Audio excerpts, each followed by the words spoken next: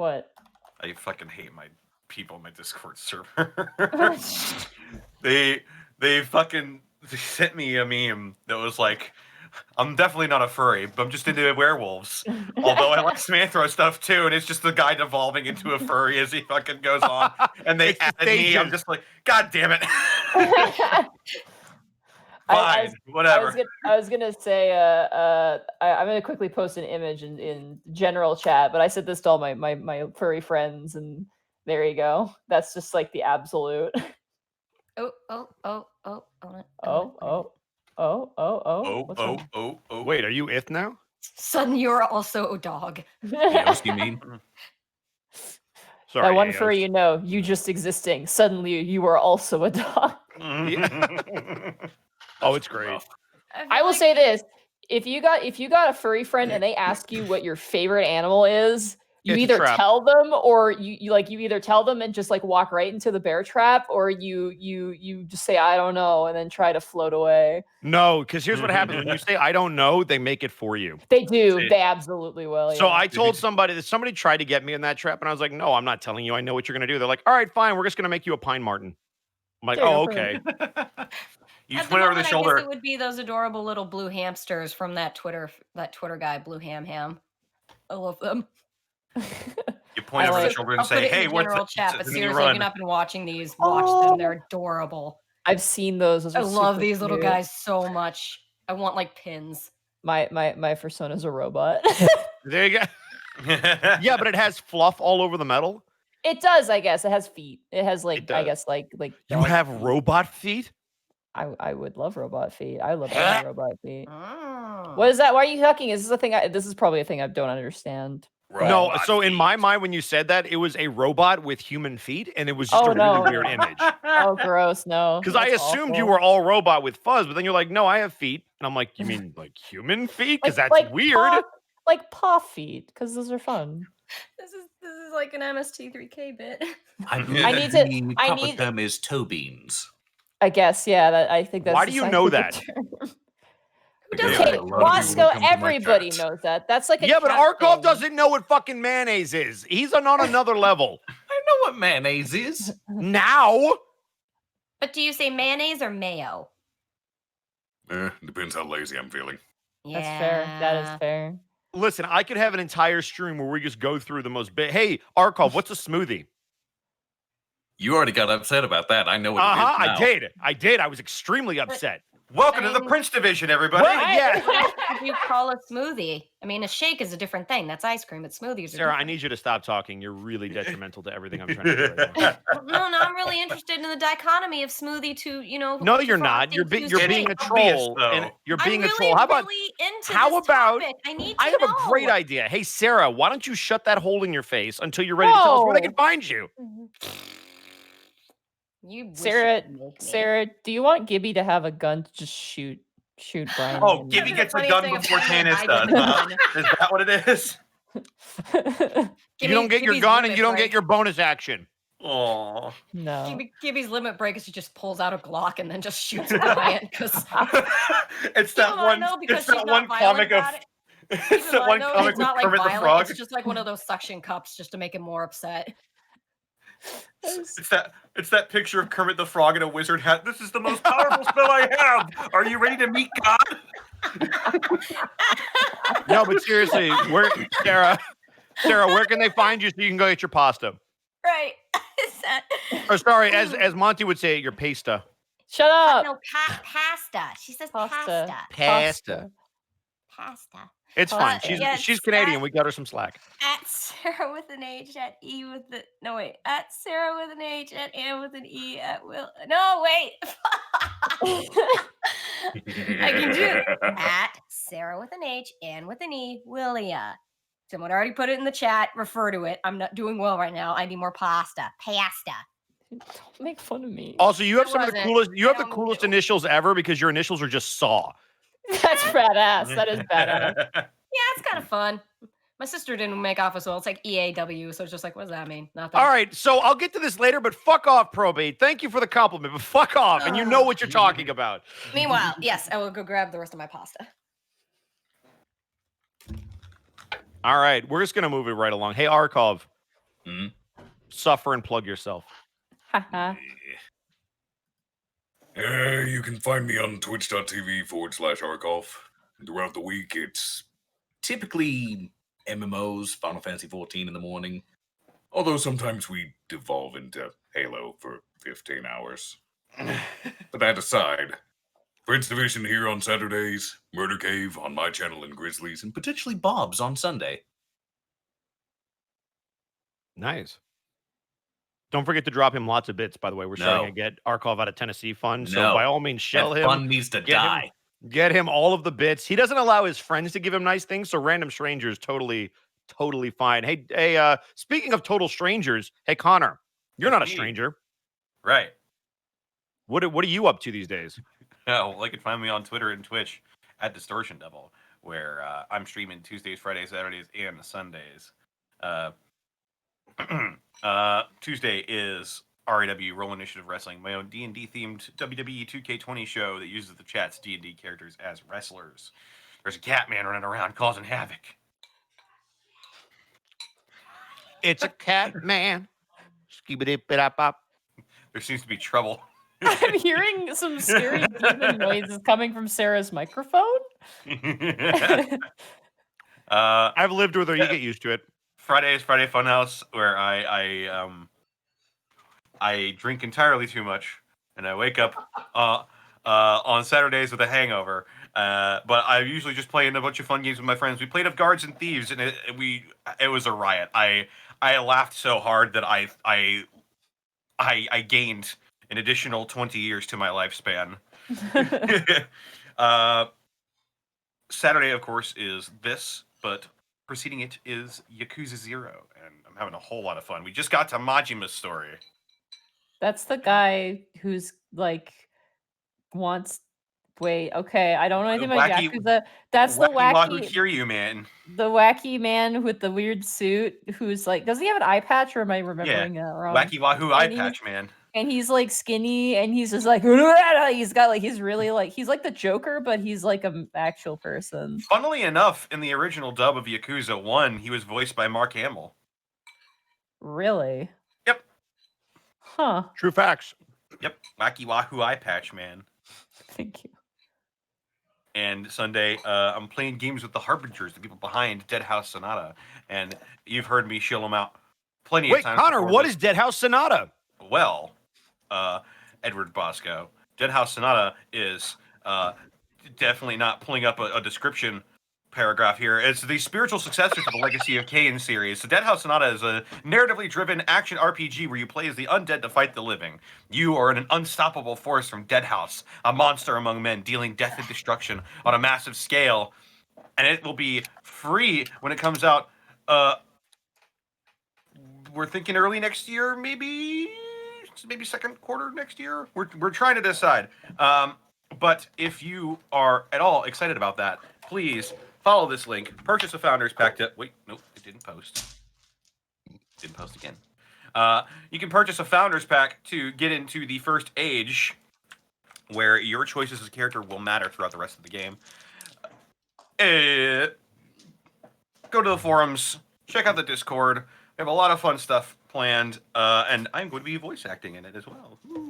Woo!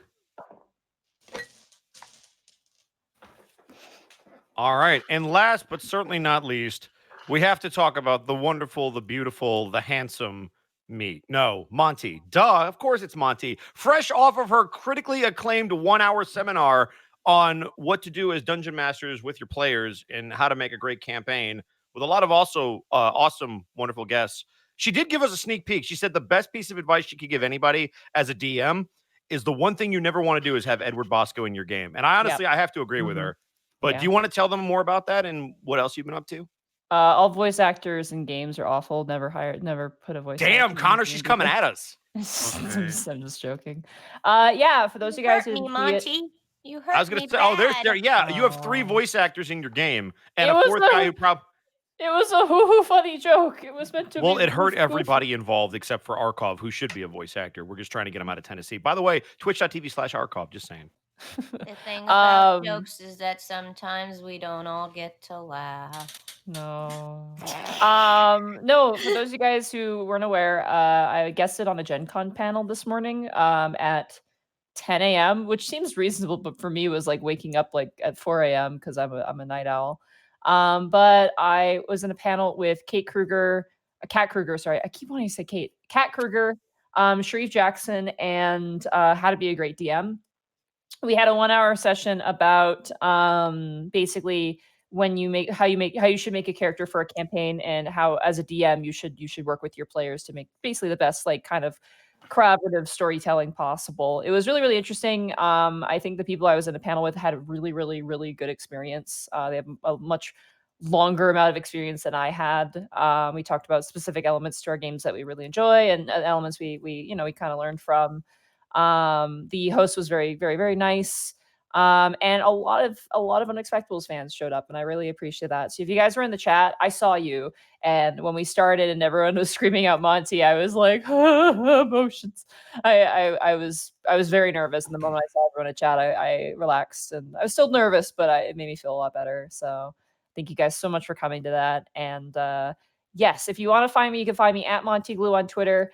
And you can also find me at twitch.tv/MontyGlue. Streams will not be happening until after the 13th, but I have been doing impromptu Pokemon streams and art streams just whenever I feel like it. We've been doing some shiny hunting and some raid battles and stuff I really, really like to do to relax. And then also my frog has doubled in size. I know no one cares, but I care. And I want to brag that my frog, Gerps, has doubled in size. I am proud Monty, of I this. care. This is So, Sarah, Monty, are you telling me that you're training the next generation of Battletoads? It's not Toad, it's a frog, dude. Come on. All right, you need to roll with me a little bit. It was a solid reference. Shut But up. Why would I roll with Damn you it. when I make you look like if I had to Thank choose you. At least see, this is why I like you, Sarah. if I had to choose I felt sure one of them was a frog. Sorry, go ahead, Monty. if I have to choose between rolling with you and making you look bad, I will always choose the latter. Wow. Monty, I'm asking you to roll with me. I know. But what would be the Just so math? That's a near any different roads, show, or you though. might have a hit video That's game it. for the 80s. It's a different Monty's show. just taking my cue, Ed. What do you want? That's Yeah. fair. Monty, are Sarah- you done? Sarah's a good influence. Yeah, I'm done for now. Awesome. For now? Okay, good. Great. Because we have lots of bids and lots of subs. Starting with wait, no, I gotta scroll down even further. Jade with a tier 1 sub for 2 months saying, wee, 2 months of great things. Also cut me off if we have to start at 7. Because it's 7. You have I will give you 7 minutes. We'll start at 7:07 for the funniness of it. 707. Hell yeah. Rebel Token, thank you for the Twitch Prime sub. We've got Bic Narne with 5 tier 1 subs gifted to the community. We got B Kimball, 1993, tier 3 resubscription, 4 months. Yo, I'm stuck at work, but I'm definitely catching the VOD. Yo, rock. We got Chief Tomahawk with a tier 2 resubscription, 3 months in a row. We got Arch Requiem D with 1,000 bits saying, may roll 20 be merciful tonight. Also, Bosco, good job with Transformers. You really play to your strengths and type. See, I can't say anything without doing spoilers, so thank you. I appreciate that. I was about to make a joke, and then I realized if you haven't seen it, you should check it out on Netflix. It is currently streaming. Also, thank you for the tier 1 subs gifted to 10 members of the community. We appreciate it. Xavier Poner, 250 bits. Hey, Monty, would you ever write a Mama Rugigi rules for raising kids? I think she's the best NPC yet. The problem is with that, I don't have the raw power, maternal power that Mama Rugigi has, so I probably myself couldn't do it, but someone who's a strong motherly type might be able to. I'm all over it. I got you. She's too powerful. That's all I gotta say. I look at the screen and I go, Mama Rugigi is just too powerful. It's true. Burnout Volgan with 100 bits saying Bosco is salty tonight. It will be a fun night for chat, bad night to be a deathlock who has kidnapped a kid. I mean, is there a night where I'm not salty? You should have seen me last night at 7 in the morning trying desperately just to win one fucking game of Halo. It was bad. Veto with a tier 1 resubscription. Woo, 3 months, not going to lie. I found this all from Connor when he plays Enroll With Me. Plug. Hey. Now I'm attracted, been loving Prince Division, and am now slowly going through all of the Unexpectables, only on episode 6 so far. So much fun to be had. You get a lot of time to catch up, but you also have a lot to get through. We are on 133, I think was the last episode. So yeah, there's a lot of enjoy We still your have people who binge watch, 120 plus episodes. Probate with 10,000 bits saying, great job in Transformers, Bosco. Magnus was astonishingly consistent with some of your other roles. No spoilers, but yeah, Probate and I were texting back and forth because we both watched it at midnight when it dropped. It was great. I thought about watching it, but then I was like, "You Bosco," and then I decided to watch something else. That's fine. You're allowed to have bad taste. You're Canadian. The Twit Gamer with a Twitch Prime resubscription for 4 months in a row. I have a sausage roll. Nice. I have a lovely box of coconuts. Hi, Twit Gamer. Thank you. God, I miss sausage rolls. They're so good. I want to go back to Greg's. Is that in Indiana? No, it's in England. It's like a Oh. it's like a British kind of Tim Hortons thing, right? Or a British or a British. I don't want to compare because I don't like the place, but it's kind of like Dunkin' Donuts. You know, you can get coffee, you can get breakfast stuff, but Greg's has like this amazing sausage roll that they make, and they're awesome and they're wonderful, and I adore them. Anyway. Nice. All right. Big Art with 200 bits saying you were awesome on the panel earlier, Monty. Thank you. Yeah.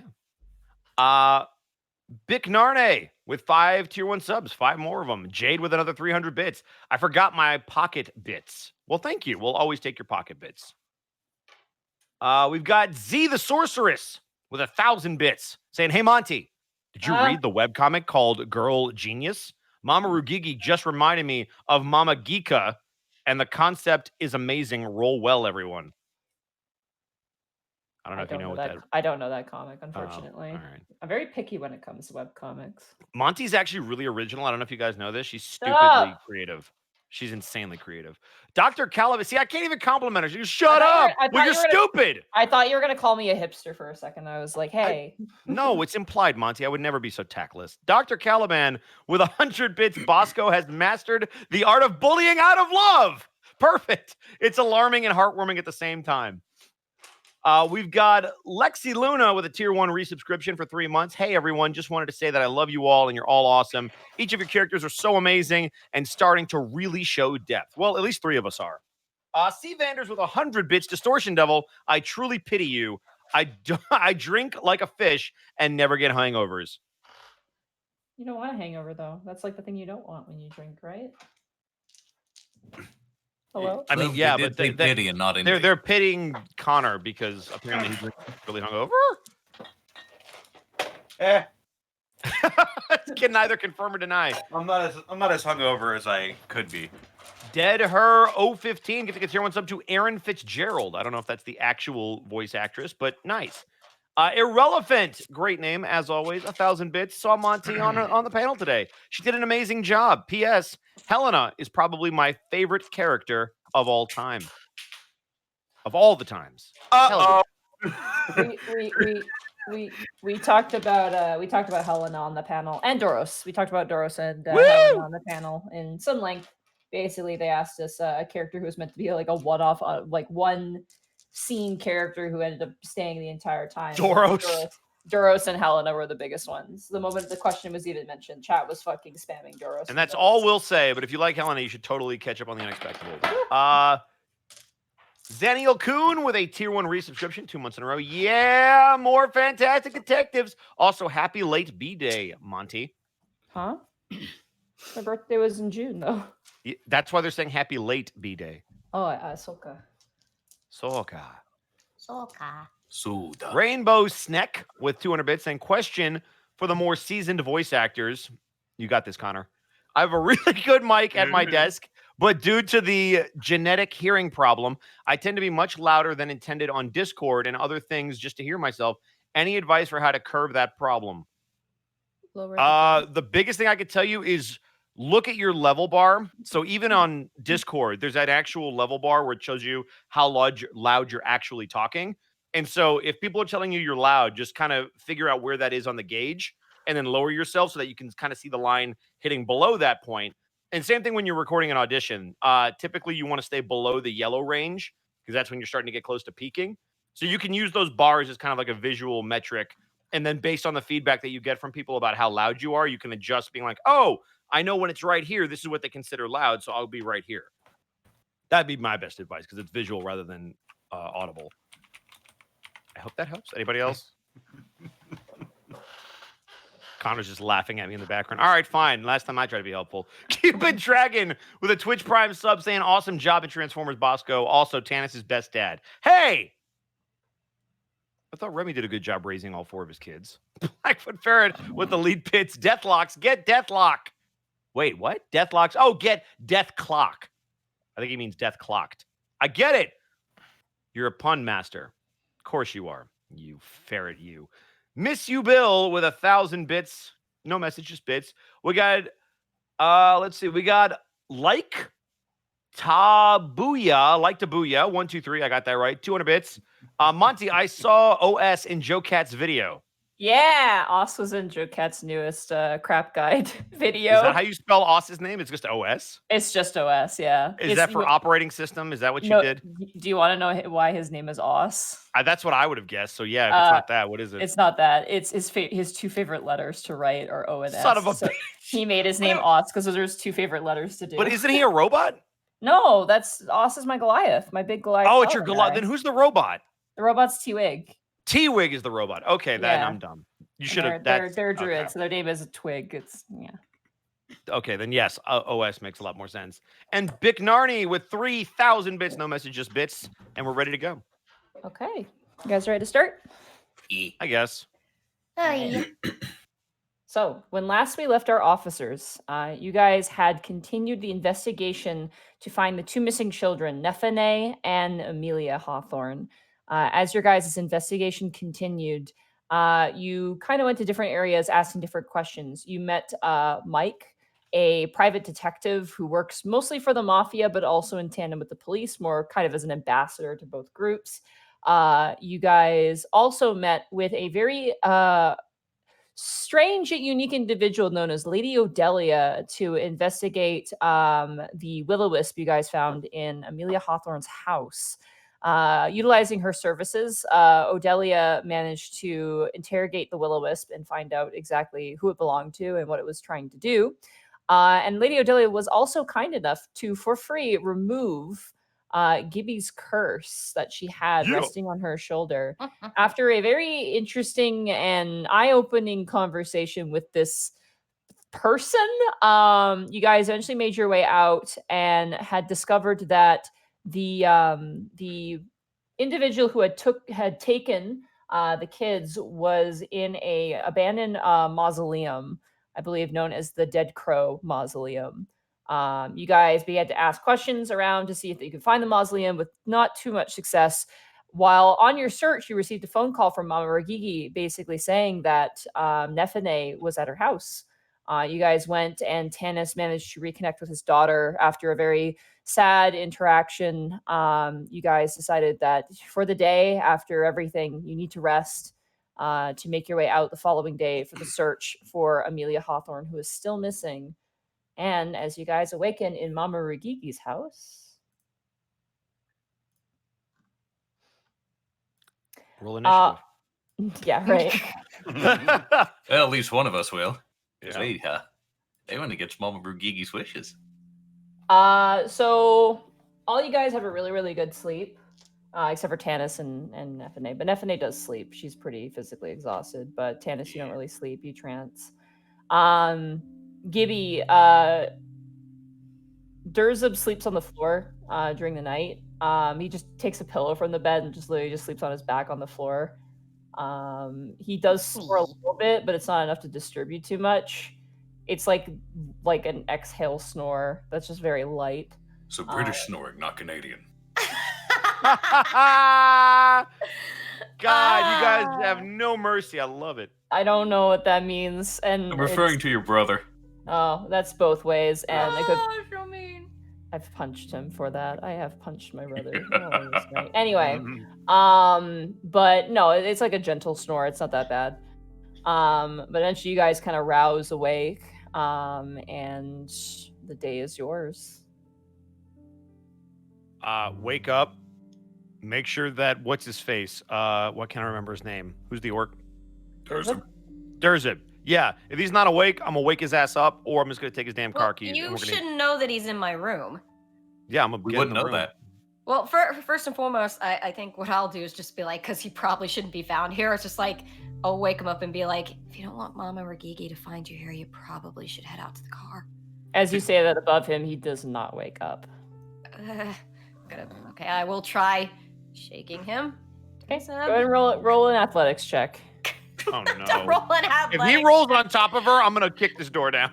Oh, No, God. he's on his back on the floor. There's no Oh, way. okay. Wait, okay. I'm gonna go to chat. Okay, athletics. Yes. 4. With a net -1. So 5 minus 1. You grab Durzib's shoulders. You just kind of go. You just kind of shake him. He's like a stone. Like. Dang it! He really doesn't want Mama to find him here. He's gonna be unhappy if that happens. What do I do? I gotta try. Okay. Can I use prestidigitation to make him cold? That'll wake him up. Sure. Go ahead. It's a cantrip. It's not gonna cost me anything. Yeah. This is amazing. God. Yeah. Go ahead. Can you click prestidigitation for me, just so I can read the spell? Sure. I can make stuff cold. Okay, make stuff cold. Yeah. Maybe that'll wake him up. You chill, warm, or flavor up to 1 cubic foot of non-living material. I choose to make him taste like curry. Nice. There you go. Wow, All right. It's non-living material though. Rule of cool, Connor. You kind of flex your hand over him, and like he kind of shudders, like, and then just kind of like paws around. And you watch as he kind of grabs the corner of the blanket on the bed and just kind of pulls the whole thing off and like fully rolls over on it, and is now on his side. All right, I'm going to have to smack him on the head with my hand. Go ahead and roll to attack with advantage because he's prone. Is that just a strength check or? That would be an unarmed attack, so that's gonna be a D20 plus your strength modifier. Alright, roll 1. Okay, I forgot how to do this. Roll 1 D20. And then what is it again? My strength modifier? Your strength modifier, which is -1. So. Yeah, so I'm not expecting to hit him hard. Nailed it. 5. For humor's sake, roll a D4. Roll 1d4 -1. 1. What is happening? D4. And then do I put a space between -1? Or do I just roll it and we'll You do don't it? have to. We'll just roll it. We'll together. just mine it. We'll just -1. 4. Okay. So I got 3 points of A damage. lot of 4s. Max Yeah. damage. It's my favorite numbers for. Where do you slap him? Where do you smack him? Just upside the head. Okay, you whap him upside the head, and he like like kind of jolts awake, and he just looks at you and goes, Shh. Sorry. "Damn it, It's damn it, morning. woman." I'm sorry. He like I'm so winces and like sorry. rubs his eyes. I'm so sorry. It's morning, and if you don't want Mama or Kiki to find you here, you should probably go to the car. Oh, yeah, good point. I tried other stuff. I swear I did. Sorry, orcs sleep like rocks. All right, let me just. He gets up and grabs his jacket that's kind of hanging on the corner of a chair, and just kind of slips it on. He walks over to the door, and he opens the door, and immediately Mama Urquidi is just occupying the door frame. And he quickly he closes the door. He turns to you, reaches to his side and pulls a dagger and hands it to you. And says, "Just glory, kill me, please. Just fucking mercy, kill me, please." I just be like, what? I'm just like, okay. It's just like, hand him the dagger. It's like, don't do that. I'll go and open the door. As you open the door, she's gone. What is this ninja shit? Why? Why is she doing this? I just feel like, there's no one there. I'm gonna go to the car. He just grabs his jacket and like speed walks out of the hallway. And she's diabolical. I love her. as you watch Durzib go and turn the corner, you see that elf woman, that kind of like very strangely ethereal-esque kind of elf just kind of turn and go, Turzip, do you want to stay for breakfast? Nope, gotta go. Okay.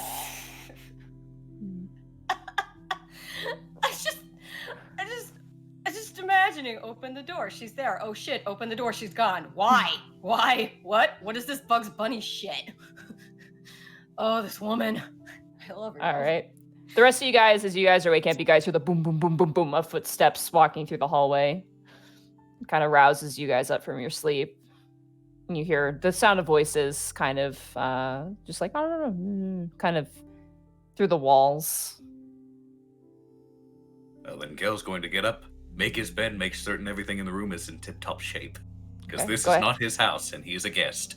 Just go ahead and roll a general, I'm going to say just a general wisdom check for me. Just for your memory here. That is Okay. a soft 20. It's like you never slept here at all. Good.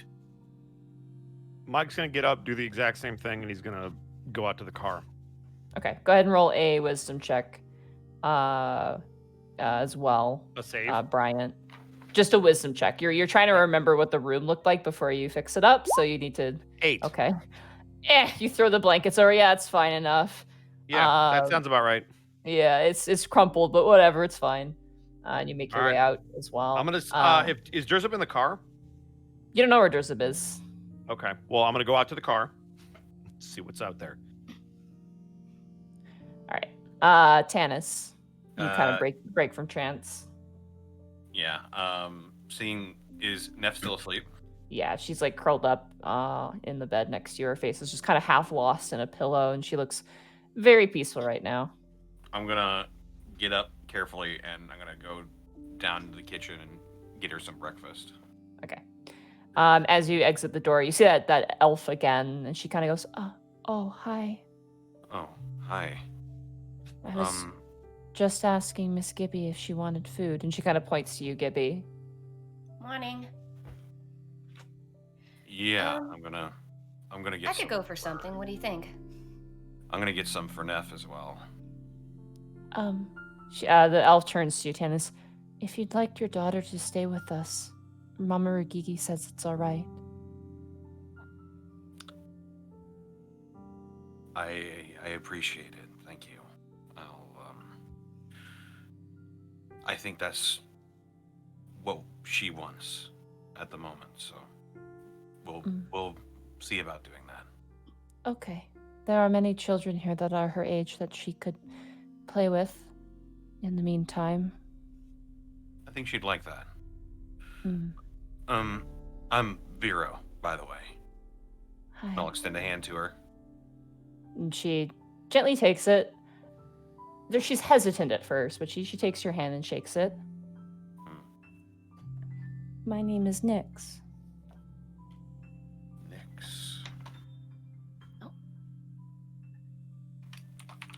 You said she's- she's half elf, you said? You guys don't know what she is. She's very weird looking. She has pointed ears though, She right? does have the pointed ears, yeah, but she has no pupils and irises. And Could I- she's like from head to toe is like pale, like extremely pale. Being an Nice elf to meet you. myself, could I tell that she is definitely not an elf? I'd say roll a. I'm gonna say medicine check for this one. Medicine. Yeah, genetics. That's kind of a sciencey biology medicine thing. Why is medicine a wisdom stat? So dumb. I thought it was int. Oh yeah, it is a wisdom set. 16. This is actually a drow. When you kind of look at her and you realize, you're like, oh. She appears to be have albinism, so she's completely head to toe. Is pale, but she is an albino drow actually. Albino drow, so she sort of has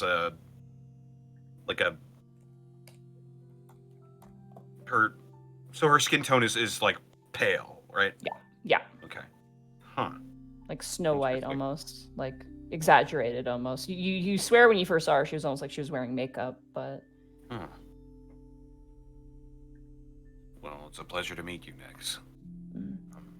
Food's downstairs. You can grab a breakfast sandwich if you want to go quickly. I'll probably get that for myself, yes. Thank you. Okay. You watch as she kind of turns and bows and makes her way down the stairs. She looks very young. She's definitely not old. She appears to be maybe like 16 or 18, between that age. She seems very light in the voice and also kind of skittish, but she seems nice. 16 or 18 in human years? In human years, yeah. She is not in her first 100 years. She looks like... She's very young, then. She is very, very young, yes. Okay. You guys make your way out downstairs. I'm assuming, Kel, you exit as well, hearing the voices. Yes. As the three of you make your way down to the kitchen, Mama Gigi, like there's like a bunch of different tables. There's a kids table, which is just filled with like orc kids around the ages of like 5 to like probably 12 or 13. And like each one is currently, it's almost like a kids cafeteria. They're all kind of talking with each other and they're eating politely. You get, since Mama Ragigi's within the vicinity, you understand that's probably why. There's no like goofing off or anything. Kids are joking and laughing, but no one's throwing food at each other and being too rambunctious. And Mama Ragigi is just currently doing dishes as you guys enter, and she goes, good morning to you. Good morning, Mama Rugigi. There is food there if you would like. Do not take too much, though. I'm just going to grab some for Neff and then maybe a breakfast sandwich for me. Did Nix tell you that it is okay for Neff to stay here?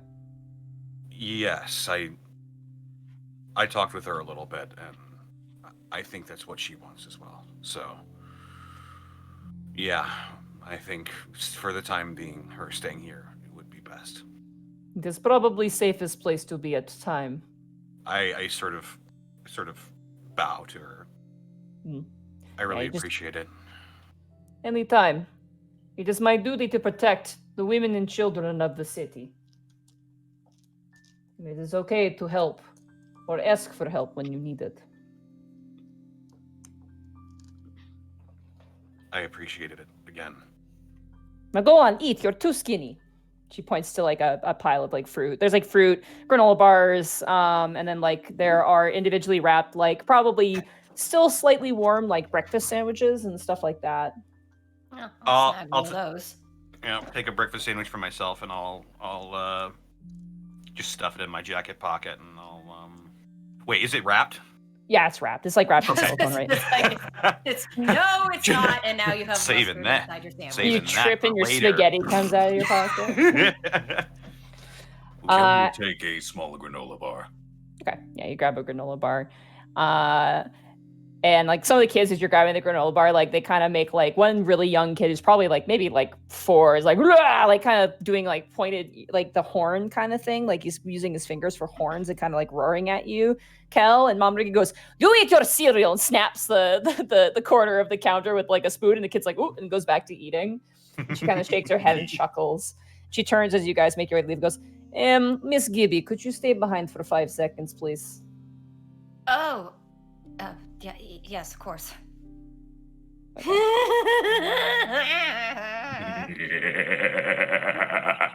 you be quiet with your evil laugh? All right, you guys head up to the car. As you guys head your way out to the car, Gibby, Mama Ragigi, doesn't even turn to look at you and goes, "Soul." Yeah, I assume you are wondering about Durza in my room. Among other things, yes. She turns and looks to you with these like really like, not really like scolding eyes, but just like, you give me more information right now, young woman. He slept on the floor. That's all we did was sleep. I sort of figured if we're going into dangerous territory, he'd probably be of more use with a more decent amount of sleep than he would get in the car. I suppose this is fair. I did smack him when he didn't wake up, if that helps. Good. Orcs sleep like rocks resting in the meadow. He mentioned that. It was, yeah, that was tough. Man, He does not wake up for much. Listen, Gibby. Yes, ma'am. I had mentioned earlier that Lurzub has a sort of affinity for humans. Maybe I was not very clear with my words, but he does. In what way, ma'am? She just gives you this look, like she does the powerful woman thing where she rests her elbow on the counter, puts a hand on her hip, and just leans forward and looks at you like, you know what I mean. Like, you know what I mean. Oh, I see. Lurzub is a troublesome child, but he has a good heart. And that heart has been hurt once before. You are not the first human to gain his affections. How badly did it end? You watch as she actually kind of opens her mouth and really can't find the words. In a way that no one should burden. But you are like hope. How so, For the ma'am? people who care about him. Oh.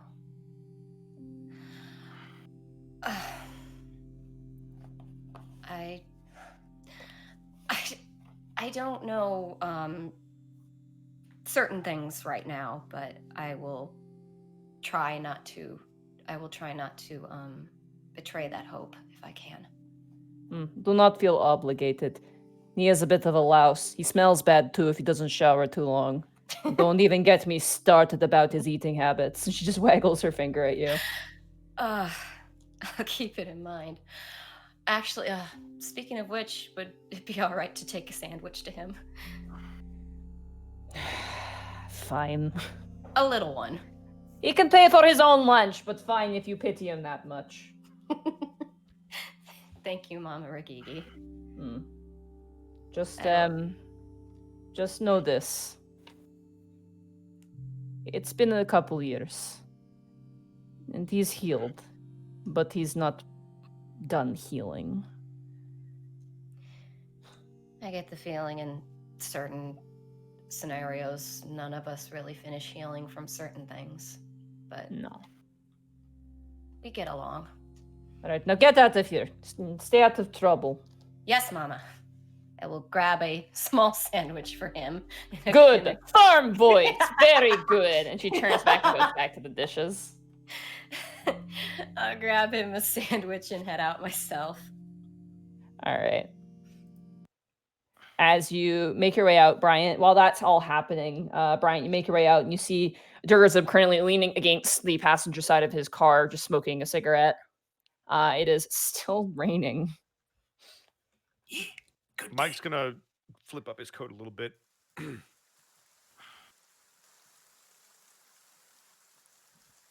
mean, we're gonna stand in the rain. You can open the car.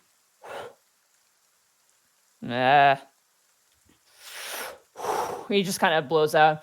The cold's good for waking you up. So's coffee, and it's drier. I mean, if you want to sit in the car, go ahead. I don't mind. He's on the passenger side door, right? He's on the driver's side door. Oh, okay, good. Then yeah, Mike's gonna get in the passenger side front seat. Okay. You watch as he kind of turns and looks to you. Roll an insight check. Okay.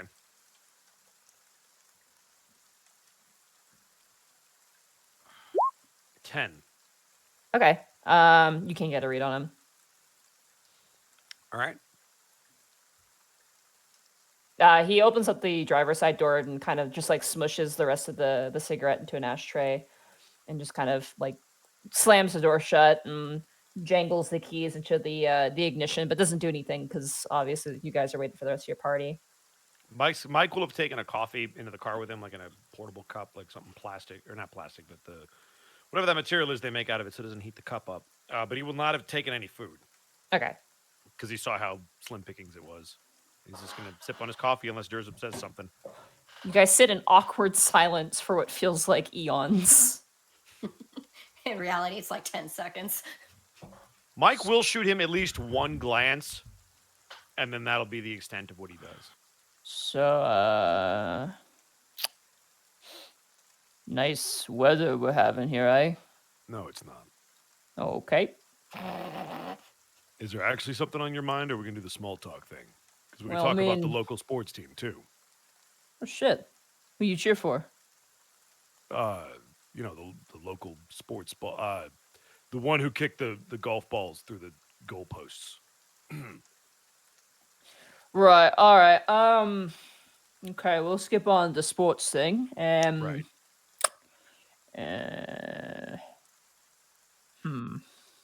Silence proceeds even longer. But you see any good movies lately? Yeah, actually, there was what was it called? Shoot. It was called The Redeemers. It's like it's this like long series of movies. It's all like superheroes and stuff, and it's crazy. But you know, it was the latest one was pretty good. I was a Yeah, big it's fan. really long though. Do you think it was too long? So my biggest issue with it is I think the director absolutely could have cut some stuff out of it, but I also didn't like that the movie right before it, like the really big one where they had the big epic battle and they killed off a whole bunch of people. You knew they were coming back for the next one. Like there were no Oh, yeah. stakes. And That so was it nice to obvious, get yeah. yeah, I mean, it was nice to get some resolution, but like I was kind of frustrated with that. But it was worth the wait, and now I just don't know where you go. Like, what do you do? Might probably do a bunch of spin-offs, I think. I mean, they were doing that before. I guess that's true, but like a lot of the actors don't even want to come back for it now. Yeah. Which is It's why good. I'm pretty sure they killed off a bunch of them. That makes sense, actually. I didn't even think about that. That's pretty smart. Oh, and you watch as you lean forward and you watch as now the other three companions are making the way forward. So as they're kind of getting close to the car, any reason why you took the front seat? Yeah, keep a better eye on you. What? You don't trust me or something? Oh God, no. But I'll work with you. I mean, we're working right now. As he says this, the rest of you guys now get into the car, as they're still talking together. I'll just lean up and be like, I snagged you a sandwich. Oh, thank you. And I brought you a granola bar, Brian. Why did you take those poor kids' food? Our Gigi would not hear otherwise. I Yeah. dare not challenge her. Yeah, Also trust me, harsh. mate. You're better to take it than to not take it. That woman's got plenty of food. Don't worry about it. Michael take it and start eating the granola bar. It's at least something in his stomach. So, where are we going? What are we doing? We got the Monty above game. Did we get the cross streets of where they found? Can we say narratively that we got whatever those cross streets are? Yeah, you got it from Nefane. And And You they also said it mentioned was the a convenience store. there's Yeah. a convenience store nearby. Yeah. And I'm trying to remember. We didn't figure, but it was originally that Amelia's mother was buried in the central ward, but then we learned it was actually might be the fiend ward. She was buried in the central ward in a special consecrated ground section of the mausoleum. Yeah, The what was that thing Will-O-Wisp about was the- trying to lead Amelia to a special mausoleum in the Fiend Ward, where this Deathlock is likely waiting. Is the crossroads of where she was snagged like near that? Do we know? We don't know yet. Yeah. We gotta go find out. Investigation. Well, let's go find that convenience store. And you watch as Durst just kind of grabs the stick shift and the car roars to life as you guys set up for the convenience store. As you guys drive, is there anything you guys want to ask Durza? Anything you guys want May I to do a perception check? Absolutely, go right ahead. Because Kel needs to 11, have his damn face it. pushed against the 11. window. Yeah, you don't see anything as you're looking Then out Kill the will window. just enjoy the rain. Yeah, it's Hey really Monty, nice. I don't know if this is different than what you were having me try to insight before, but can I insight why he wanted this small talk? Sure, yeah, go ahead. Whoa. 17. Okay. Yes, that that's a was me. motorcycle going by the Well, house. Sorry. Ed and me actually. We're in the Yeah. same complex. It's really hard to tell. Durza very much seems like a very personable person. And not to be like kind of like, a charlatan smarmy kind of person who's going to take advantage of you, more like he genuinely wants to get to know people he's working with. So that way, he kind of has these relationships with them. You also get the sense that out of everybody, you think that he knows that out of everybody, you probably hate him like the most besides Tanis. Mhm. He's also a little nervous about you being in the front seat because he doesn't really know if you're doing that because you're worried about Gibby or not. That's the vibe you get. Ah, good. He's smart. All right. Also, did it look like Neff was like gonna be still asleep by the time I She brought her was to breakfast? she was totally like passed out. Like she was like I would have taken the time to write her a note and leave it on her breakfast tray or whatever I got her. yeah. So Monty, as he's eating the sandwich with that now in his head, he's just in the middle of the drive as he's kind of near the end of it. How's the breakfast sandwich? It's pretty good. It's still warm. That's nice. You just gotta choose on it. Mike's gonna sip his coffee. How's your granola bar? Awful. That's why they make these things. They're cheap and they're nutritious, which is never good tasting, but good for you, so I hear. Also, did Baron Dramar give me back Neff's phone? No, he still has that. Fucking piece of shit. Oh yeah, we still gotta get Brian's stuff from that fight club too. Yeah, priorities. This is not one of them. You guys mentioned that to Durzub? Yeah, Kel probably would. Not even in Mike's head, so somebody else would have to do it. Kel definitely would. Yeah, if we're gonna go fighting, you should probably have your shit. Well, let's stop by the club then. All right, let me do the talking. You watch as Durzub just kind of takes off in a direction. You guys eventually make your way, after a decent amount of driving, to the club, which appears to be like not as busy as this is like probably 11 in the morning at this point. You want come with me, Brian? We'll find your stuff. Brian's gonna get out of the car. Yeah, may I come with you? If you Just in want case to. any healing is needed. Wow. I like the implication. You would. Well, anyone messes with us, they'll need healing, that's for sure. Hey, why don't you all come with us? I just leave the car. Anyone messes with it, I'll fucking break their neck. Politely. I will actually snicker in game at that, just like, Oh, sure. It's funny when he does it. well, yeah, he's funny. Mike's just gonna walk. As you walk with Durzub goes, I don't know if I should be complimented or insulted by that one, but I'll take it. About You guys- game. Sarah, you have no idea. Xander does that whole thing where I call him on his bullshit, and he'll be like, "Well, yeah, but it's fine when I do it." It's like, fucking damn it. You guys make your way to the front of this establishment. There's no open or close sign on it. It's just like the door is closed. And you watch as Durzub walks up to the door and goes, all right, well, I'll go ahead and knock on the secret password. And you watch as Durzub just shoulder checks the door open. Yeah, easy enough. You watch as Durzub just like shoulder checks the door open and the whole thing just flies open into an empty room.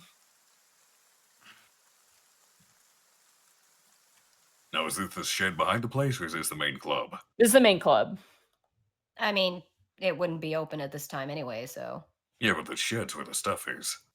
Well, but maybe we're gonna access it by going through the pit. There was that door that led. Well, there was to the also locker room. going around the building that Gibby and I did. Yeah. I'm just gonna If follow. we're breaking He in, knows we're breaking in. They own the place. We're walking in with The troll owns the place.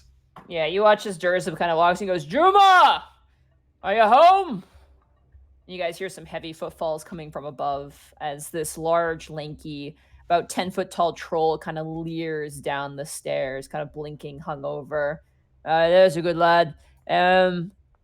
So it turns out, funny bit of business there. This one, and he grabs you, Bryant, like by kind of like brings his arm around you, like the shoulders kind of buddy with you. You know Mike? And Juma goes, I know Mike. Yeah, he points to you, Brian goes, turns out this guy is Mike's cousin, if you can believe it. They've been estranged for years, so that whole mishap with the fight pit was just him trying to find his long-lost cousin. Is that right? Yeah, what he said. Roll a deception check with advantage. Oh my god. Advantage? Oh god. Kel, can Kel Joseph give is him giving you guidance? advantage. Oh God. Oh, I have advantage, right? Oh, thank Yeah, God. twice. Yeah. Can I give him guidance? 19. I don't need it. You're fine. You don't need it. Okay, You're fine. good. Yeah. You watch as the troll's like wearing like a white, really like yellow stained like tank top and like these baggy cargo pants. He's wearing no shoes. He also looks horrid.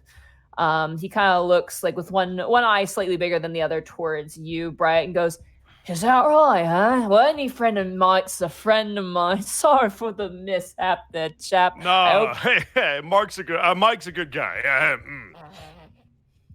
Yeah. Yeah, we're looking for his stuff. Oh. Yeah, I think we got that behind the counter. We were going to peddle it off for cheap change, but if he needs it, we can give it back to you. You watch as he kind of lumbers down the stairs. What about the rest of the lot? He kind of looks at the rest of you. Oh, this. He kind of reaches over to Gibby. This is a very lovely lady who I met a couple weeks ago. This is her friend, Kelly. And then this, and he puts a hand on you, Tanis, is a new bodyguard that Baron Dramar wants to, consider. We're trying to diversify the pool. Isn't that right? You just nod. Yeah, what he said. Kel will wave. Group deception check, everybody. Here I go. -1 to my charisma. Do Let's we have go, any kind 12. of advantage like Ed had? Nope, this is a general deception check. All right, here I. Oh, let Connor This go. is gonna be off. How did you roll higher 13. than me? Here I go. 7. By the power of ice cream, please. You're gonna mess this up so bad. That's a 9. Oh, Not So- a single one over 13. Durza rolled a 17, Oh, good. 12, 13, and then 7 and 9. So it's 2 failures and 3 successes because the troll rolled a 10 on his insight. Woo! Ooh. Is that He good? kind of, it's good. It means you guys Okay. succeeded. He goes behind the counter and he watches. He pulls out this like really kind of smelly fish crate, like this oyster shucking crate.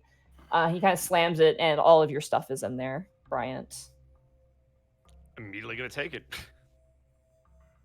You watch as Jurzib kind of like leans forward on the counter and puts 5 gold pieces and kind of slides it to Juma. And for the trouble and for waking you up.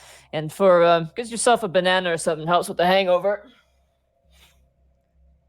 really? Paying for my. Potassium. Be it right helps. back. Yeah, potassium helps with the hangover. Apparently, also helps with senility. That's just random. Connor just left to go get a banana. All right. He's like, well done. Connor? What? I He do had a have long bananas night out last in the night. kitchen, but I'm not gonna go grab them. With that, you guys make your leave, and the troll, not even none the wiser, makes his way back upstairs, probably go back to sleep. All right, you got what you need? Yeah. Why exactly do we have to lie? You watch It's as one of the ones we are investigating, Brian. Right. Lest you forgot. We are here for a reason. if what you're saying is true, it's best if they don't know who you really are. Aye? Right. Yeah. Totally. Mike's a great guy. I'm gonna take my stuff and go. And Mike is a great guy. He's a nice guy. No, he's not. He's gonna grab his shit and leave. Yeah, Aye. hopefully that connection you just made is not going to come back to bite him. When, You watch it. it throws Joseph gets in the what car and kind of turns. He goes, "Aye, you respect Mike. He does good work for both of us. Aye." Oh, you meant that Mike? I thought you meant me. Yeah, no, that Mike's fine. Yeah, Mike is he's a different blood, but we like him. You know. Yeah, honestly, I only met him once, so yeah, he's fine. Got a good head on his shoulders. And that's Parents gonna are get really good confusing. people. His name is Mike too. Shit, can we call him like Mickey D or something? No, Someone we change it can up. call him Orc Mike. God. Orc Mike. Yeah, Orc Mike. You're human Mike. He's Orc Mike. Ooh. Could you shorten Can that we just to call? Mork? Can't we just call him Mork? Yeah, but just with me. Don't say it to his face. All right, cool. All right, Mork it is. He takes some pride in the name his mom gave him. So be nice. All right, you guys load up into the car. Somehow, Tannis has a banana. Hey. The sandwich had a banana with it. It's the craziest thing. Yeah, that just looks like it fell out of the wrapping, and you're like, how did they even get it in here? All All right, well let's do our shtick. right. You So I guys count as having all my stuff back. You have all your stuff back, yes. Woo! Including your cell phone as well. You got that back. Yeah! How many missed messages do I have? None? Got it. Nailed it. Well, there's messages from the group chat, but mostly nothing really. Got it. I'm going to check up on the local sports team as we drive. Sure. The Manta Rays won against the Chimeras 2-1. Hell yeah! So that's what, 20 gold pieces? All right, I'll put that on my sheet. What about Shut the up. Dragon District Dominators? They're still in preliminaries. They haven't played yet. Nah. Welcome to the part of the show where Monty pretends to know how sports work. I don't know welcome to how the part they of the work. show where I back her up by pretending not to know about sports. Thank you. I appreciate this. Yeah. You guys drive and eventually make your way to a very brightly neon, obnoxiously, almost like Cowboy Bebop-esque convenience store nestled between two condemned buildings. You currently watch as Orc walks out with a pack of cigarettes and what looks like some groceries in the other arm and kind of leaves as you guys park the car. Didn't they say they were can hiding I- underneath a condemned convenience store? What? No, well, it the was convenience like store would be on the ground floor. There's no. Normally they put like apartments above convenience stores. It wouldn't be on the second floor. no, this is where Nefene was found. So this is where Nefene ran to, where she Oh, was so it's not where collected. they were originally hiding. Yeah.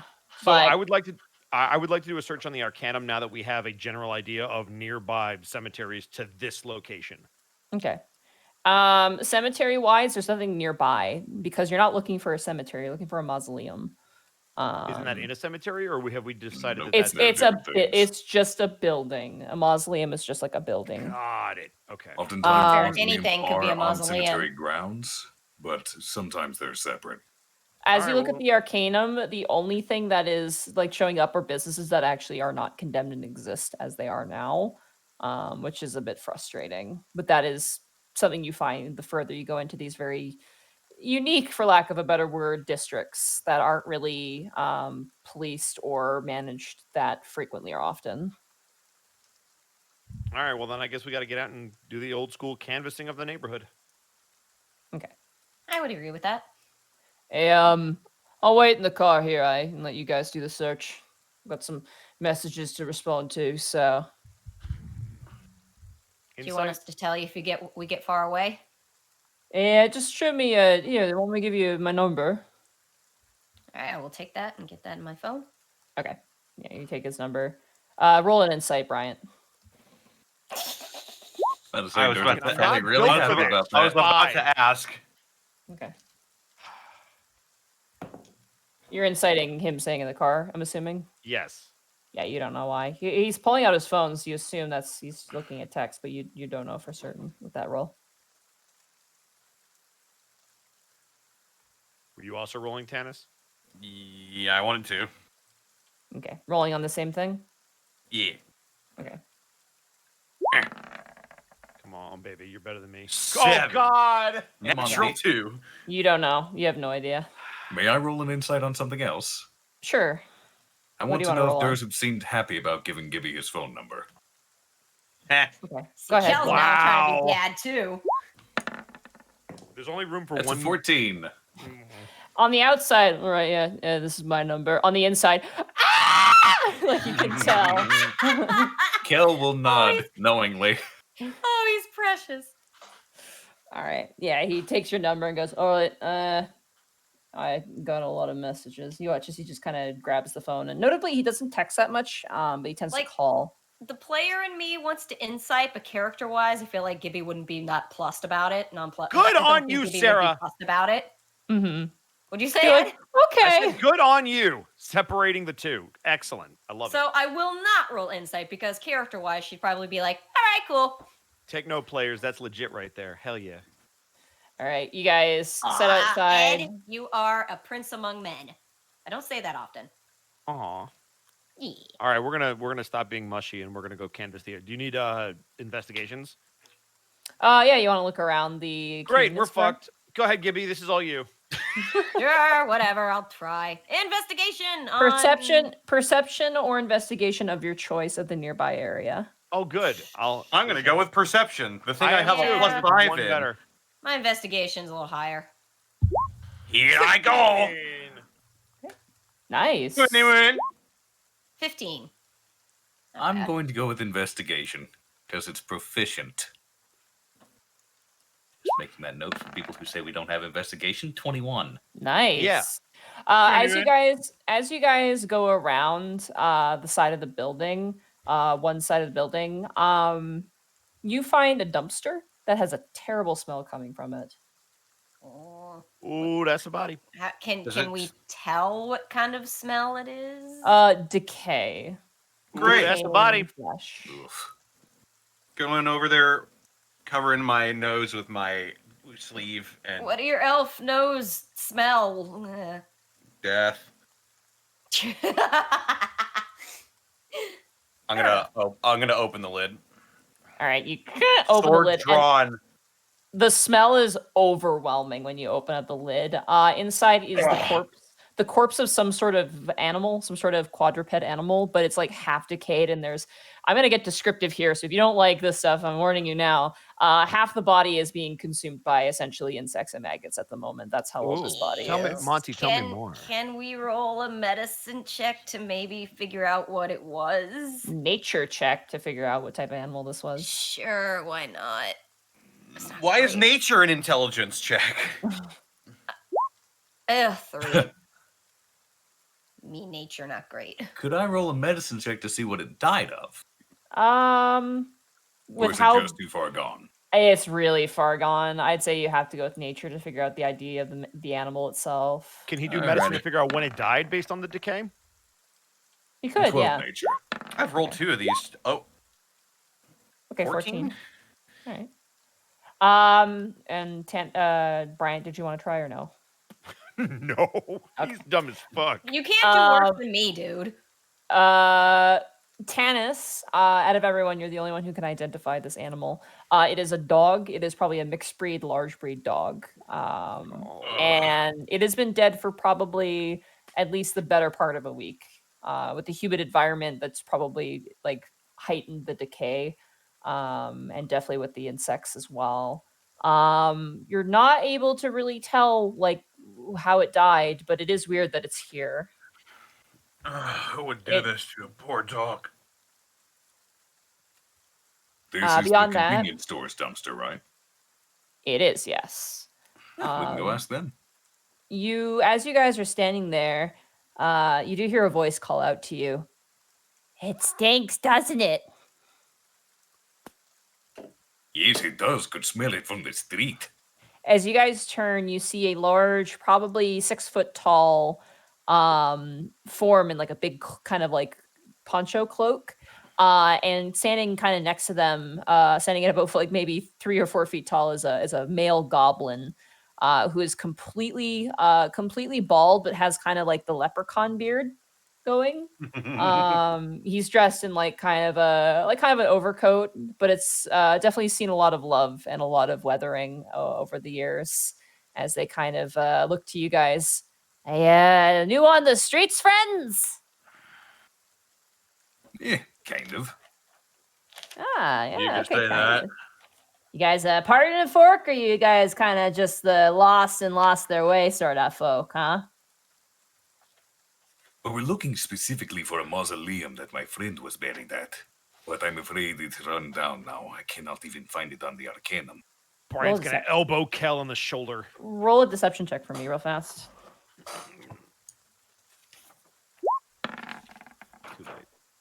Natural Not 20. natural 20. Oh my god. You doubted, Ed. You Look, doubted. he has a 0, all right? Yes, I doubted. 1 second, I gotta find something real quick here. Kel is not a good liar. And then he gives us a detailed map to the mausoleum and also tells us nice cafes along the way. Yeah, sure. Hey, and here's $50. Oh, and just, there's this, and there's this kid I found. It's just weird. Smelled like necromancy. trying to find names here. I had them written down. See, I guess I just have to tell people not to do things, and then Roll20 will just spite me. No, wait, don't! Nat 20. Never mind, carry on. Oh, there they are. I said no. The goblin kind of looks at the song and goes, my condolences, friend. Yeah, there's a mausoleum around here. It's kind of a shitty place. Smells like death and no one goes near it. I had a couple of squatters go in there and they didn't come out, so I'd maybe make a shrine at home or something, or talk to a cleric about a symbol or something. Could you tell us where it is? It is very important to me that I find him. Yeah, sure. I could tell you where it is for the right enticement. He kind of just like wiggles two fingers together. Ooh. How much would tickle your fancy? Well, how much you got? Mike's going to put a hand on the hilt of his sword. Considering I have certain debts I have to pay now to a very high tune, would 50 gold suffice? Oh, 50 gold. Roll a persuasion check.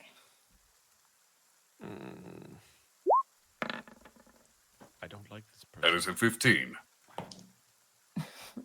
He looks to you and goes, I mean, the place is really dangerous, and look at me. I am just a tiny morsel who could, well, a deft wind could blow me off my feet. I'm gonna sigh and be like, and say to Kel, I can add 25 gold to that. A generous lady. Yeah, I'd be willing to take you there for 75. Inside this. Yeah, asshole. go ahead. Go ahead. I was just going to say, thank you. See if he's trying to rip us Not that off it's or going to something. matter from 19. All right, Brian, let's go. Soft 20. You two, as you're standing there, as this conversation having, this guy is trying to bleed you dry, but he seems like he gives you the used car salesman vibe, and it's almost shameless that he's doing this. Like, he knows what he's doing. He's shameless about it. But he will do what he says in the end. Yeah, he seems like he's gonna give you what he's he just wants. gonna bleed us a little bit while he Yeah. does That's it. why Kel started with a high number, so as not to insult. The problem is you started too high and he's going to try to get higher. Yep. Kel's not good with money. This is Nope, established. this is why I'm like, no, don't lie, wait. Actually, It'll is work. it okay, since I did just lose 25, but can I add whatever we earned yesterday onto that? I'll have to You haven't gotten calculate that paid yet later. unless it's direct Yeah, deposit. All right. it's weekly, so it's not yet. You guys give him the gold. Kel will. Sure. Okay. You kind of pour it into his hand, and he takes count of it, which takes a while. And he pockets it, and he kind of turns up and goes, "Okay, Otto, just be careful with the goods. Follow me, fine gentleman. We'll take you to your crow statue." Kel never mentioned the crow statue. Yeah, but you said you were looking for a mausoleum. That's Mausoleum. nearby. So if he mentions that, that's on him. Yeah, he knows that there's Okay, a crow cool. statue there. So All right, perfect. So that's I mean, that extra helps info. us. We know it's the Yeah. right one. There we go. Kel's He, still going to insight anyway. okay. Because he knows he didn't mention it. 23. Does it seem like it's just something he knows because it's the This- only one around, or? This guy seems to know this location really well. All right. So wait, are we going on foot? Yeah, you Yep. guys start moving on foot. I'm going to shoot a text to Durzub saying, we found someone who knows where the mausoleum is. Follow, but try not to be noticeable about it. Okay. I mean, we can shoot him directions after we get there. Well, he can just follow us, though, so. Yeah, but that's I'm going going to to be notice a suspicious. car following. Hey, did anybody else notice that believe really in large his SUV? car following abilities, okay? You do immediately get a message back that goes car question mark. I thought he was in the car. He was in the car, but he's like, "Do you want the car? Like, should I follow in the car, or am I following on foot?" Actually, His above car's game. unmarked, You so he want should him to have- bring the car, guys? Yes, if we need What? to make a quick getaway, All absolutely. right, then I'll be like, car, if you can manage to follow in any way. You know what I mean. Sorry. Okay, you guys start following this goblin and this bugbear. You now realize the robed figure. You can see the furry, like, underbite jowls of this bugbear, and as he walks, you hear the sound of, like, imagine if someone took every single, like, glass in a cabinet and was, like, wearing them as a jacket. You hear this clinking glass sound as you guys are moving through the alleyway in the rain and in the dark.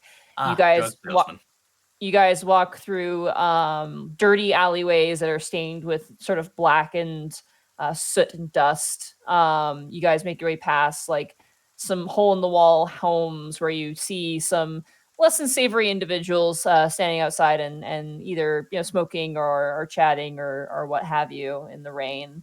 As you guys pass by, they give you guys kind of this sort of narrowed look, and the goblin kind of goes, "Aye, they're customers. And the other individuals kind of nod and let you guys pass.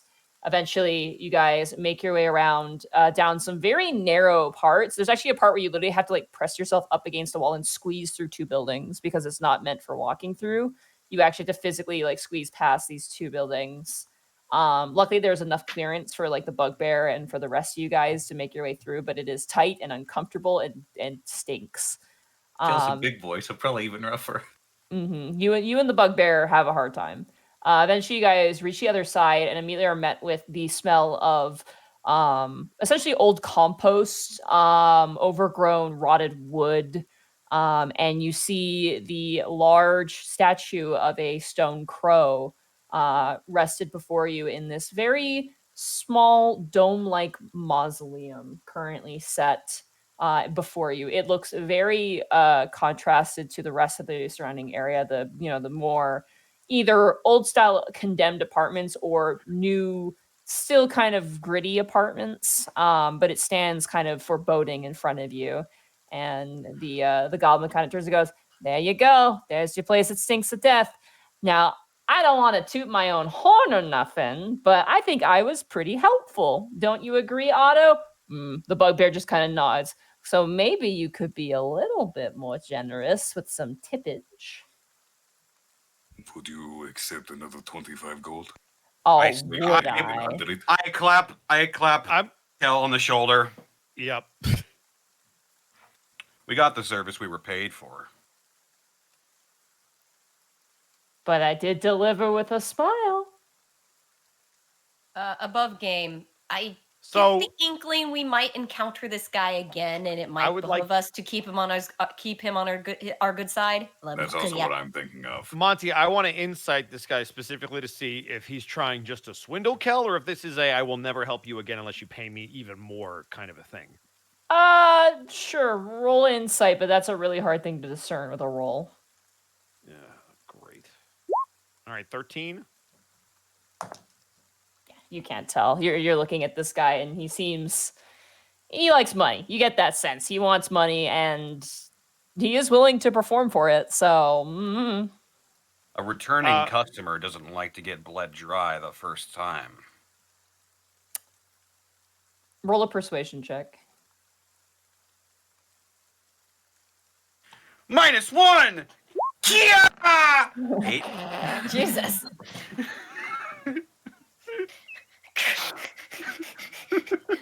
He watches the goblin face and goes, "Look, I got like 4 kids to feed, sir. Take pity on a poor goblin living in the fiend ward." This guy's on his he's kind of short, right? Oh yeah, he's like he's gnome size. He's very small. Mike is gonna. He does walk have a over. bugbear with him, though. He does, yeah. Mike is gonna walk over really slowly, and he's gonna get on a knee, Okay. and he's gonna pat this guy on the cheek. You know, like an Italian. When you put his hand on him, you notice all the rest of you guys notice as the bugbear reaches for his side. I'm gonna pat him just twice. Be like, "Look, you were extremely helpful, and we really appreciate that. But here's kind of the situation. You gave us the service, and we made sure that such a fragile, little, tiny goblin got here safely. And I feel like we could have a great working relationship in the future if we just let that be what it is." Roll a persuasion check with advantage. Ooh, very nice. Great. 16. Okay. 13. 16. He kind of smiles and he goes, "Okay, a business evolves into a business agreement. I respect it. All right. Well, if you're not dead, then yeah." And he kind of nods to the bugbear. The bugbear kind of loosens a bit and begins to walk and follow this goblin away. Excuse luck. me, sir. Eh? What is your name? I'm Buzz. I'm Buzz. This is Otto. It was a pleasure making your acquaintances, Buzz and Otto. Thank What you. did you say he was? A goblin? He's a goblin, yeah. And Otto the bugbear. The pleasure is all mine. And he flips one of your gold coins on his thumb and catches it in his hand and makes his way down the alleyway, the tight alleyway. I don't know how to spell mausoleum. Real quick, just because I forgot about it. Does Mama Rugigi's say like what would you even call that? Not a safe house, but would Mama Rugigi's business, does it have a name? No, it's not an actual official business. It's just what she does. Okay. Yeah. All right. I think it is. It's sort of like a foster home, and you wouldn't really name a foster home. It's like an orphanage, foster home, safe house package deal. It's like just a place where, certain individuals can go who are struggling. All right. Yeah, I was just wondering because I'm trying to housekeep my notes here. No worries. All right. Gibby, as you kind of stand in front of the mausoleum, you get a text going, "Pating, I'm lost," frowny face emoji.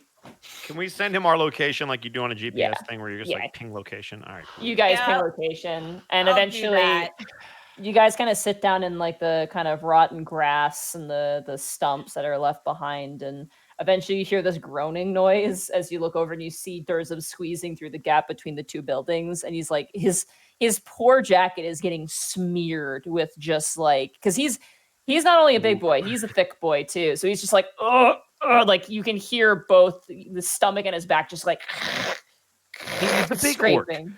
You could be a big not orc the too. most comfortable fit, is it, Durzum? What did you say? Sorry? Bosco or myself? You cut out. It is not the most comfortable fit, is it, for ones of our size? Yeah, it's a bit of a tight fit. I think I'm stuck. Can you help me, please? I will move over to help pull him out. All right. Go ahead and roll. Spring check. Athletics check. Oh no. Oh no. Oh no, he really stuck. That's a 13. Okay, yeah, you managed to grab him, and Durzum kind of pushes, and you manage to just like pull him out, and he kind of stumbles forward. But he's there. He kind of looks at his jacket and goes, "Son of a bitch! It's really hard to find salmon shirts in my size." It's like, hang on, I'll step up and prestidigitation clean that. He kind of like closes his eyes as the dust kind of flies off his body. He goes, "Well, that's useful. Thanks." I try. It's like that scene in Good Omens. It's when you hold out your hand and be like, 25 gold, please. So, Durzum. Hey. You are a worldly fellow, yes? I'd say I'm well versed with people.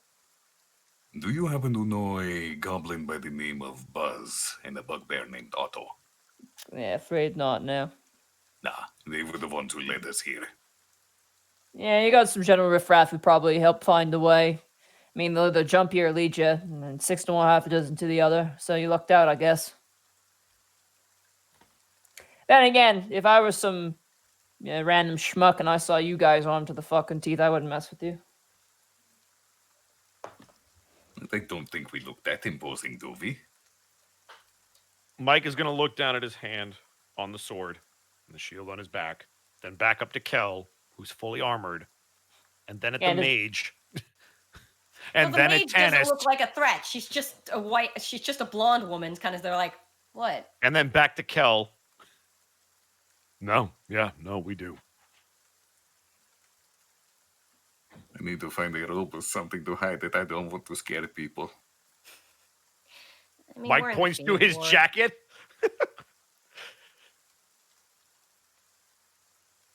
Anyway, we are here for a reason that is not making me sad. Are we at a door to get in this place? It's like an open courtyard. It appears to be like there was a stone wall that encompassed the entire yard of this mausoleum, but clearly it's been broken down in places. Okay. It is a dome-topped, like almost like octagonal sort of building structure, and there is a large, thick wire gate latched in the front door of this, and it appears there's a staircase going down. Well, I guess we can roll in an investigation check real Yes. quick. Can you sense anything here? Detect evil and good. Okay. Within 30 feet. Yep. Looking for desecrated ground and undead. From where your position is, you don't detect anything. Nothing Again, that could- immediately. If we Then can again, imagine that could mean that in. they're. Oh, sorry, Cal. Oh, sorry, what were you saying? Go ahead. Go ahead. Oh no, I already said it. Ah, dang. I was talking over you though. I'm sorry. I was gonna say above game. That could just mean that where we have to go is like super deep down in the ground. The like reason I asked now Silent is Hill 'cause that- levels of like, oh my god, this staircase. Absolutely. That's why I wanted him to cast that now, because for the next 10 minutes as we traverse, as soon as we're within 30 feet of something, he'll get a ping in his brain and we'll know, oh shit, it's about to go down. Well, tut looks like death. You said there was a staircase leading down. Yeah, it's like Can we investigate it before we traverse? I'd like perception- roll an investigation perception check in general. So perception, for clarification, perception is where you're looking. So if you're looking to discern things, that's perception. If you are physically like moving stuff around to see and discover things, that's investigation. So Soft 20. Okay, I'll roll soft 20. that. 5. 14. Okay. 17. Okay. So Kel and Tanis, as you guys walk up to the Iron Wrought Gate, the inside is basically smooth stone. You see like the ambient leaves of autumn that have probably rotted away, blown inside of the main kind of chamber area. The steel gate itself, out of everything in this building, you get the sense that this was recent, but it's made to look old. This was probably implemented not pretty recently, but has the appearance to look old. But just the way that it's actually like latched to the stone, which is very, very secure, suggests that this was a newer addition. That is very odd. This gate is new, but it's meant to look like it's been here a long time. Well, that doesn't show someone's here. That's what you would want to do if you want to cover it up. Make sure nobody's snooping around where they shouldn't. Doesn't look all that suspicious if it looks old. Like using it as a base. Exactly. Well, be ready for anything, I would say. And mind your So step, these stairs are slippy. There's no magical First and traps, foremost, are there? before we go in there, I am casting mage armor on myself. Okay. There's no magical traps, are there? I wouldn't be able to get that with Detect Evil and Good, and I do not have Detect Magic prepared. I'm not. Oh, fuck. All right. Wait, so Well- you think I shouldn't? Oh wait. No. have Detect I Magic. was asking to see if there were any magical traps. Can I investigate for any normal traps? Well, Ed, I have detect magic. It'll cost me a spell slot, but Well, no, I not have if you ritual cast it. Oh, okay, you go for that then. No, Whoop. I'm saying you could ritual cast it. You just need the time wait, for it. how do I? You can say that says- you wanna do that. You literally say you want to ritual cast it. It means the casting time goes from 1 action to 10 minutes. So when you ritual cast, it doesn't use cost. the spell slot. It doesn't use a spell slot, but you need the time to do it. So if you want Yeah. to sit down for Oh, 10 minutes, sure. and So cast while we're it- Yeah, investigating, let's you do could that. be doing that. Yeah. Okay. Yeah, you guys sit down, you ritual cast detect magic. Doing that though, unfortunately, detect evil and good will go away. Well, Yeah, that's that's the Kel that's exact holding time it, limit. not. Oh, yeah. Yeah, Oh, detect I evil see and what you're good. It saying. casts lasts 10 minutes. So Well, what do you guys want to do? Do you want me to do it? yeah, so it's gonna be one or the other. I can cast it again, but that means less spell slots, and I only have 4 level 1s. Honestly, hold on. I I think- don't.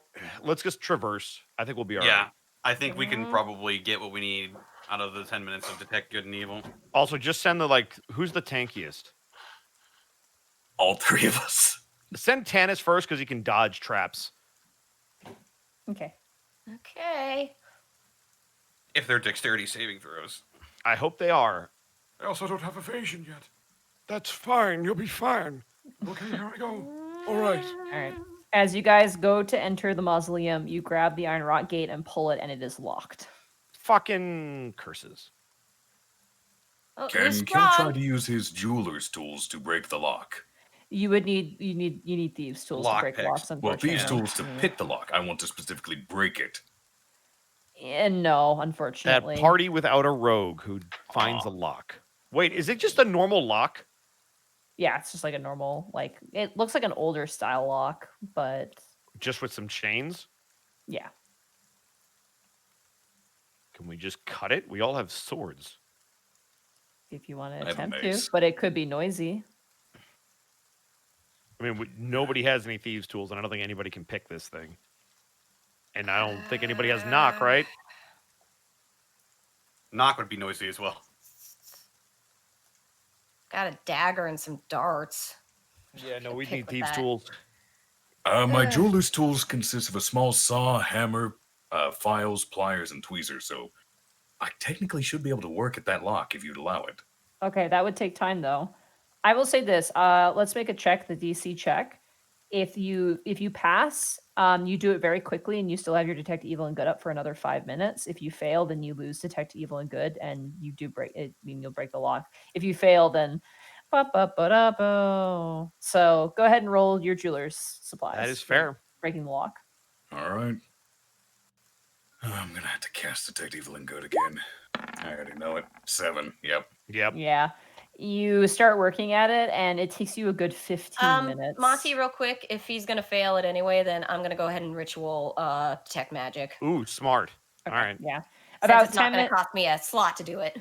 About like 5 or 6 minutes in, you're like, yeah, this is going to take a while. And you sit down and you prepare detect magic as eventually the chain falls to the ground silently as you guys stand and the iron rock gate is unlocked. All right. I'm Dennis is sorry going that took first. so long. That is not the typical application of these tools. Hey, man, at least you got it to work and they don't know we're here yet. Yes, but I will have to cast it again. It fell off. That's all right. Just bide your time. You did good. You're doing good, Rex. Yeah, how about this? As we move down, if we see a door or something, then I'll cast it again. Sure. And Gibby, you let us know if you sense anything. Got it. All right, go ahead, Tannis. All right. His life is a risk I'm willing to take. The door squeaks open. What is the marching order for the party? Guess I'm in first. Okay. I would be Thomas. behind Tannis due to Detect Evil and Good when it's ready to cast. And then Gibby will be between me and Kel. Yeah, I was gonna ask, is it better to be in the middle or is it better to be at the back? If you cast detect evil and good, that has to be the only thing you're doing, so you can't move around while you're doing that. So you can't ritual cast that unless you automatically cast it. If you ritual cast it, take the time to ritual cast it, Gibby's gonna lose her detect magic. So Detect Detect Evil and magic Good is lasts not an a hour. ritual thing. oh, it lasts an hour? Yep. I think so. And Oh. Detect Evil and Good is not a ritual thing. I'm just going to cast it when we see a door or something. Yep. Okay. So we have Tannis, Kel, and then after Kel. Is Gibby, and then... Oh, I'm sorry. It's 10 minutes. Wait, yeah, I was gonna say, like, I'd love it was an hour, but mine Yeah, I says was gonna concentration say. up to 10 minutes. Yeah, it's 10 Oh. minutes. All right. So Tannis, it's an Kel, hour. Gibby. Right. Okay. Durzub's gonna go behind Gibby. And then we'll go Tannis. How long is this stairwell? Can we see the bottom? It is about 20 feet. It goes 20 feet down, about. Hey, Monty. Mm-hmm. If Durzub is going to insist on being next to Gibby, then make it Tannis, Kel, Bryant, Gibby, Durzub. Canis, Tell. Okay. Because I that's just more put- that's more meat in I'll front have of to Gibby. get a new and- piece of paper because I don't have space, and I'll have to redo that. 1 second. Okay. I didn't realize Durzub needed to be next to Gibby. Well, he's trying to be a gentleman, so. Well, All right. So but if marching it saves you order paper, is... he can just stay behind me. No, Tannis, Kel, and Bryant, then Gibby, Bryant, Durzub. Bryant, and Gibby, Durzub. Then, since it's only 20 feet down, once we're about to hit the bottom of the stairwell, then I'll cast Detect Evil and Good. All right. As you guys make your way to the bottom of the stairwell, I will actually. Okay, so I broke a rule. I told you guys I broke a rule. Yes. I made a map. Okay. So it's a very simple map with not any details at all, but it's just mostly because I couldn't organize things the way I exactly wanted them to. So what's wrong with making a map? So if you guys scroll down to the bottom left corner, you guys will have your Yeah. tokens there. We have Now- icons. Sarah, Now, you how do put- I make it? I can't make the screen. How do I make it? There's a you zoom. Plus and minus buttons? Yeah. And there's a zoom on the top right. Yeah. Top right. Yeah, Yeah. but it's all the way in the. Now it's. Oh, right click and drag down to the lower left-hand corner, and then you'll see S. can't. Well, There you should also you be see how there's like a scroll wheels bar on that lets you fire. scroll down, up and down, left and right? Up and down. Really? Yeah. Where? I see a plus. It's and right things. next to where all the numbers are that you roll. There's a little bar that lets you go up and down. It's like a scroll bar, and it lets you scroll the map. Never mind. I just widescreened it. It seems to work. Oh, there you go. Yeah, you guys should have control of your tokens so you guys can click and move them. I sure do. Yeah. Oh, that's You- neat. You can also middle click and auto scroll. So yeah. How do I? Okay, so do it. Go. On the left you're on side. the ruler. Yeah, you're on the ruler. So on the left side and the top left, Sarah, you have a menu there that has a bunch of options. You'll need the mouse clicker one all the way at the top to move your tokens. You need to click that and then you can move. Neat. There you go. Yeah. Map pack. Map. All right. So as you guys make your way to the bottom of the stairs, Cal, you're gonna Detect evil and cast Good. Detect Evil and Good. All right. Could you click the spell for me real fast? Yes. It's 30 feet. I'm looking for desecrated and undead. Okay, so 30 feet that way. You detect 2 undead presences up ahead. Ooh, good shit, Kel. There are 2 undead up ahead. Are they Evil. Because I can discern that as well. I mean, undead Evil in by terms of nature. alignment, not necessarily in terms of anything Undead by else. nature are inherently evil. They are neutral. Actually, no, they're The- evil. Sorry. Well, They're fuck me. neutral evil. Well, I was gonna say, Connor, the DM tells if there's. That's a guideline. Fuck me then. Actually, in Volos, it says that the undead can't. Shut the fuck your Volos. if you look at the monster manual, it Oh will my say god! I that can't undead are believe you're inherently looking at evil. monster manual. Excuse me, Monty. I'm gonna kill all of you. I didn't Wait, say anything. I was Except for listening. It's just accomplices. Anyway, yes, you detect 2 undead Oh, presences. so guilt up by ahead. association. Yeah. Mhm. Sucks to be you. At least I won Halo last night. Anyway, Kel, as you make your way down and you cast the spell, you detect 2 undead presences.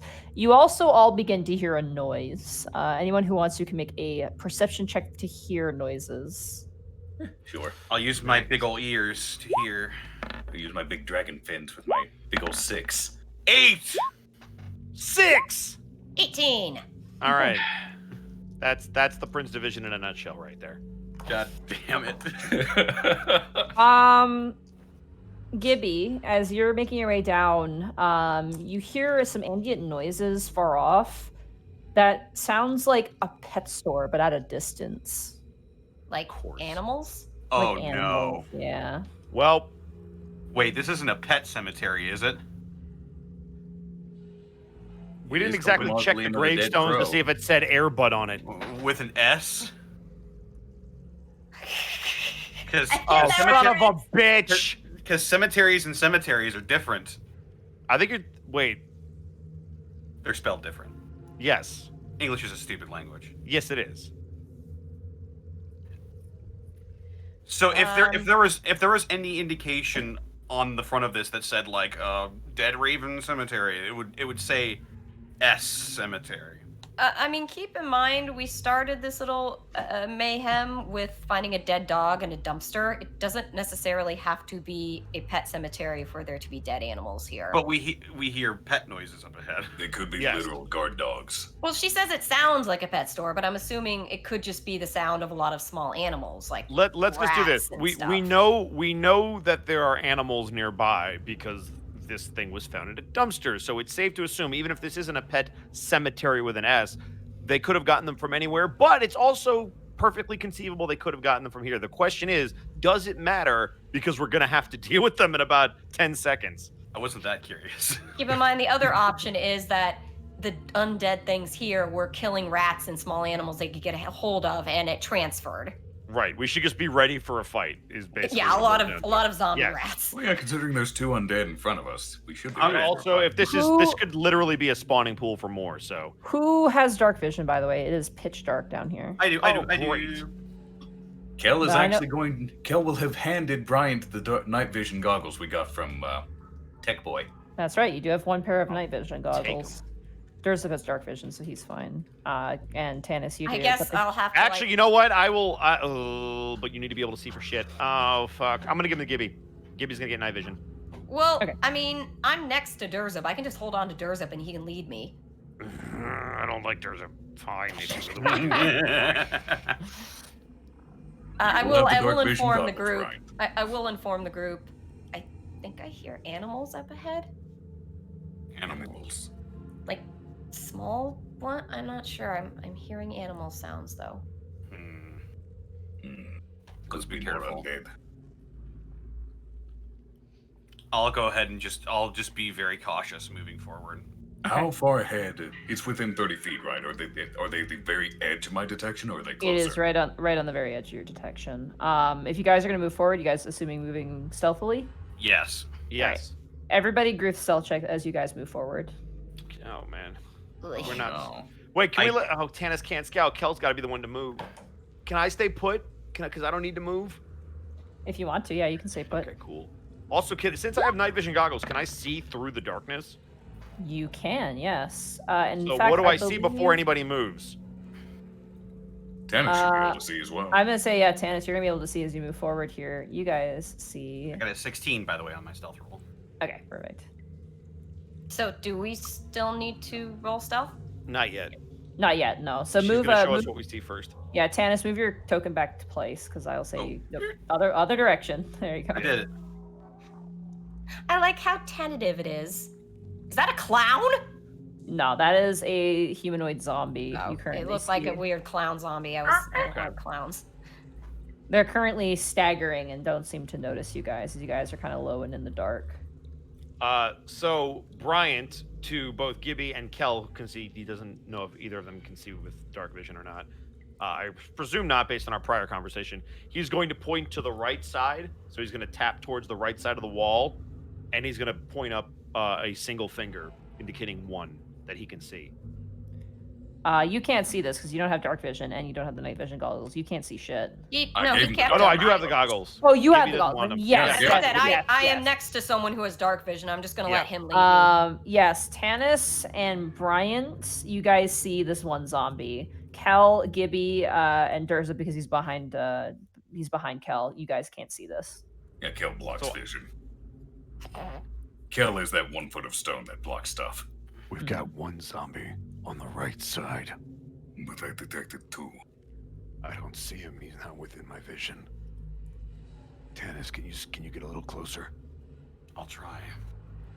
Okay, nice. Tanis, you're gonna go ahead. Yeah. Okay, go ahead, roll a stealth check for me there.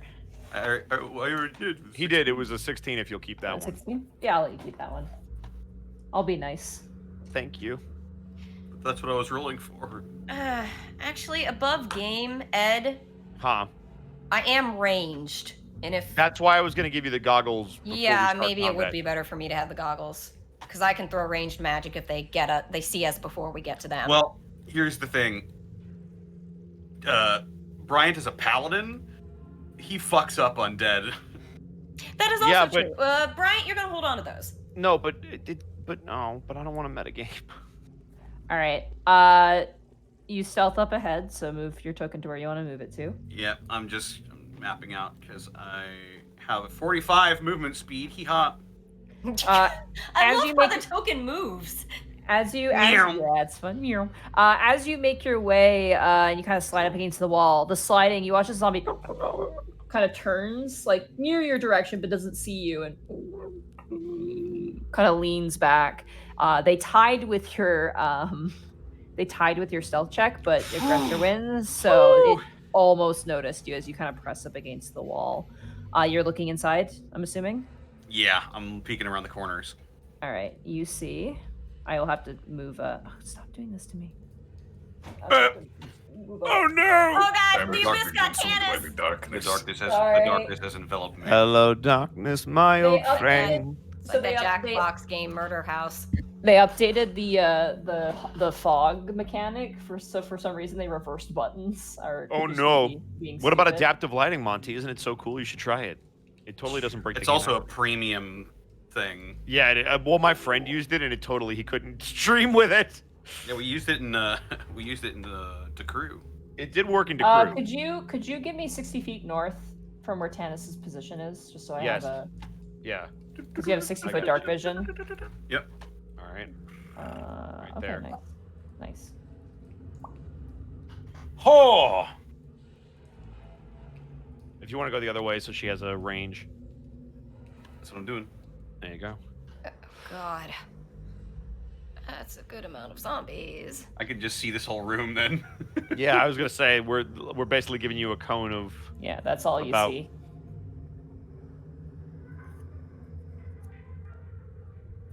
Oh, that's all he sees. Okay, so walls there. That makes sense. Okay. And are all of the other zombies just looking away from my current juncture, or Some of them are like sweeping the floor. Other ones you hear are like making like you're kind of like a scooping motion from one to the north. It looks like they're like filling up a bowl with something. The rest of them are just kind of shambling or standing. One's like smacking its head into a wall in the corner. and it is pitch black in here. It is pitch black in this space. Okay, so they can see in the dark. Yeah, they don't seem to notice you when you're moving as you press up against the wall. I'll do some quick maths, boom, in my head. I'll look back to Kel and I'll hold up my hand sprawled out 5. Well, Kel Brian cannot will see it. Brian will see it. But Oh, Brian, fine. you will see 5 fingers. Yeah, Kel, you don't see anything. You just see pitch darkness. So Tannis has got a room full of 5 zombies up ahead. That is not great. I cannot see a thing. Can we see that Tannis is pressed up against the wall? Like how? Yeah, how you see far can I- Tannis. He is like Inspector Gadget. Like his body is like smacked up against the wall right Do I now. do I I see that can't there's get a do I see that there's a doorway that opens up into a room at the very least? From the night vision goggles, you have 60 feet of movement. Yes, you do. Okay. I swear I cannot get this map. Like our icons are covering my map. I don't know how to move this map. Listen, there's no way we're gonna get past all of them. My suggestion is we funnel them into this hallway. Tannis and I can stay up front. We'll take most of the heavy hits. You guys pelt them from the back. We should be able to keep them from overwhelming us. I've seen plenty of movies. That's what they want to do. They want to surround you and overwhelm you. But if we make too much noise, are we going to attract more attention? That's exactly why we stay in this hallway, because as long as they don't stop popping up behind us, we can keep them in front of us. I don't mean them. I The mean, noise is going to be made regardless. Listen, They will we're not start groaning. We're not gonna have much of a choice. Based on the little bit that I can see, we're not sneaking past them. Especially not me and all this bullshit armor. Do have Durzid kind something I of. can do. Hey, listen up. All right, if we're fighting or something, you blind folks are gonna need some light. So, you got like a flashlight or something I can use? I don't know if we should be doing light until we are ready to do what we're gonna do. I do have something. Above game, I misread what this ability does, but rereading it again, it's going to be stupidly useful, apparently? Which is this? Click on it. So did we have more than one night vision That- goggles? Oh, nice. Great Oh, light. yeah. Okay, yeah. Oh, wait a minute. I have Were you- spells to do that. I'm stupid. You need ruby dust for that. Yeah, you need 50 gold pieces. Oh, we're using components in this. Only if they have a component cost to them. If they don't have an actual gold piece cost, and you just automatically have the components. Yeah. Oh my But god, it- I'm don't have so that ruby stupid. dust, I have then. I have freaking minor illusion. We don't have to go anywhere at all. I could if I could see far enough ahead, I can make an illusion or something to attract them without anyone having to go, and then we can That's just go a assuming different that they're direction. smart enough to recognize it. If they're If dumb, they're I gonna don't go think that works. towards, but I can make sounds. I can make Tannis- light shows. I can make whatever. Is going to pull out a dart from his pack, and he'll make a motion like throwing it to the rest of them. Bryant, you see Tannis making this motion. Okay, what are you indicating? To throw a dart? I can cause a distraction with the sound. Oh, It's a I metal see. Dart. He's- Got it. I think Tannis has got an idea too. He can just use something to make a distraction. That's something else I can also do. I can make a sound. Yeah, so can Tannis, and he's a little bit closer than you are. He can throw that dart that he's waving around that you can't see into another hallway and see if they'll chase it. Before I do this, I would like to sort of try and look down. What am I seeing over here? It appears to be a this very corner. narrow hallway, 5-foot wide hallway, but you can't see too far in from your position. Is there a door? Can I if I shift There's my no position over door. here- It is open. If I shift my position over here, could I get a better Roll a stealth check for me as you move your position. Okay. Shit. Stealth check is gonna be a Oh, shit, God. 7. As you shift over to get a better look, you kind of trip and you kind of crack into the wall, and part of the wall crumbles at your feet, and the 3 zombies are turn, and immediately I need everybody to roll initiative. Fucking Fuck. damn it, Tennis. I was also going to point out I can make continuous effects. Yeah, don't worry about it. That is going to be a 12.1. 13. 16. Let me know if the music is too loud, if it plays. 14. All right.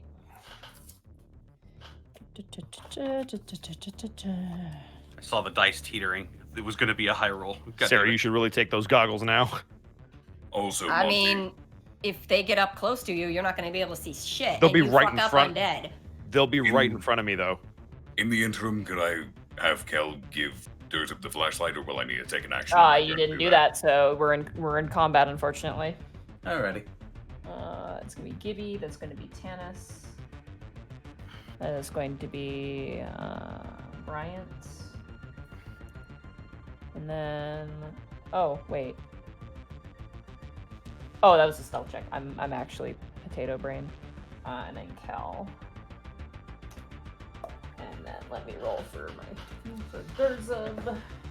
Bonus, we know they're not nice zombies now. 14. What's your what's your dexterity modifier? Me? Yeah. 4. 4? Okay. Yeah, so you go before Pretty high. Durzib does. And then the zombos. Why does Durzib need a flashlight? He has dark vision. He wants to make light for you guys. Yeah, because some of us cannot see right now. Like the 11. cleric. The cleric cannot see. As I said, the cleric can fix that. Gibby, The cleric cannot fix that. you watch as you hear the sound of stumbling stone, and immediately all these roars coming down from the space ahead of you, and the shuffling of feet, and you immediately are like, oh shit, like Tanis just got caught out. It is now your turn, but you cannot see anything. Take the goggles. Excuse me. Above game, she will not need the goggles if we can get Durzip a flashlight. I Yeah, will but I not mean, for need the this- doggo. You guys keep forgetting. I have minor illusion and precipitation. They both can create light. Not, No, No, not they don't. not in a way There's that's a- going to cut through this there is darkness. this- It's not bright There enough. is a spell that specifically does that, unless Yeah. otherwise Really? But it do says that. Light it cantrip. says it makes You can light. create, and you It's like sparks. It's not really You like can a make, flame. like- prestidigitation can light a torch. Unless it says that it has a range on which the light spreads, it can't create light that lets you see. Yeah. Yeah. So unless it gives you dimensions There is- of an actual space of light, it does not produce enough light for you to see. You'd be unfortunately. looking for the light cantrip, which does what you're trying to do.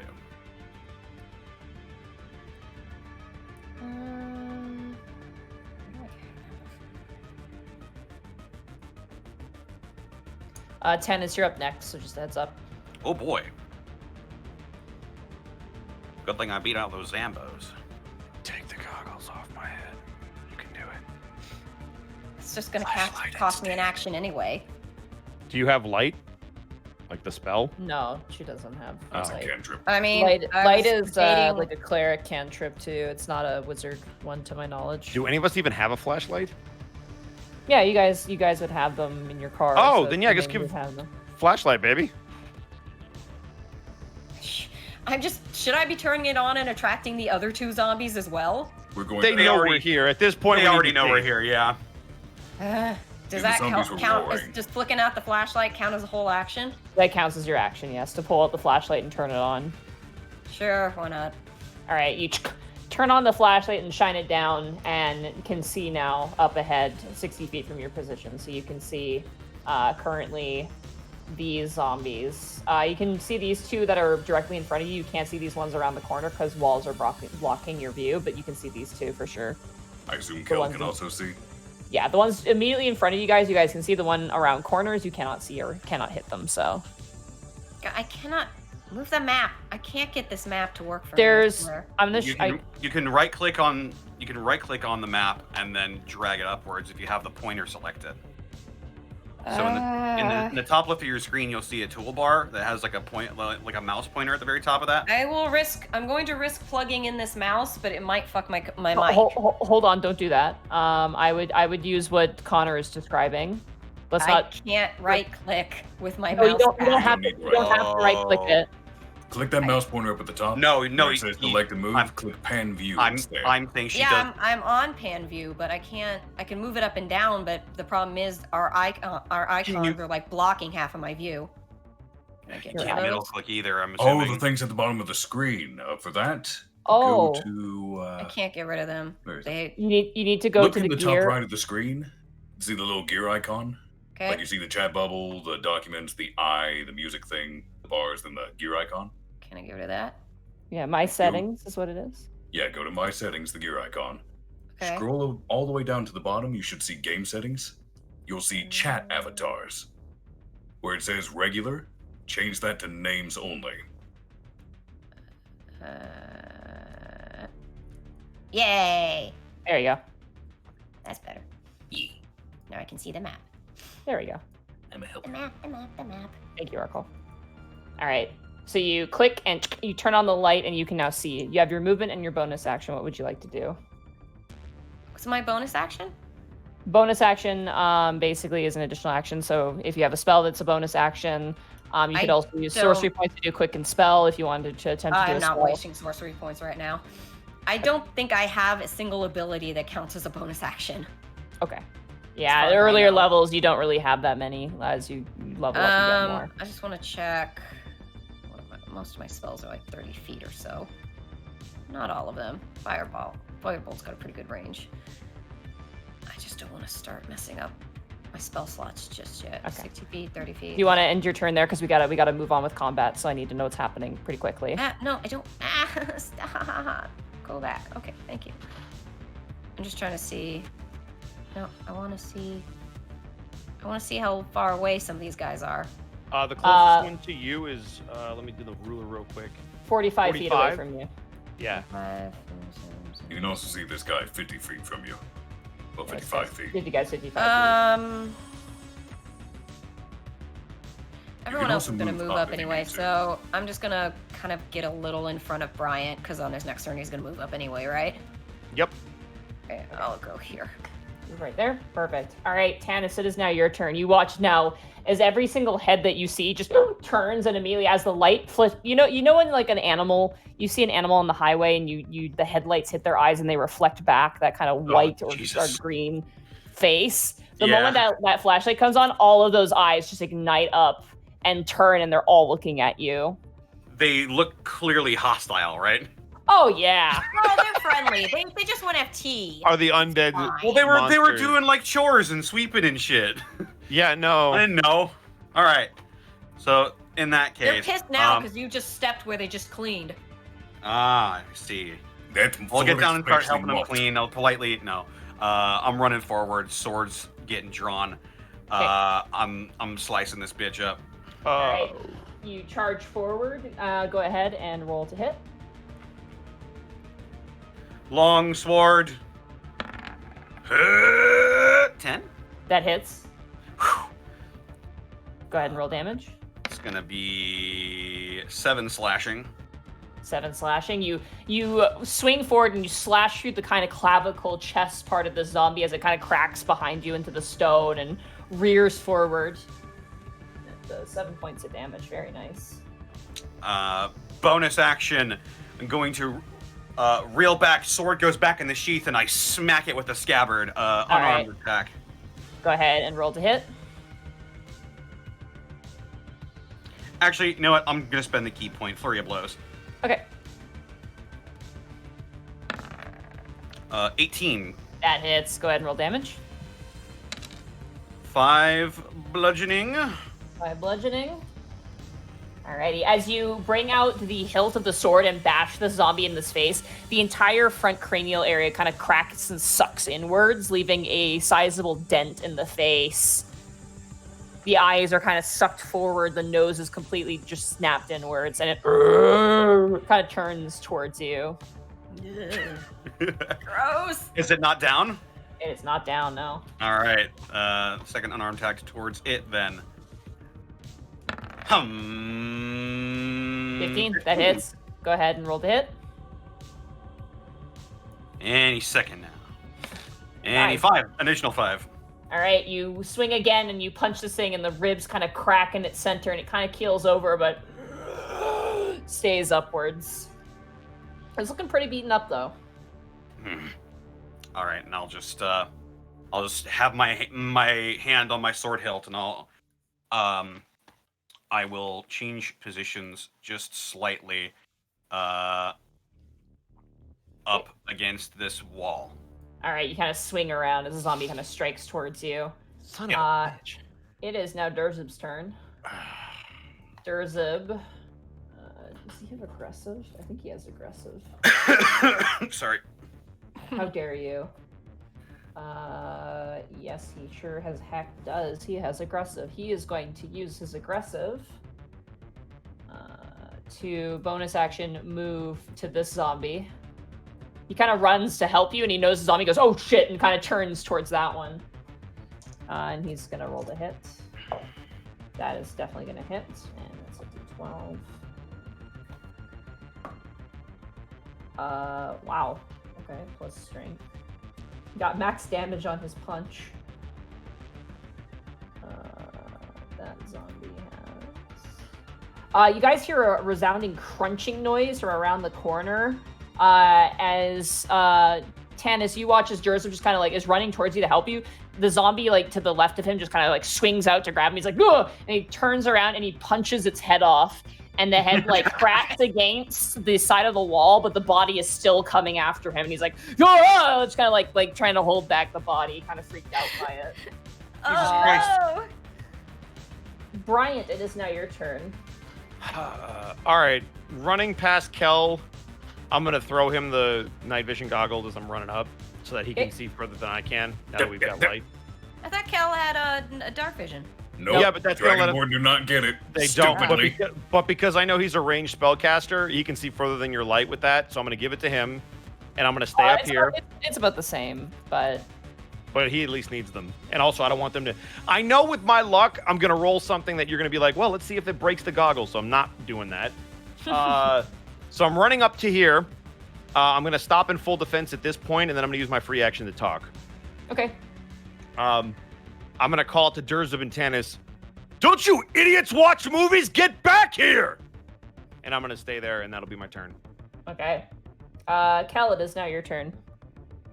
Gil is going to move up next to Brian. Okay. And due to the flashlight and whatnot, I can see this one, right? Yep, you sure can. You also have the goggles, so you can see 60 feet in front of you.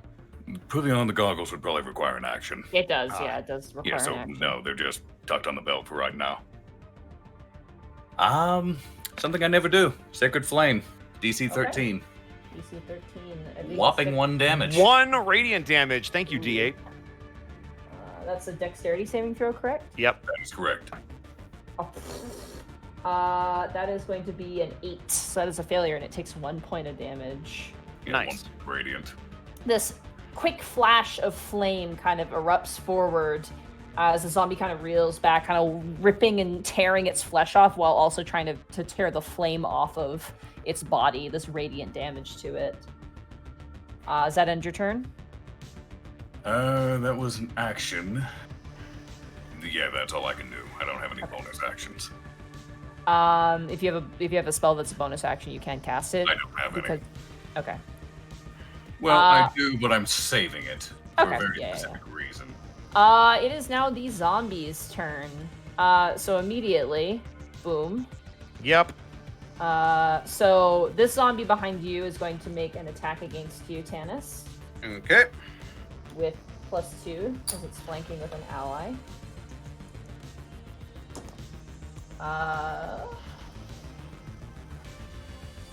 11 to hit you.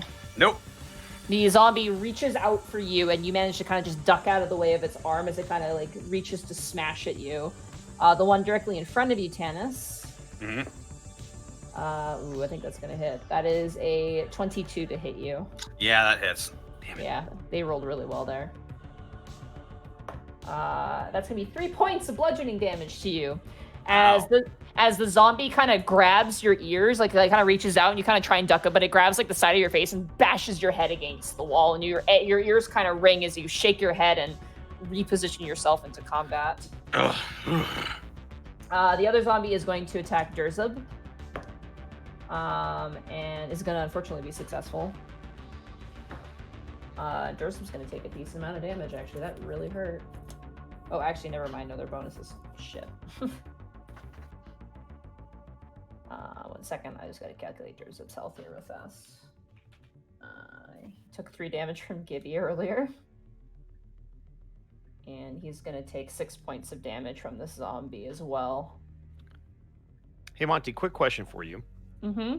Are these things weak to radiant damage? I only ask because of the one. I don't know if that matters. You don't know. You have not Okay, a clue. cool. Yeah.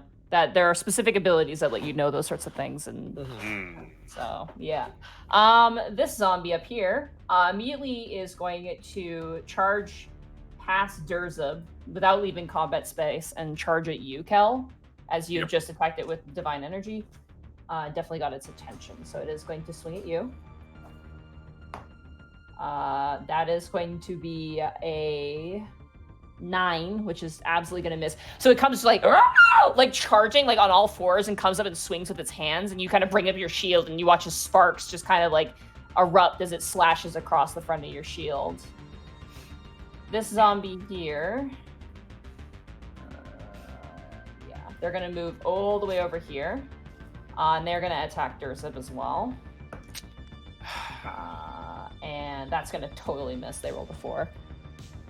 This zombie that you guys didn't notice is going to come out and is going to surround Durzub as well and take a swing. Oh, God. That's going to hit. That's going to be for another 6 points of damage to him. What is his hit points at? He's looking okay. He's beefy. He's taking the hits in stride. And then this last zombie. I was about to say, does my detect evil and good?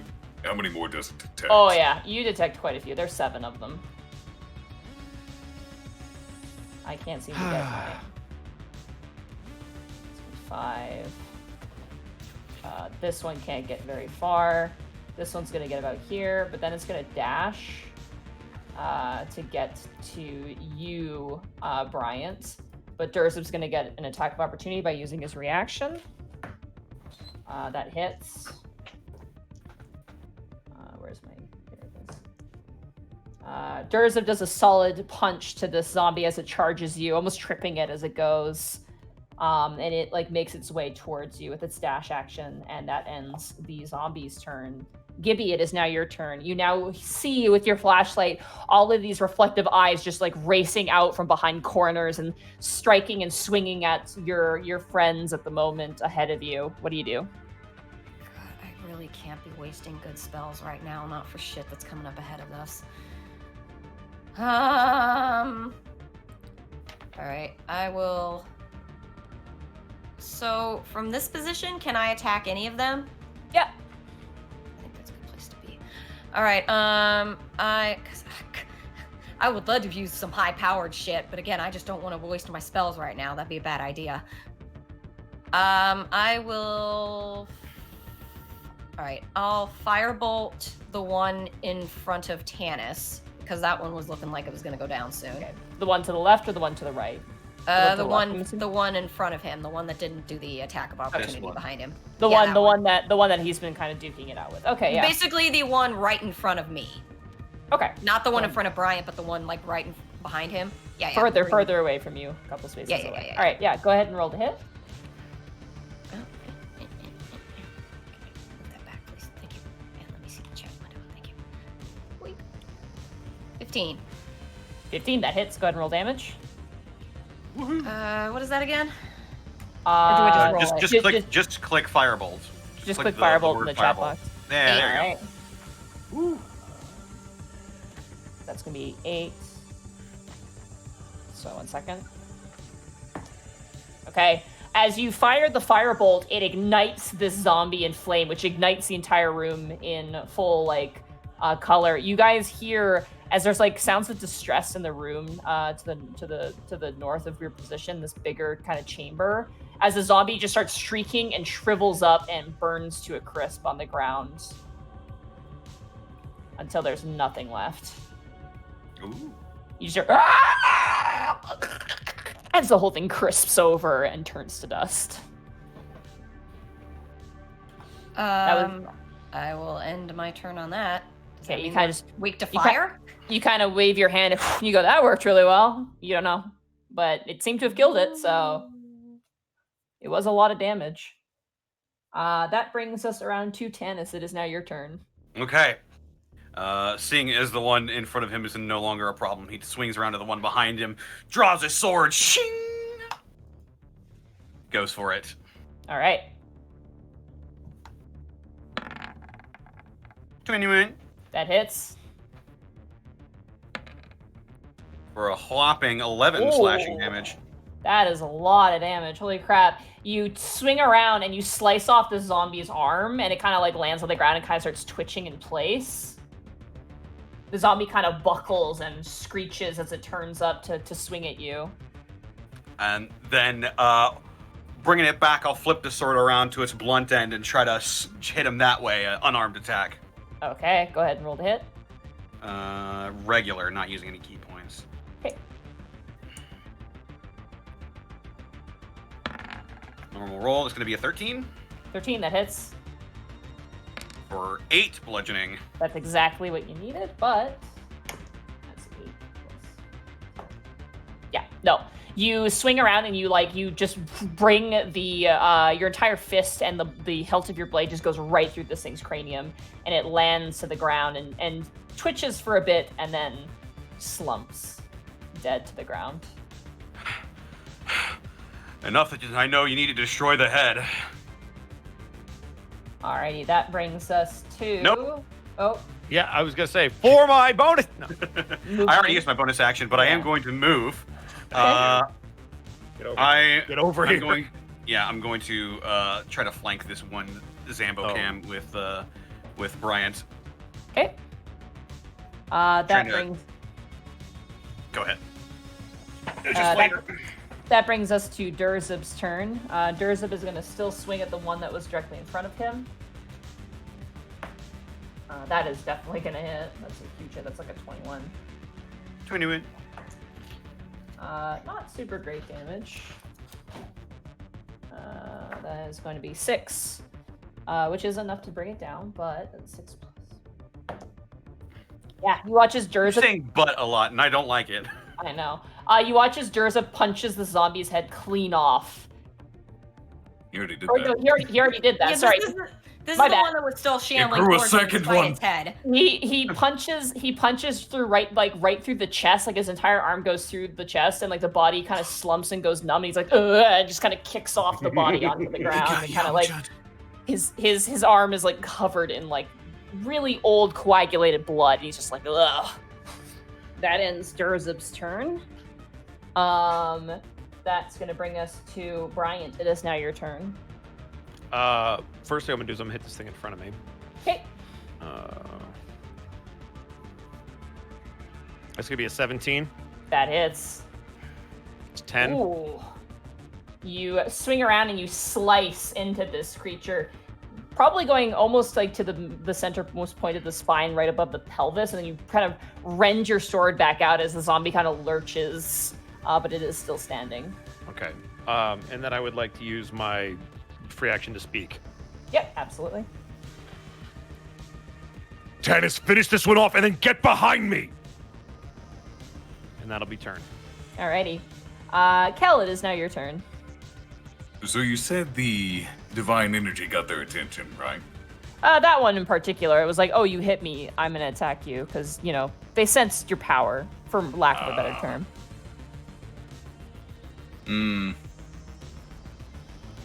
Durzib's got a lot on him. I'll go with what I was originally thinking. I'm going to use Sacred Flame on not the one in front of me, but the one behind it. Okay, the one past it that's kind of Yep. shambling. All right, that's a dexterity saving throw. Ooh. Yep, it'll be max damage if it fails it. Natural 1. 8 radiant. Well, it That's- failed. That definitely failed, that's for sure. That's gonna be 8 points. You snap your fingers and the zombie just kind of ignites in this holy flame. You watch as its like flesh is seared off of its face and the hair kind of takes off into flame as it kind of thrashes around. It definitely hurt it, that's for sure. This was not your choice, so this will be a mercy. And that ends my turn. Okay. It is now the zombie's turn. Immediately the zombie in front of you, Kel, is going to swing at you again. Yep. That is pathetic. That is going to be a 7. That is going to miss. The zombie in front of you, Bryant, is going to swing at you. Yeah, that's a bit better. No. It's still not gonna hit. That's a 15. That's not gonna hit you. They kind of shamble and they're trying to like climb over your shields as you guys kind of lift up and block them.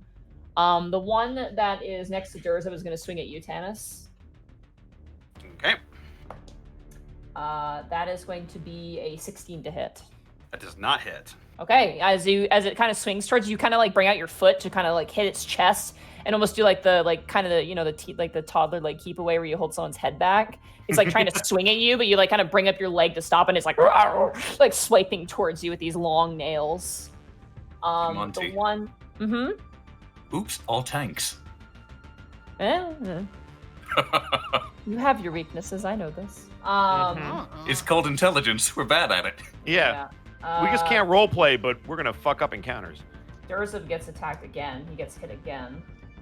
They're rolling really high on him, but it's been like 18s, 19s, and 17s this whole fight. And he's gonna take not that much damage. He's gonna take 2 points of damage. A little bug bite. Yeah, a little bug bite as he gets smacked. And he's like, ugh, ugh. That ends the zombie's turn. We're back up the top of the turn order. Gibby, it is now your turn. Which was the one that Kel did Sacred Flame on? This one right here, the one that's further north to where his position is. Yeah, I'll this go one. for him. I will do another firebolt on him. Okay. Boop. Oh. Oh, I'm gonna roll severity. Please hit kill. It is low severity 4, so you just miss. You go to swing and fire, and it crashes against the stone wall and fizzles out. Damn it. Yeah, I'll just end my turn then. Okay, that brings us around to Tanis. It is now your turn. Come on, baby. Oh boy. All right. I'm going to take advantage of the fact that this thing is sandwiched in between me and It's Brian. sandwiched. Long sword. 12.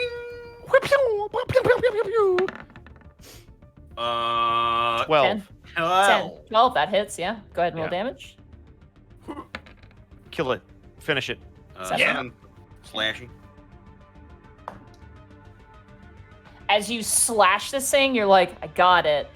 And you watch as the top torso falls to the ground, the legs slump over, and you kind of like go to sheath your blade. But the zombie like comes back to life and like kind of grabs Brian's legs and tries to climb up, swinging at him. It is still alive. I will. I'll just step on its head. Then I'll try to Okay. completely just pop this thing like a grape. Bonus action, unarmed strike.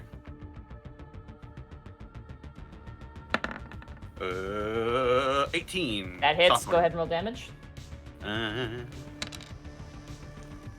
7 bludgeoning. 7 bludgeoning. This time you go with your foot and just pop the head like a grape on the ground, and you watch as dust just spills out where the brain once was. The body clumps and goes still. Get back here, baby. Remember, kids, double tap. Double tap. Tanis looks at the 2 zombies next to him. And he knows he's probably gonna get hit if he tries to turn his back on him. I can't. They won't hit me. Okay. And Alright, I'll just stay put. Okay. That brings us now to Durzub again.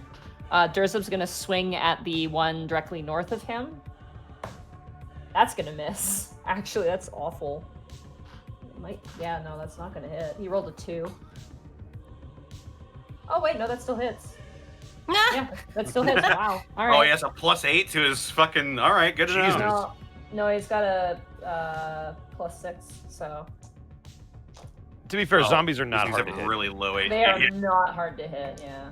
That's He why rolled I'm like only using hits on his cantrips. damage though. It's gonna be 5 points of damage to that zombie to the north of him.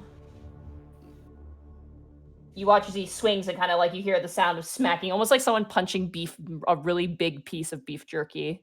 He swings at it. That ends his turn. Bryant, it is now your turn. The zombie ahead of you, I'll just delete it, but the zombie ahead of you is completely dead. So Awesome. I'll hit the one next to Kel then. okay. All right. Soft 20. Woo! That'll hit. Go ahead and roll damage. 4. 4 points of damage. Very nice. As you swing at this one, you manage to kind of like sever down, like vertically down one of the arms, which like leaves 2 parts of its arm like kind of waving a bit. It's very gross. Then I'm gonna speak. If you're gonna stay out there, then make sure they don't come through the next doorway. You got it. Alrighty, that brings us to Kel. It is now your turn. Do. Sacred flaming it. Which one? The one that is behind the one in front of me. So 15 Okay. feet, boy. The one that's further from you. Okay. Yep. Alrighty. If he fails, another 7. Which he does, because he gets a 12. Ooh, nice. That's another 7 points of damage. Yeah, you ignite this one again, and it screeches out again in agony. You watch as the hair is completely gone. You just see a skull now, like a half-rotted skull. Just kind of half the lop, but the rest of the body is still zombified. So that's 15 points of damage, and it's not down. Good to know. No bonus action, so I'll just end my turn.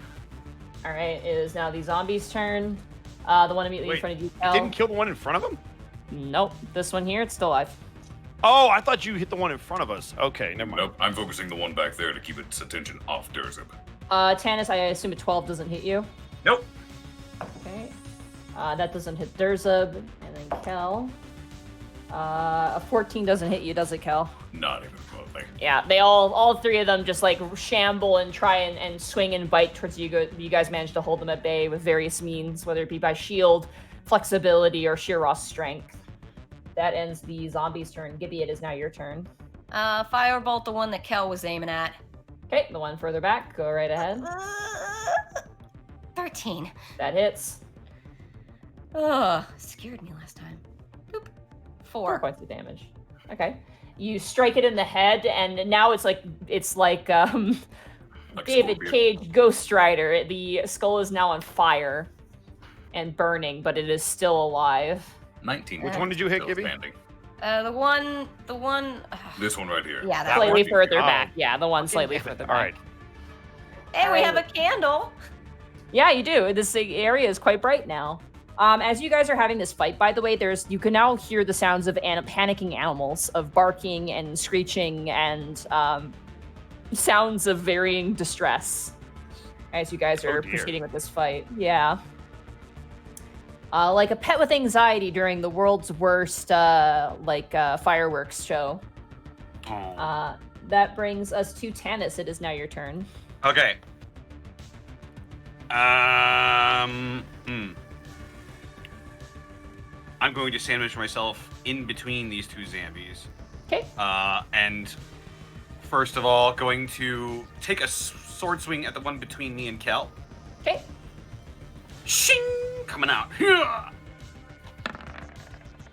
12. That hits.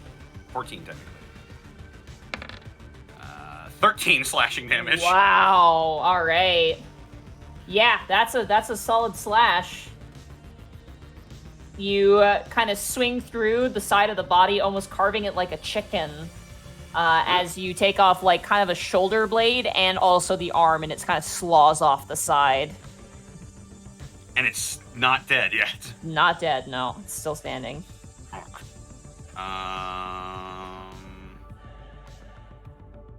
You know what? I'm gonna flurry of blows again. Okay. First strike, unarmed strike's gonna be on this thing. I'm just gonna try to shove my scabbard through this thing's skull. For sure. Here I go. Yeah. Oh my god, that was 18? fucking roller coaster 18. Jesus. It was like 18 to 12. Go ahead and roll damage.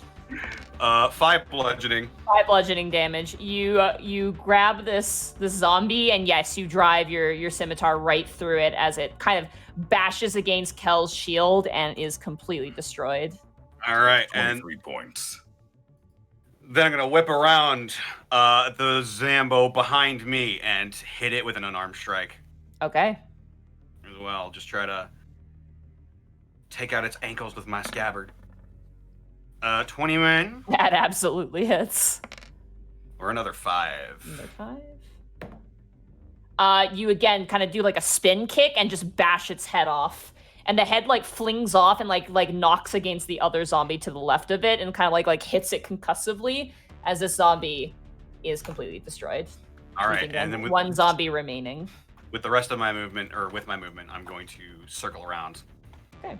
As you entered this space, it is essentially a catacomb with different sections, like almost like floor to ceiling of like where people would, put in, coffins or dead bodies interned here. Instead of that, there are cages that have been loaded into these catacomb spaces that are filled with a variety of animals. At just a quick glance, you see a lot of animals in this room. But you are focused right now on the zombie currently trying to maul at Durzub's neck. Yeah, all right, yeah, I'll just get behind him. Okay.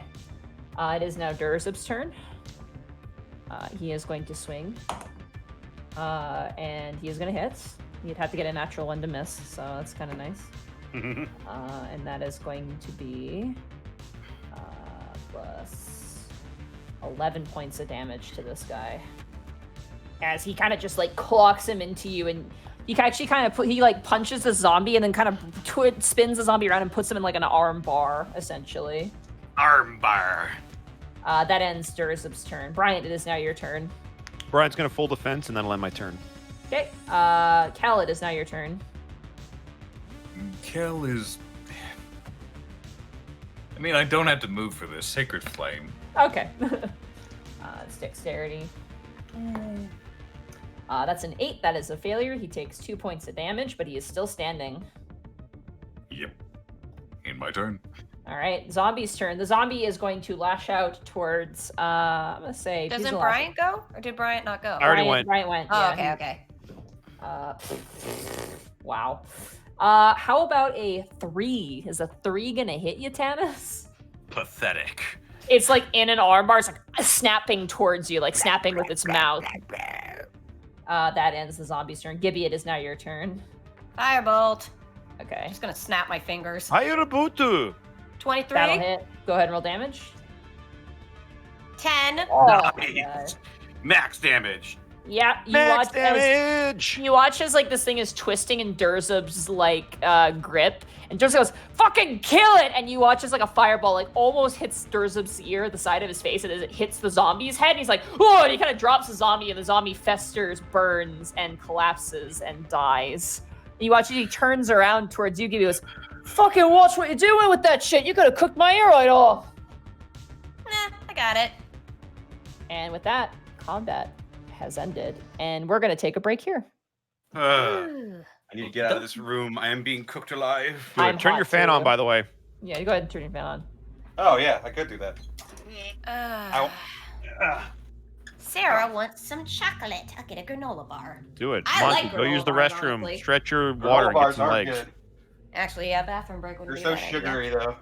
Arkov, go get some soda. Beer Can't I bean. do water during these? I know, but I like to mess with you.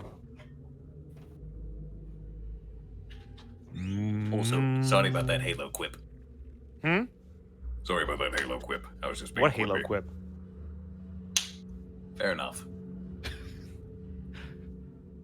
You're not mean enough to upset me, Arkov. You're fine. So these things are clearly not weak to radiant damage. Not necessarily. She just didn't tell us It whether or took not. at least, I'd say at least 20 points to kill them, because both the scores to finally put them down was 23 and 24 respectively. Yeah. They're probably not, but Definitely there's weak no way to know fire. for sure.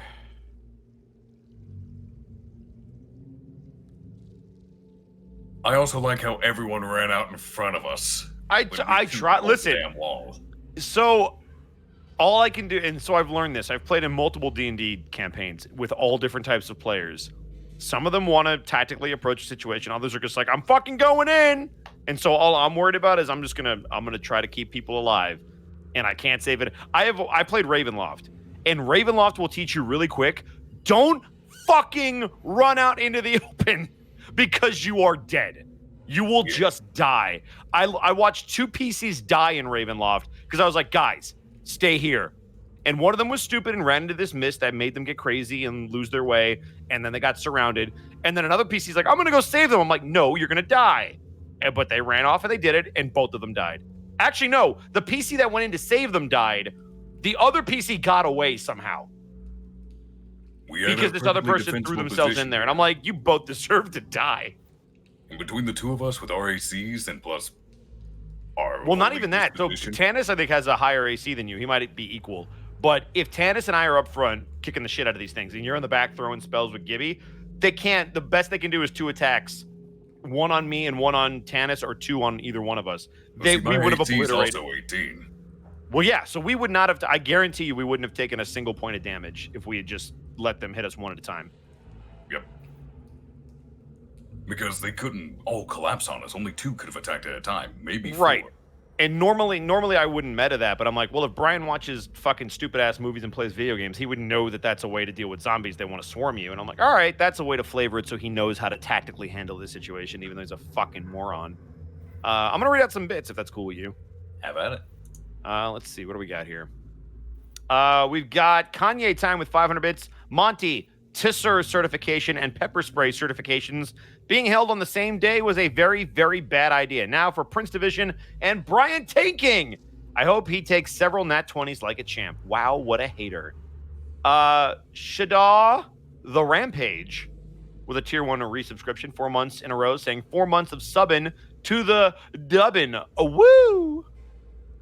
We got Lone Exus with a Twitch Prime sub. We've got XXHMDSXX with a tier 1 sub. Sly Firefox with the tier 1 resubscription.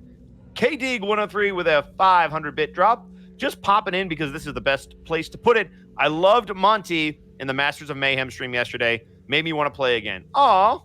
Well, thank you, KDig. C. Vanders with 100 bits saying, hey, haha, Tannis brought back the old man voice from the crew. Yes, he did. Lenny, thank you for the raid of 52 people. Renfield, 88 with 5 tier 1 subs gifted to the community. We've got Cumbersome with a tier 1 resubscription. McLeary with 500 bits. When Kel said by the power of ice cream, I immediately imagined an old school He-Man transformation with a giant ice cream cone. That's what my spiritual weapon is. Hell yeah. Arch with 61 bits saying, hey Bosco, next Honeycast, can you say, oh, Ashley and Remy's voice? Also, you can use int/wisdom situationally for Arcana, Medicine, Nature, and Survival, depending on the situation. Int is for memory, Wisdom is for extraction and application. While you are technically correct, I will let you in on a little secret. You can use whatever you want as long as the DM says it's okay. Yep. Inversely, you will use whatever the DM tells you to use, even if they tell you to use int in a wisdom situation, because at the end of the day, rule number 0 is that you always listen to the DM. Rule number 1 is that you respect all the DM's rulings, and rule number 2 is if you forget rules 0 and 1, refer to 0 and 1. That is why I'm glad Monty let me use the jeweler's tools outside their application, but had a necessary punishment if I failed. Exactly. So that's the best way you can do it. Let's see. Blackfoot Ferret with the leap bit saying, hype train. We've got Nom Nom Goblin with 200 bits saying, love these streams. They give me things to look forward to twice a week. With my department's workload doubling with COVID and my own games being canceled often. Also just got my first set of Die Hard dice. Hey, Goblin, make sure you let them know where you got them from. we'd appreciate it. No reason. Destroyer with 100 bits saying, brains. And I will get to the rest of the bits if there are any more at the end. So yeah, that's kind of my whole thing about party tactics, is you have to give people the freedom to do whatever they want, but you can still try to like say, hey, this is what we should do. I am tankier than you, Kel. I kind of figured. Because when you get hit, you jump up. I'm a Kensei. When I hit somebody with an unarmed strike on my turn, I gain +2 to my AC, so I have a 19 AC. Not just that, but he also needs to be up front to be able to hit things, while you can hit things from the back, which is why the two of us would be up front. That is entirely But fair. if we, like I was telling him earlier, if we had just stayed in that hallway, I don't think we would have taken damage, because we could have, like, zombies because of the way she laid out the map, that was a super easy encounter if we just stay in that hallway. But it also made sense for Tannis to be like, I'm gonna go fucking kill everything because this is what I do. So it's that balance of like, you have also Durza would have just been staying in the back because he can't hit anything. The best defense is a good offense. I'm back. The best offense is to burn everything, but also good defense. The best offense is to sign LeBron James. What? I made a sports reference because I'm not allowed to do it in the game. Did you guys see the meme I shared in the meme chat? In the I did meme not. chat? No. Check it out. Oh yeah, I saw that. I need Just like, that really was. Oh, nice. Yes. Yes, it's so good. I'm going to share this. Representation. I'm going to share this to the chat. Hopefully Yeah, it put works. it in the chat. It's so good. Just like, oh, That was by Zenlita in the Unexpectables. Yes, Zenlita did a great job.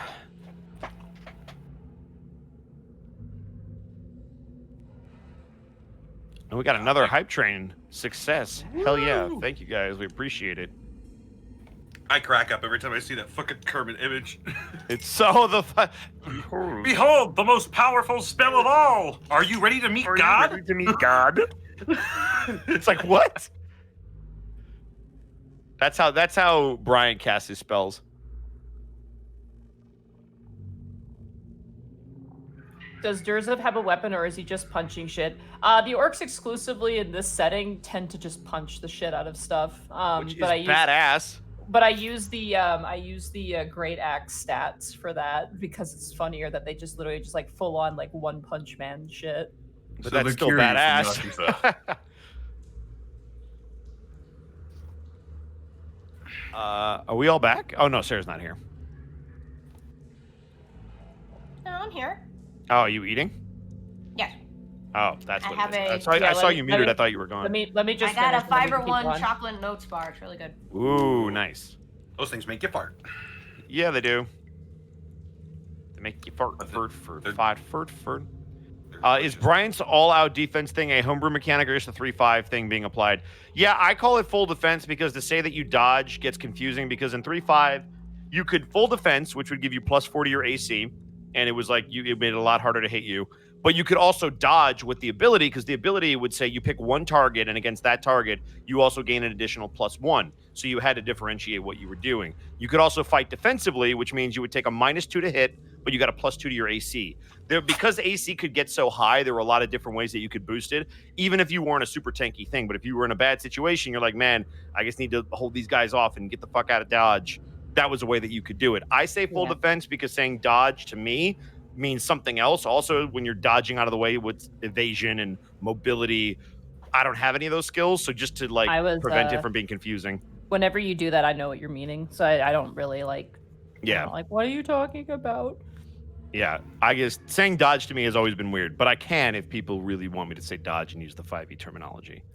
I do know it. It's just a personal choice. Are we good to keep going? Yeah, I'm good. I believe so. So, as you guys kind of dust yourselves off after that fight, Tannis, from where you are, you currently see like wall-to-wall cages of a lot of animals that are crammed into this space. They're not like it's not ideal, obviously. This place is pitch dark, but they appear to have food and water and have like relative like basic care being managed. Do the cages look new? The cages have the same sort of nature to them as the front gate. Okay, so these cages have been here for a while. Did you want to examine closer? Because I could give you more details. Yeah. Does it look like any of these animals are like hostile or so scared they'll try to attack me if I approach? They definitely some seem a lot more feral than others. There Actually, are real quick. Above game. What stirs up hit points at? He's banged up, but he seems okay. Might want to think about healing him. I'm sure he'll be fine. I'm sure he'll be fine. I'd rather save the heals. I'm fine. Don't worry about me. I'm resilient. And he kind of nods. He wipes his face, but then he forgets he has blood all over one of his fists. He goes, "Oh, son of a bitch." Jerzeb has the resiliency feat. Got it. Since it doesn't cost me anything, I'll prestidigitation clean him again. I like how you're like constantly making him clean. He literally like waddles up to you. It's just like, "Hey, you mind? You just already do it." He goes, "Beats dry clean. Thank you so much." Ugh. It's gonna be a running habit with us. I hope not, and I will try my best. But it is nasty down here. It's like a mother cleaning up her child when they get dirty. Just Wiping that smudge off their cheek. I gotta spit into the rag. Puke, puke. There we go. God. I'm gonna Stop. approach one of the more calm-looking animals and just give it a once-over. There is a Saint Bernard in a wire crate. Oh, puppy. And it's kind of like its head kind of rises up as you kind of approach it. Above that is a German Shepherd that is just like snapping towards you. Like when you get too close, it snaps and then backs away in the cage. Hey, buddy. It just kind of blinks slowly and looks at you. Could I just give it a quick check to see if anything is off or like wrong with it? Okay, roll animal handling. Animal handling. Haven't had that one. Not too bad. 15. Okay, you pet it. Looking at the dogs, there is a golden retriever, a German Shepherd, a Rottweiler German Shepherd cross, a Saint Bernard that you're currently petting, and a Border Collie cross. All these dogs appear to be strays. There's no identification on them. There's no sign of them having any sort of identification. And they seem relatively untouched. Seems like they're pretty good taken care of. There's also a Chihuahua in a crate, and a Beagle, and a really yappy Pomeranian as well. Oh, they're the most ferocious out of all of these. They're fucking. I'll just list off what you see here. You see 2 goats. Yeah, there's 2 goats in this space. They're like put together. 2 goats, 6 tortoises, and shoe boxes that you find. Oh, turtles. There are just big like dog crates filled with cats. There's 12 cats total. 2 raccoons. You go through like one, like you find like a metal like bin with like a wire top, and it is just filled with rats. Like there are so many rats that it's like there are baby rats, adult rats, and they're just all like vying for space in this place. Aw, poor sweet Rats babies. for days. There is 3 possums that you find. And as you get kind of to the corner of the room, something moves and you think it's a crocodile. You're like, oh, you kind of back away thinking it's a crocodile. It is actually a basilisk with its eyes gouged out. Fuck! Oh, God. I was like, if it's got eyes, you're done. Goodbye. Guys? There's more. I'm not done yet. Oh, goody. He's just gonna say that. In There the is meantime, then. there is a black mamba snake in a mesh bag. Hey, Kobe. Wait, how would you know it's a black mamba snake if it's in a bag? It's labeled as such. It has a writing on it on the outside. Black mamba bag. There is a young anaconda that is also in a bag stacked on top of it. Yeah, but I don't want none. There is a kind of a cheap like budgie bird cage, and inside sitting with almost like an eye mask over its face is a rooster. But as you get closer to it, that is not a rooster. That is a cockatrice currently sitting, unknowing as to what's going on in this cage. Cockatrice is a magical beast in this sense, right? Yep. It is a good thing it has that blindfold on, or otherwise that's Also like a Tony situation. Yep. Also Question, like a Monty, basilisk. is there one Mamba, or is that Mamba number 5? It's one Mamba. Shut Okay, up. it's only one. Got it. Oh God! One. Yeah, if you didn't The do it, last I would've. creature you see that is in a dog-sized cage, like probably the biggest one possible, is a giant cockroach, about the same size as a human being, with these long What the antennae. Why? What are they doing down The here? meek shall inherit the earth. God. I would say Terraform roll. Mars. Anyone who wants to roll an Arcana check, because this is kind of a rarer creature to see. Okay. I'm assuming all of you guys are in this room, by the way. Yes, I guess I haven't moved the token. Yep. Sorry. Before No that, worries. I'm curious. This little 19. Mhm. 10. Monty, that little nook off to the right of this room, is that a hallway too? That is the hallway. It leads ahead. Yeah. Well, I guess I better 15 not go for by me. myself. So. Okay. Oh, Arcana, right? 19. Yeah, Arcana. 11. 11. Brian and Tannis, this is a rust monster. Oh no! Wait, what's A its what? cage made of? Its cage, as you get closer, is actually plastic. It's actually one of those Aha. like thick plastic kind of cages. And it kind of looks to you and kind of like clicks a little bit, and it's just kind of in the corner. The light seems to be freaking it out, but it's just staying on its own. As you guys kind of move forward, you hear a "Oh my god!" right back in Tannis's voice. I'm sorry. What? I'm sorry, what? No, that was above game. It can't copy me above game. What is repeating us?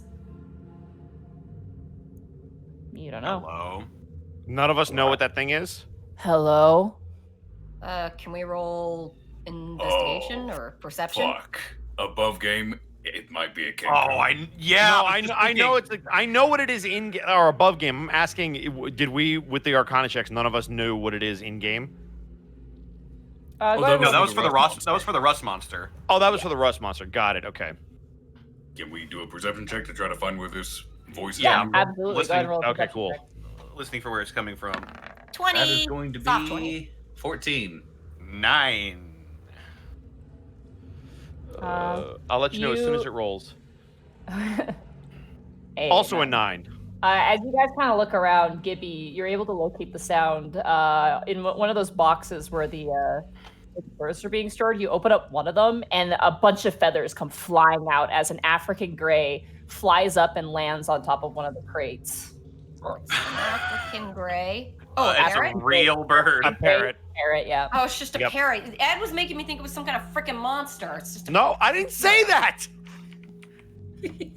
All I said is above game. I know what it is. I didn't know it was an African Fucking gray, but I assumed it was a Christ. parrot.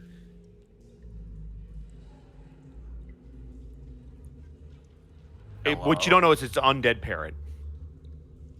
Oh, okay. I mean, Kel still has detect good and evil on. Do I detect anything? This I have parrot, if he has detect that on, I still have detect magic on. Yeah, we haven't been down here that long. This parrot is undead, yes. Are any of these other animals undead? Nope. Just this one. This Oh. parrot is no more. It is ceased to be. Really? This parrot is no more. Wait, hang on. How is it's right? Oh no! Wait, they have the. You don't It's think like she'd the like frog. put it in? Oh, same as the the frog. You don't think put it, parrot. I'm about to kill this motherfucker again. It turns and speaks to you. Stupid girl, stop making noise. Yep, that's what I was worried about.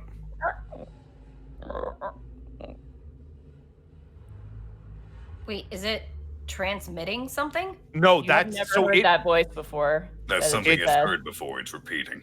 So this So is just remember how somebody Oh, had just the a bird. girl? okay. So this is just a bird. It is not a kenku. Well, it is a it's bird. an It's an It is undead just bird. a bird. It is an undead parrot currently sitting on top and talking to you. Yes. Think about Brian's like gonna wait parrot to from see if it Dexter's says anything Lab. else. Girl. You watch as its mouth opens and you begin to hear a sound go, "Stop! Let go of me!" And it kind of cuts out into distance. Amelia? Yeah, you can tell the Probably. voice. That's her. Well, Brian knows what he sounds like, or what she sounds like, so that's why. Tannis does too. Yeah. That's her. She was here. Might We need- still be here. I think We need to should keep check going. that other hallway. Still here. Still here.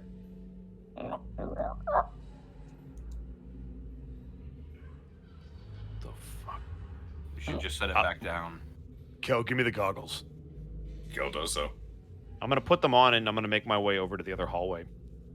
And Kel's gonna follow him. And I'll put them on. Yeah, I don't suppose there's any good idea to be taking any animals with us, so let's all go to the lobby. Once we're done here, if we survive, we can open the door and set them loose. Yeah, we'll probably Is need to. it- We'll probably need to call somebody. Let's not set a We can crap call crap animal loose. control. Let's let the little yeah, let's do that. Yeah, we'll call somebody to help round them up and take care of them or something. I mean, We could- it's an option in case we want to cause some chaos.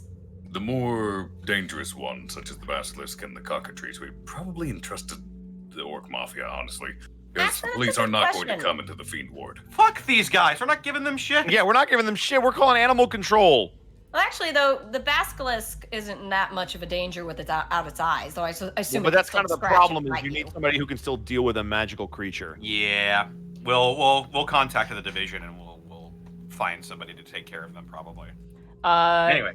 Kel, Yeah, you stupid feel idea. a weight on your shoulder, so like a pair of arms on your shoulder. Soul parrot. Soul parrot.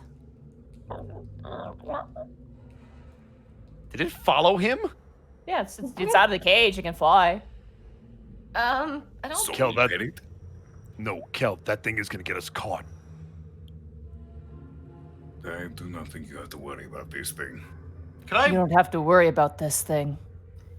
Could I Maybe roll a we can- nature check to see how Wait, that wasn't Kel's creature is? voice.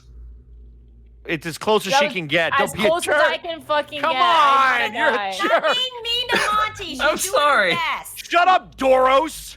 It didn't have Right. the accent. Fuck off. Should I or can I roll some sort of check to see how intelligent this creature is? Sure, yeah, go ahead. I would say roll nature or nature check. Okay. Normal roll. 11. Parrots don't mimic this quickly. Right, it's undead. She probably put a soul into it. Yep. Mm, That's why I said it's like the frog. well, above game, I know that this species of parrot is very smart. It still takes like weeks to months to teach it phrases, especially like months. And this complex and long of sentence structure is like ridiculous. Well, so far it's only been imitating what we say to it, unless. So above game, it might be just a parrot, but since it has a soul inside it, it might be functioning like a kinku. So it might be a good idea to feed it some phrases. Well, we don't know if it's functioning like a kangaroo or just a smart human, but yes, there's something in there, whatever soul was pulled, that's allowing it to mimic that quick. Kanku makes sense because of their ability. I don't know what else is out there that can Well, do that's that. just what I'm likening it to. Yeah. Because an actual human intelligence inside a bird, if it has those sort of limitations, it's going to work with what it has to communicate what it needs to. Exactly. But Anyway. Kel didn't roll that, so Kel doesn't Yeah, none of us know connect that. It's those only dots, Tannis. so. Yeah, Tannis, you're able to put two and two together. This parrot is very smart. This He'll put parrot a- is very smart. Very, a- very, very smart. Okay, let's not get hasty here. Don't get Wait. hasty here. And the watch Wait, as what the do you- parrot flies over in front of you, Tannis, lands on the ground and kind of like stands around. He goes, "Don't get too hasty here. Don't get too hasty here." Kind of mimicking back and forth. There's danger ahead. Danger ahead. Can I like scoop it up and have it like bounce on my finger or something? Yeah, you kind of put down your two fingers and it hops on top of them. Do I detect anything over here, Monty? No. There is nothing I'm detecting. The walls are too thick for you to detect through that space, so. Necromancer. Necromancer. Shut up, you stupid kid. What kind of Is- danger is ahead? Traps? Zombies. Zombies. No. Yes. Zombies, yes. Great, so it can mimic you back and forth, but it can only use words that it's heard before. Wonderful. That's the thing. Wonderful. Is the girl safe? Yes. No. Yes, no, yes, no, yes, no. Not Maybe. sure. The word is maybe. Maybe. The word is maybe. Can you help us find her? Help? Danger ahead. Guys, what are we waiting for? Can we go investigate? Yeah. Brian's gonna move into the room with.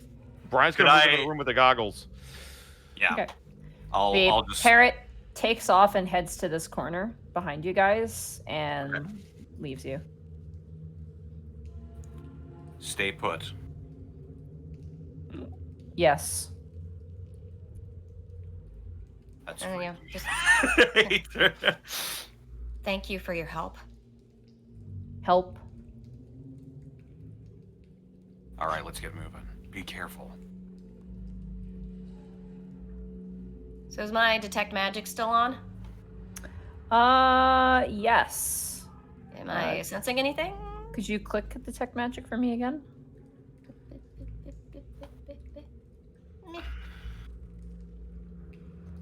Okay. Okay. Excuse me. You don't detect any magic from your position currently, no. Okay. Oh yeah, you got the 1 foot of stone thing like I do. Yep. So Which I'd means have you- to get into that next room to sense anything? Potentially, yes. Or there's nothing in there. Do you want me to, or do the tanks want to go first? Well, what do we see with our night vision and night vision goggles? There is a turn to the right ahead.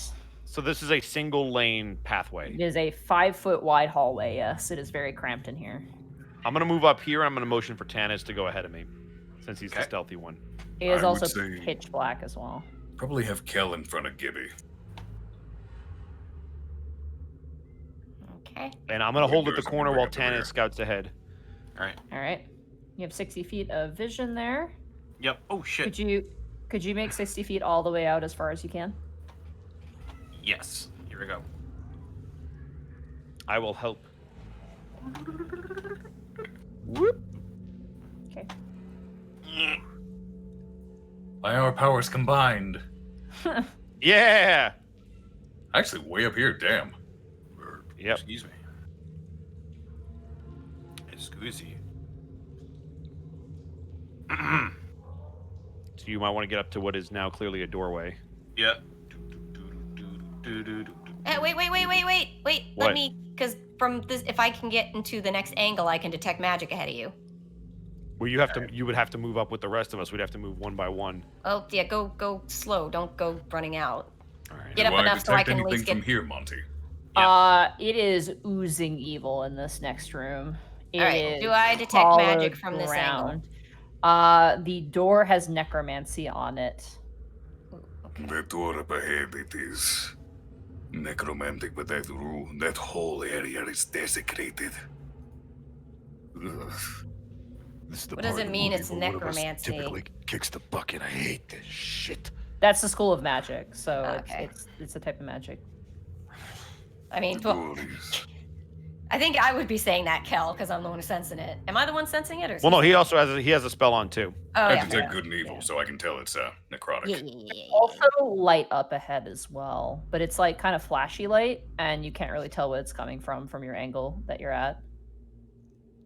Dennis, keep going. I don't want to open that door if it's going to cast a spell on me. Just see if you can see what's past this little entryway. All right. I'll lower my shades and peer on through. Okay. As you peer on through, the room is filled with TVs. Can we see? They are all kind of flashing static or slightly unconnected to whatever sort of service or channel that it's trying to connect to, and they're all kind of flashing and kind of snapping and going white or gray or like just buzzing with the dead noise. And just as you enter the space, you just hear a deafening like that just kind of rolls out of this room. It's TVs wall to wall, or Yeah. oh boy, Like It's the just Matrix? with old TVs. None of them are the same size. It's not like perfectly symmetrical. It's just a bunch of old CRT TVs that are just like stacked up and are all turned on. I'm getting smell- Exorcist and Poltergeist feels from this. yeah, I think fucking Jigsaw is about to pull one on us. Do you want to play a game? Do See, you there's want to another play a door over game? there. Yeah, there's a door to the south, and then there's a door to the immediate east of your position. Are they Okay. both necrotic? The one to the south is not. The one to the east is. Okay, The door dead ahead is definitely necrotic. I'm moving into the room proper, but I'm staying low and I'm on my guard. Okay. Roll a wisdom saving throw for me. That's what I was worried about. Fucking damn it. Where did Kel go? Kel, where did you go? I think I he's moved into behind Brian's Brian. space because I thought he was going to move forward. No, I'm not. I ain't stupid. Assimilated. Yeah. Nice. Oh! Natural 20. As you All right, walk roll into 20. the space, one of the TVs hisses out to you. I'm such a failure of a father. What am I doing? I'm just like my wife. Oh, that's messed up. Vicious Does- mockery. Does everyone hear that? No, just you. Tennis. These TVs are casting spells. I mean, they're doing something. They set off Gibby and Rex's alerts like crazy.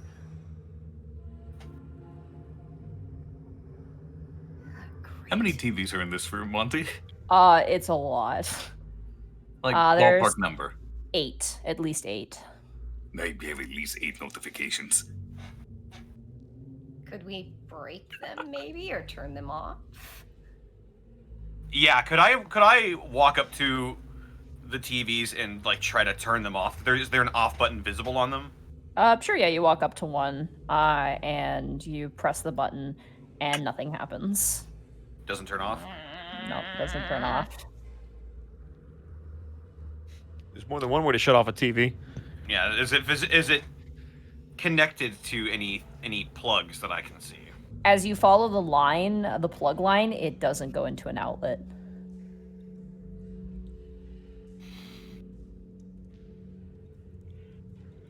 Another voice calls out to you. Make a wisdom saving throw for me.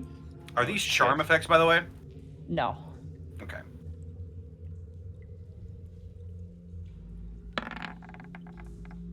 Okay. 14. If I keep being like this, I'm gonna kill somebody. I might have already done so.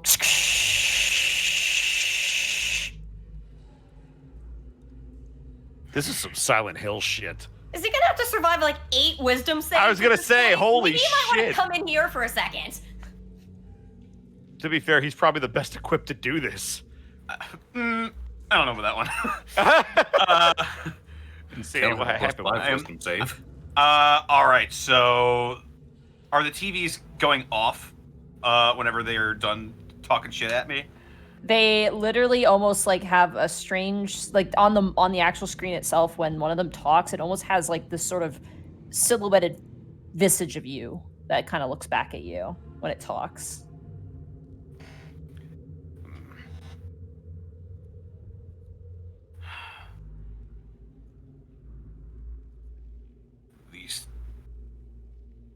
These televisions, they're reading my thoughts and trying to weaponize them against me. Can you shut the TVs off? I can't. Come back here for now. Just smash one of them. Yeah, I'm gonna walk back into the other room and Okay. just get out of.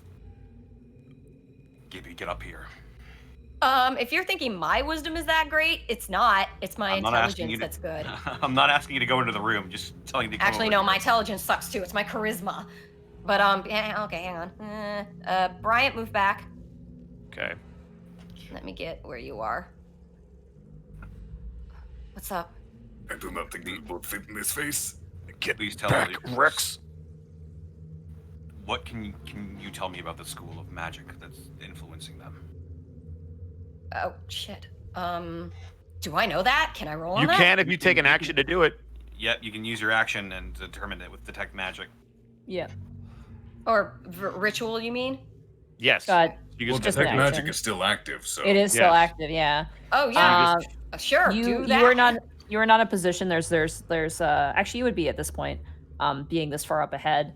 Back there you couldn't because there was so much wall in your way. But being up front here, at the corner end of the rooms, you can detect the TVs.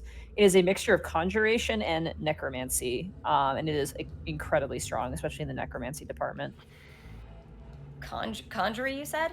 Conjuration Yeah. Conjuration and necromancy. Yep. It's conjuration and necromancy, and the necromancy part is really powerful.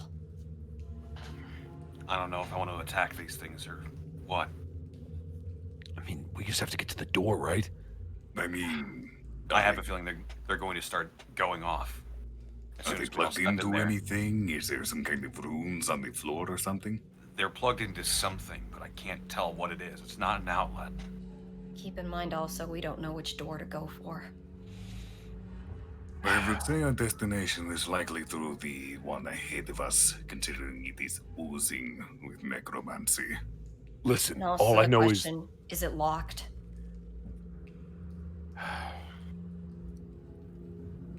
I can't tell.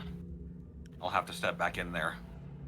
listen, there's a little girl in trouble, and she's on the other side of that door. So let's figure out a plan, or I'm gonna walk down there, I'm gonna rip the damn door off its hinges. We have to be careful, though. We don't know what these TVs do. Well, I'm a perfect guinea pig. Wait, could I... We just established that the door has necromancy on it. Do we know if that's if that's a violent necromancy magic, like a trap kind of thing? Like you touch that door, you get fried? It doesn't tell you that much detail. It just lets you know something's magical or not, unfortunately. Okay, my question is, if I tried Mage Hand on the door to at least see if it will open, is that still gonna get me? You can attempt to, yeah. What's the range on Mage Hand? 30 30 feet. So yeah, you could probably let's see. Yeah, you'd have to step up to where Tannis is, but then yeah. I mean, Tannis isn't being affected from there, so. Yeah, We so could you're trade- safe. we If you could get to where trade Tannis spots. is, you can do it. I could splat myself Switch against spots. the wall and let you go ahead if you want. Swap out. Ah! Not that far. Yep. Not in the room! Not in the room! Yeah. As you go and cast Mage Hand, assuming you are, All right, I'll go for it. you send Mage Hand forward, and then as you're looking with Mage Hand, you realize the door across from you doesn't have a doorknob on it at all. Fudge. There's no sign of any sort of like, what's the word? Like swinging mechanism at all. But you can tell it's a door.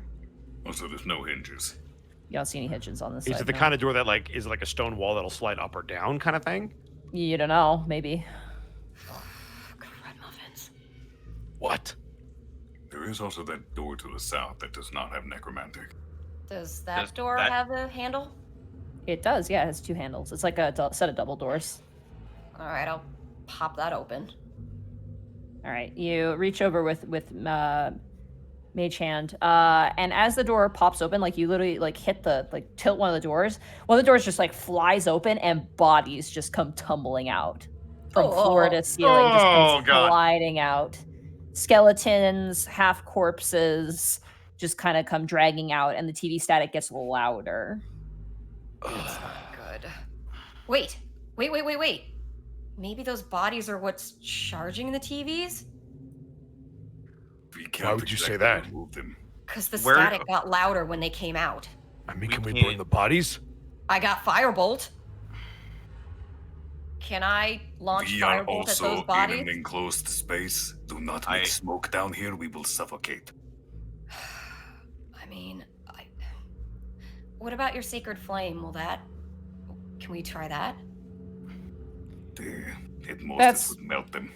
It doesn't really have the ability to like It's just burn radiant things. damage. Yeah, It would melt it them, doesn't. though. It doesn't attack the body. It attacks the soul. Kind Yeah, of. it like a wouldn't sunburn wouldn't for the melt them soul. at all. No. Hang on, wait a minute. I want to check something. Let me see here. I mean, I got prestidigitation. Couldn't I just clear the smoke out of here?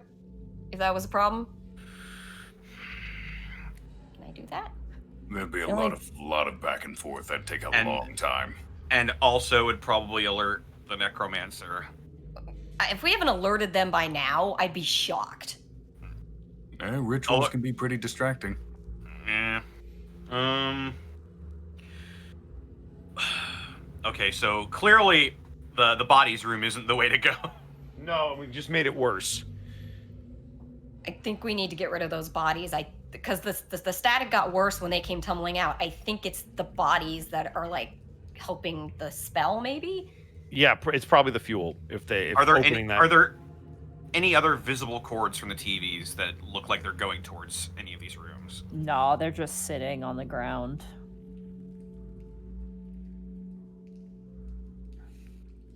Oh, we're gonna have to march in and just start smashing them. I see no other way. Is there a TV? I still think The problem is think about how long it takes to burn a single body. There's a pile of them. Yeah. Like even if you alright. had actual fire and wood and all the things you would do to do like a pyre, it takes realistically. The zombies I fried with Firebolt went up in an instant. Like there That wasn't might have- anything left. But keep in mind, this is a pile of them, and that might have also been more narrative than because burning a body in real life takes a lot of work.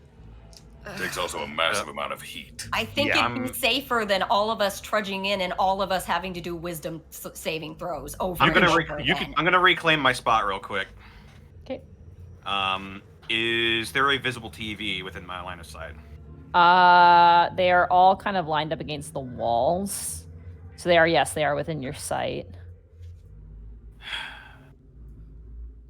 And there's only about 8 of them that they're on. Yeah, there are 8 of them that appear to be that have this magical effect attached to them, at least strongly. Okay. I'm gonna pull out a dart again. Okay. We have no other choice then. I'm gonna dart one of the TVs. Okay, roll to hit. To hit with my dart. That's gonna be 13. Yes. Natural 1. Holy shit. Yep, 19. 19. 19. That hits. Go ahead and roll damage. 5 piercing. Okay, you throw the dart and it smashes the screen of the TV. You watch as electricity sparks. All of a sudden, that conjuration magic flares as you watch as a black static spectral form forms in place and turns towards you, Tannis, and screams. I need everyone to roll initiative for me. Fuck! Hell. Alrighty. 3.1. Makes sense. I'm towards the back. 10.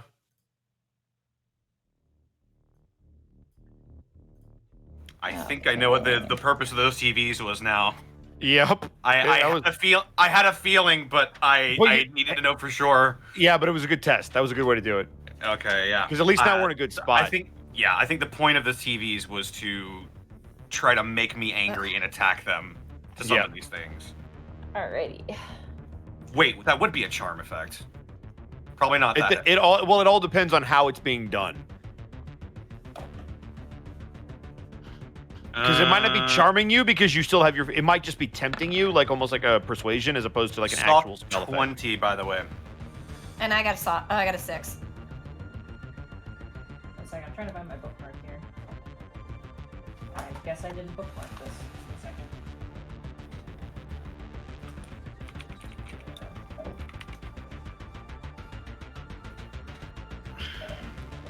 Burp. Alrighty. So, 1 second. Oh, sorry. This is backwards.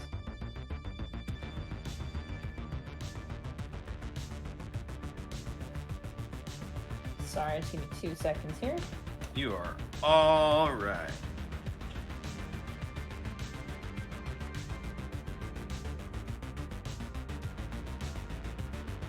Okay. So, everyone roll. Ooh, Bureau Task for 20. And then we have Bryant. We have Gibby, and then poor Kel, the classic cleric, at 3. Yeah. You're 1 week. What are you talking about? He has a better initiative modifier than I do. Ooh. I got 0.1. Yeah. I have a -1, buddy. Still rolled higher. Yeah, I rolled higher, but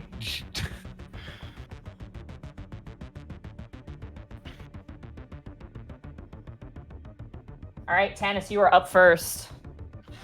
Fuck this guy. I'm. Keep in mind, there are still TVs active. I mean, let him do what he wants to do. He'll be all right. Do it, Tanis. Be you.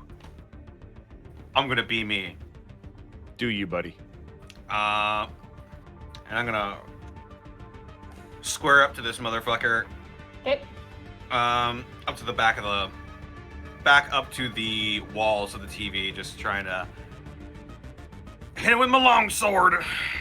Okie dokie. Notably, has anything changed since this thing was summoned? Well, the TV's dead on the ground and smoking. You Okay. killed the TV. How dare you? But nothing else. No, You're directly to the moment deer. you run in, the TV starts staticking and upping their volume again. Okay. That's gonna be a 13 to hit. Almost a natural one again. What's this? Wait, why did it? Oh, but why? Sorry, 1 second. But why? For some reason, I tapped the wrong page. Yes, that does hit. All right. Longsword damage. 13 slashing. 13, not bad. You swing and slice into it. You watch as like wisps of shadow disappear heading up to the ceiling as it kind of rears back towards you.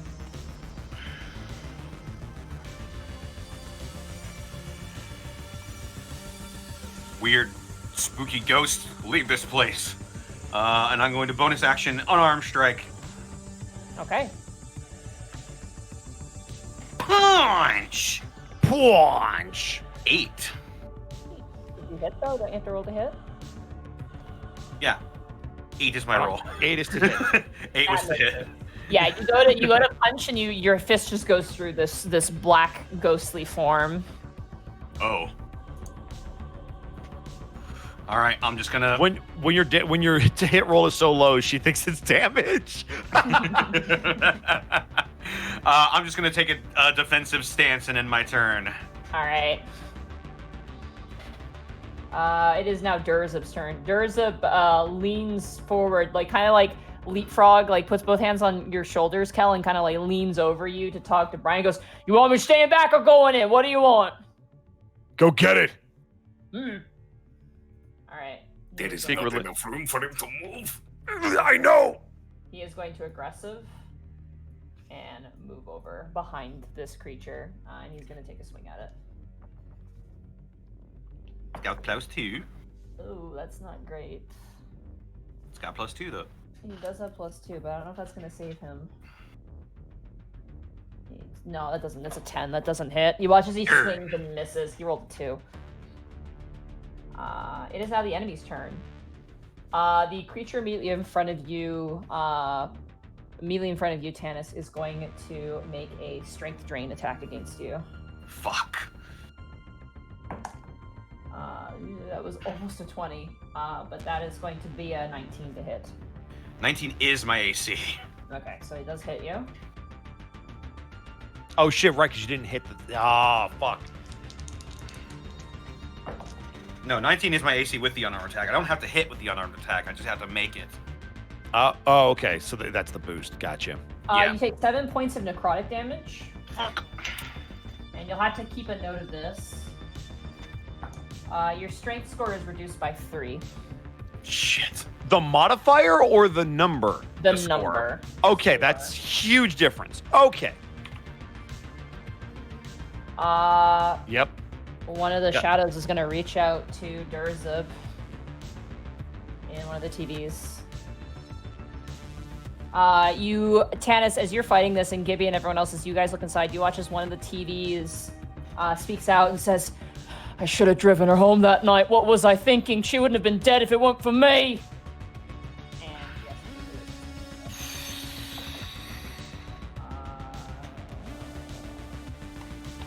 yes, +0. Yeah, so he's going to take damage. Oh, they're vicious mocking us. Yep. Zurzub takes 3 points of psychic damage. Yep. Where's this health pool I had in the last fight? Sorry, 1 second. He takes 4 points of psychic damage. You watch as he kind of grips his head and snarls at that. Then you hear a noise coming from the pile of dead bodies. Oh no. Shuffling out. How much speed does this have? 30 feet. 5, 10, Great. 15, 20, 25. Oh! You watch as a more muscular, less zombie-like undead creature comes, like, squeezing out from under the bodies, covered in blood, and kind of spits out part of a decomposing corpse. Anyone who wants to can make an identification check on their turn if they want to, but this creature is going to use its claw attack against Durza because he's going to immediate target. No, I think I know what that is. I do know what it is. I have a feeling I know what it is. Above I don't game, like which it. doesn't fucking help me. 22 hits. This is why I sent the meaty guy in. He takes 7 points of damage. And he has to make a Constitution saving throw.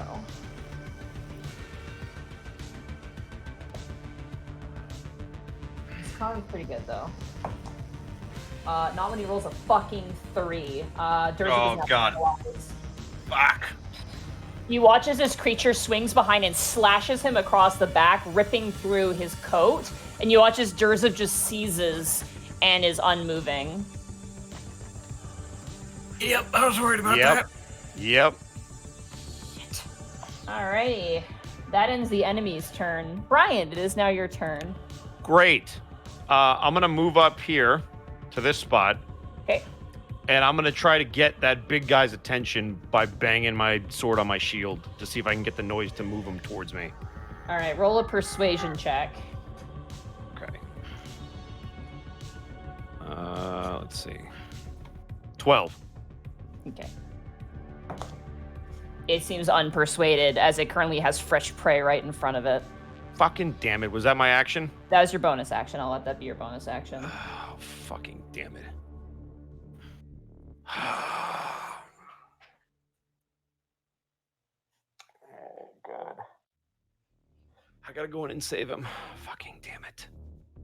Gibby, don't move out of this hallway. Kel, keep her safe. Someone needs to heal Durzub. I'm gonna go All here. right, I'm you gonna rushed hit the in, motherfucker. Brian. Here goes nothing. 10? 10 does not hit, unfortunately. Great. You All right. swing and you slash the creature, but it kind of like brushes off the wound, like it kind of twists its body in a way that you just kind of get like a light cut on its shoulder blade as it turns around and screeches at you. All right, well, that'll be my turn. All right, Gibby, it is now your turn. I was gonna be conservative, but fuck that shit. Twin spell Chaos Bolt, Twin spell Chaos Bolt. All right. which will be 1 slot to that and 2 sorcery points, which is Okay. fine. I'm holding on to my sorcery points for one other surge. All right.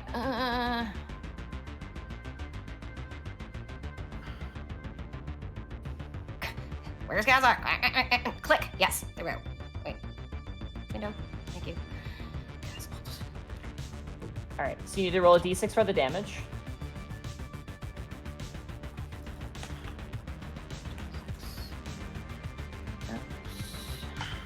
be fire. 3 fire. All right. And Should've that done one. Firebolt then. Damn it. That one's heading for which target? Oh, I did twin spells, so it's gonna aim for both.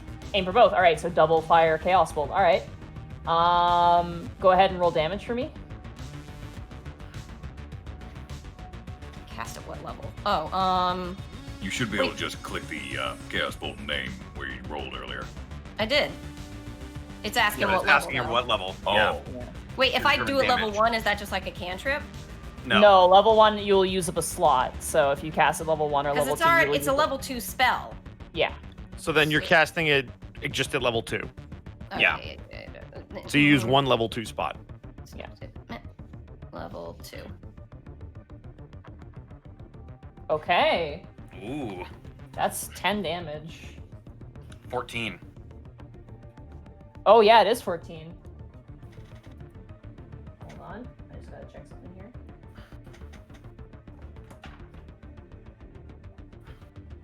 That's gonna be That's gonna be 7. You watch as the flame strikes the shadow, but it seems to kind of phase through it slightly. Excuse me.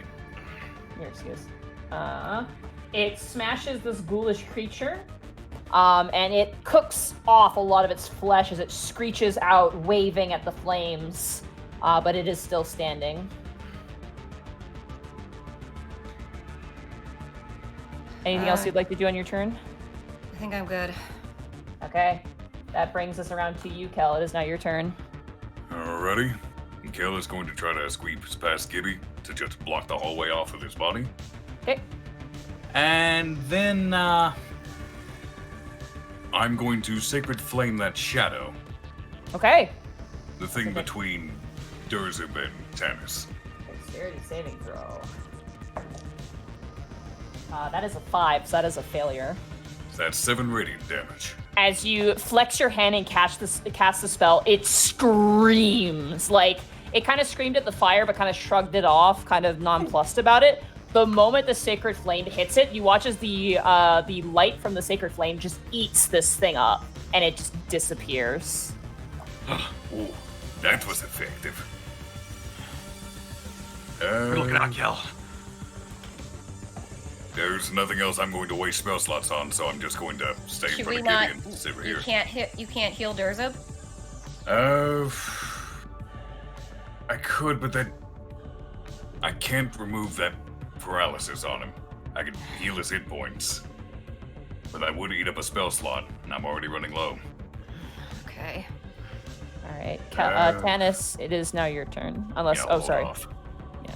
I'll hold. I can bring him back if he falls unconscious. It's fine. I'll just look at Durzub. I don't know what's happening. I did see that thing crawl out. I'm gonna try and dispatch this thing as quickly as possible. Long sword at it. All right. No bonuses because you're not flanking. That door is open. That's fair enough. Yeah. Go ahead and roll the hit. Yeah, 19 That hits. Go ahead and roll damage. damage. It's gonna be 6 slashing.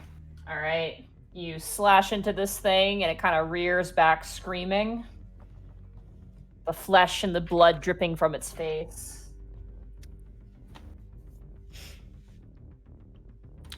Bonus action, unarmed strike. Okay. And 23. That hits. Go ahead and roll damage.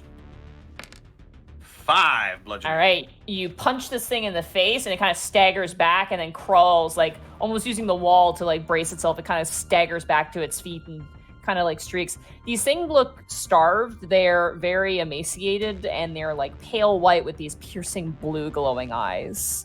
As this thing kind of rears up with these long, like almost elongated fingers with extra joints in them and long talons at the end. It is now. That ends your turn? Yes. All right. Durzub is going to repeat the saving throw. Okay, he's gone. He's out. You watch as he shakes off the paralysis. But that takes his turn to do that. You okay?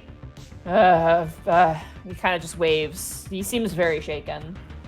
It is now the enemy's turn. the ghoulish creature has got a lot to pick from. It's going to go for you, Tanis. Okay. It sees that you're weakened. That is definitely going to hit. That's a 21 to hit you. Yeah, that hits. Ow.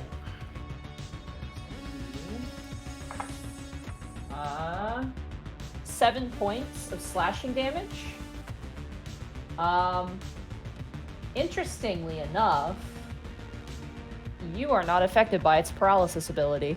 Hey! It like slashes through you, and you like kind of like wince, and you take the blow, and you kind of are just standing there, and the creature just goes, looks at its talons, and looks towards you, confused. I'll just push my sunglasses back up onto my eyes, and then a small anime shimmer will go over them. Brian, I need you to roll a wisdom saving throw for me. Okay. We'll roll. Nat 20. Nice, natural 20. As you're standing there fighting, you watch as one of the TVs, like right next to you, just flicks on, and you hear your own voice say back to you, going, "Why could I have just been born normal? Why do I have to have this fucking freakish ability? Why can't anything just be normal?" But Oh, shut the fuck up! Change the channel!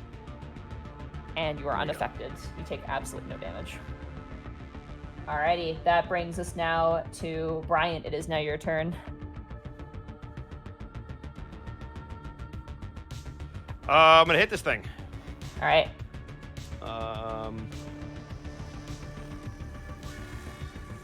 12. 12 just hits. Woo! I'll take it. 8. How do you want to kill this thing? I want to take its damn head off. All right, you swing and you take the head off, and you watch it's like a sputtering, almost fountain of black Icarus blood just spits out of the neck as the entire body slumps to the ground, dead. I'm gonna kick the body over for effect. Yeah, you do. Kind of shove the body over. Tanis, are you all right? I'm fine. His What about skin you, is like Drizzt? pale and blackened a little bit. Tanis looks at Gibby, looks at the TVs, and he's gonna run. Like, are they just like in the wall, sitting in the walls, or are they? There's like, piles of them. I unfortunately, because I had to make a simple map because I didn't have the time to make a really complex one. For the sake of this, they're just occupying random spaces within the room. So. Fair enough. I am going to go to each and every one of them and turn them away from us. Okay. You are gonna have to make an athletics check because these are like big CRT TVs. These aren't like flat screens. These are like big boys. And I just got my strength sapped. Okay, athletics check. I'm going to try and turn them away. And he's just gonna say, "Turn these around. I've seen that spell before. Gibby uses it." All right. You watch as Jersip goes to try and flip around the TVs. Brian's gonna pick one too and do the same thing. Hey, Monty. Hi. Could I do a medicine check on Durzib from here to see kind of how rough off he is? Yeah, sure, absolutely. Go ahead and make a medicine check. As Durzub turns around the TV. 11. That's going to target Durzub again. Durzub has to make a wisdom saving throw. As you guys are turning around the TVs, you watch as one of them turns on, and you hear the sound of rain, the sound of traffic, and then the sound of a car accident, like a crash. Oh, fuck. And he's going to take damage from that. He takes 4 points of psychic damage. What is he at this point? He's been taking a beating. He is at the exact same amount as your medicine check. He's at 11 hit points. Okay, Kel's going to use Healing Word at 2nd level. As he's turning around the TVs, he just turns and goes, "Fuck, it's not working. Let's get out of this room." So that is 8 plus 4. He gains back 12 hit points. All right. He gains, 12 hit points back? Yep. Wow. At this point, Brian's just gonna go for the door, the other door. All right. Oh God. Durzib actually just runs out of the room. He can't handle it. He left. As you run to the door, there is a circle indent in the door And as you kind of reach it, you just see like this just big circle kind of like recess within the door, but you don't see anything else. It's big. It's about the size of like slightly bigger than a dinner plate. Can I and use it to pull or push? No, there's no hook to it. It's like smooth. Like it's kind of like dips in like smoothly, and then so something that needs to be set in there. I have a thought. Yes. First and foremost, I'm going to say to Durza really low, we're not doing any more of this dangerous shit, okay? If you need to be healed, you will be healed immediately. Do you understand me? He just Do you understand me? I understand. I get it. I get it. I get it. I'm going to go really quick, and I want to go back to that parrot. Okay. I'm going back to the parrot. All right. Is he still there? Yeah, the parrot's currently like preening itself and sitting in the corner. And as you kind of turn around the corner, it flies towards you. Like the sudden sight of it, just like you're like, oh, but it just like lands on your shoulder. And you're like, oh my god. Hey, listen, have you been inside that room that we were just in? Been inside that room we've been in? Okay. The door without the door handle. How do we get into that? Is there something we need to put in there? You watch as the bird kind of thinks a little bit.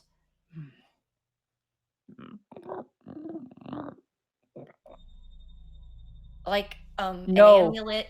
No? No, you hear Kel's voice. No. And then you hear your voice. Door handle. Door handle. It is a door handle?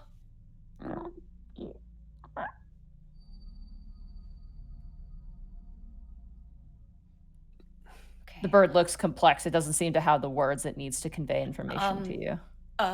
Magic door handle. Magic, magic, magic, magic.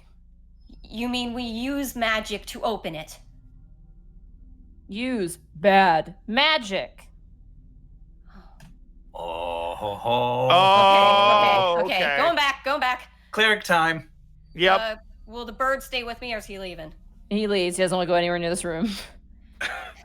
Guys, I talked to the bird. He said, use bad magic on the door. The door handle is magic. While you were doing that, though, there are still people within this room. Notably, Kel Cass would have runs moved into this the room by this point. into the room with bodies, and he is pulling out his phone, pulling out his headphones, and putting them in his ears. Okay. And putting on music. Bryant, you are still Yep. standing there in front of the door, so you're gonna have to make a wisdom saving throw for me. Okay. By this point, Kel would have moved in as well because he's trying to keep an eye on these two. 11. That is a failure, unfortunately. As you're messing with the door, you hear the sound of fighting. And you hear the sound of a roaring of a crowd and the sound of a bell ringing. And Damn it. the sound of flesh on flesh. You take 1 point of psychic damage All right. from one of the TVs. What do you... Kel, can you cast something on the door? What do you need me to cast? She said bad magic. The Try door is necromancy. The door's necromancy, right? Try that. Well, that's touch a living creature, so that's not going to work. Does the door count as a creature, Monty? Because that's going to be the impetus for all this. Can Door make a wisdom saving throw? You can. I'll say you can cast a spell on it. You can attempt to cast it within its vicinity. Okay, because the only two real necromantic things I have, because I'm not wasting inflict wounds on that thing. I have Spare the Dying and Toll the Dead. But they both require a living creature. Toll the Dead Toll would the be Dead doesn't require appropriate living. because Toll the Dead, you could technically cast it on the door. Yeah, you just have to doorbell. cast Get on. it? Yeah. That'd be funny. All if it right. worked. Kel will ring the doorbell. Okay. Ding dong. Roll a perception check for me, Brian, as this is done. Okay. I did, if it'll show up. 7. Okay. That's actually, you need above a 5, so good job. Because you're right in front of the door, and you'd have to be like not paying attention to it. Yeah. As Kel casts Toll the Dead, you see a symbol appear in that recess. And it appears to be that same symbol you found in Amelia's desk, that note you found. And for a second, as the bell tolls, it appears and then fades away. The door does not open, but you do see that. Did anything happen? Cal, it's the symbol from Amelia's book. With the Oh, I ritual should circle? still have that, right? I had that in my hand. You do have that still, yeah. I'm like, wait, guys, I have it. I'll ball it up and I will toss it into the room at them. Kel, as this is happening, I need you to roll another wisdom saving throw for me. Oh, all right. That is going to be an 11. 11. That is a failure. You hear as one of the TVs comes in and goes, "Aren't you tired of being nice all the time? Don't you want to go ape shit?" Wait a minute. Hey, wait a second. And you take 4 points of psychic damage. I want to imagine he took that damage because His mother was like, wait a "Quit being minute, why? That was Kel's mom basically saying, "Quit being a bitch." Tannis will walk back into the room. All right. Blaring music in his earphones. Cover your ears. I don't think it'll work if you can't hear it. Do you need healing? He just nods. Cal, you have the symbol that Gibby just tossed you. Yep. It was like a ritual circle, wasn't it? It is a ritual circle, Oh, yes. wait a it's really second. big. Actually, I mean, I don't know if this matters. Actually, no, it probably does because it needs to be necromantic magic. But I was going to say I could draw it because I have participation, but he has a necromantic magic, so whatever. Shut up. All right, I'm going to use healing words at 2nd level on Tannis because I'm running low on slots. Do you want to go cure wounds? Because that would, if you have cure wounds prepared, that will heal more. It will heal more, but it would only leave me with a single level 1 slot left. Okay. I have more level 2s, and there's only one useful level 2 spell I have. You can cast cure wounds at 2nd level. Fair enough. I will cast Cure Wounds at 2nd level then. Yeah, you just Thank you, kind DM. you have Thank you have a higher amount of healing possibility. Yeah, there you go. That's Yeah. 8 plus 7 plus 4. That is 12 plus... That's 19 hit points back. Yeah. Great. Cure No wounds. longer in the single digits. Woo! And looking at the paper, and with that door, I suppose, I assume we'll need to make that ritual circle in this room. Well, the thing on the door is a circle, right? It's like a space. There's a space, yeah. There's like a I would clear assume space. you need to make the symbol on that space where it lit up. Like a video game when you have to draw the symbol over again. Okay, so... Brian plays video games. Yeah. Is there a lot of blood in this room with that pile of bodies? Oh, that ghoul and that pile of bodies, yeah. There's a Hell lot yeah. of blood. Let's start drawing. I was about to say, like, where would I get some blood without cutting Can ourselves? Kel scoop up a bit of that blood and try Yep. to draw that symbol on the door, the recess? Absolutely.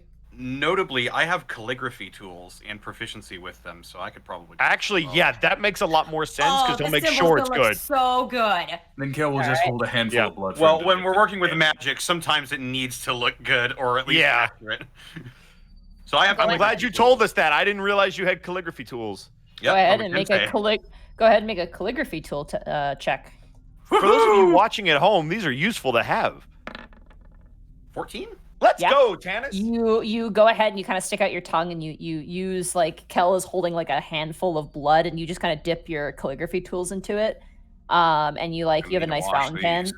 And you go ahead and you draw the symbol that Gibby gave you, and the door slides into the wall, and you watch as all the TVs in the room turn off. Okay, I pull out my headphones. Thank you. Do you think it's safe now? We should be in the Safer? clear. Yeah. Safe? Hell no. I don't hear anything, but... I'm gonna eat. Step into the room. Nothing happens. Oh, fuck. You tease, Monty. Okay. Do you sense anything else? Do Do I I still have sense anything detect else? magic up? In this hallway, you detect no magic, but there is another door. Do I detect any undead desecrated from this point on? Because that should still be active as well. Oh, wait. I do want to do one more thing. I'm going to go back out here real quick. Where's the bird? He's sitting in the corner. I'm just going to yell to him. Thank you. Thank you. Dip, dip, dip, dip, dip, dip. You did. Durzib is strange. What? Strange. How? His eyes are kind of glazed over, and he's like, whatever gusto he had, he's just kind of like really slowing down.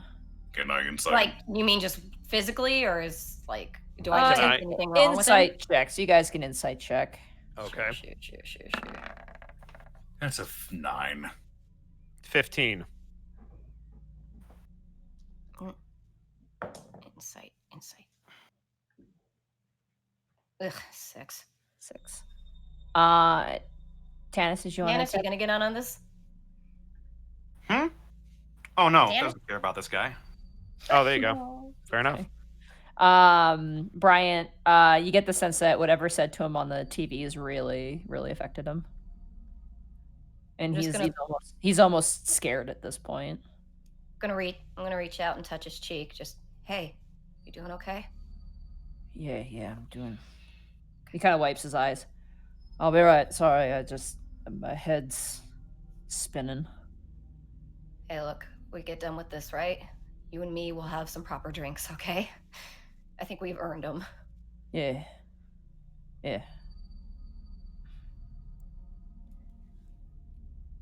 Come on, Mealy's waiting for us. Let's go. Yeah. That door Do I magic. detect any further undead or necrotic? Not from this position, no. And I don't detect anything either? No. At least not in this hallway or past this door. Hey, Gibby. Kel's going to stay right behind Tanis so he can get that detection sooner. As you Good call stand with- there, Oh, wait, Kel, Bryant said something to me. Oh, sorry. I was just gonna say, good call with the parrot. Thanks. I try. Kel, as you get to that spot, you detect undead. Oh shit! How Other many? side of the door, baby. It is chaotic evil. It is worth noting that the zombies were not chaotic evil. This one feels there is undead ahead, but this one feels different. It is not the same as the zombies. It's more It might be the thing Wild. that. It might be the thing that made them. Probably the It's- person in charge. Be ready for Bad boss anything. time. whatever it is. It feels wild. That's the best way I can describe it.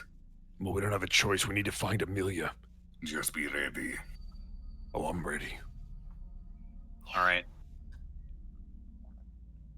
I'm going to be very cautious, and I'm going to open this door, and I'm going to try and do it stealthily if I can. Okay, go ahead and roll a stealth check for me. It Cracking creaks open the like door. nobody's business. Here I go. No. Kick the door open. The door open. I kicked it off. I was like, I'm gonna open it very quietly. You Swing in. Rampart You- City PD! I don't think they heard us. you grab the door and you just the whole thing falls off of the frame and falls forward, bam, onto the ground, I'm just holding onto the handle that came off the door. and you see another one of these boys, and it turns to you and shrieks, and that is where we're getting the session for tonight. Son of a bitch. I just may as well have kicked the door down. The dungeon is big. Bye, Austin. Bye, Austin. Bye, Austin. Shit. Oh man. Ugh. That was a session. Holy shit. The You guys enjoy Durza it? feels are getting me, man. Right? Oh, it hurts. I like how the only ammo you had for Kel was, aren't you tired of being nice? Yeah. Would you want to go Oh, in? Shit. damn it. Let's- I you had wanna stuff. go? I had stuff written down for that actually, just based off of your characters. If I could find it, this was really fun to plan for, by the way. Ed, you know Yeah, what I- I'm with some Ed. Yeah, what's up? This is like the second time I've seen this. It's concerning me.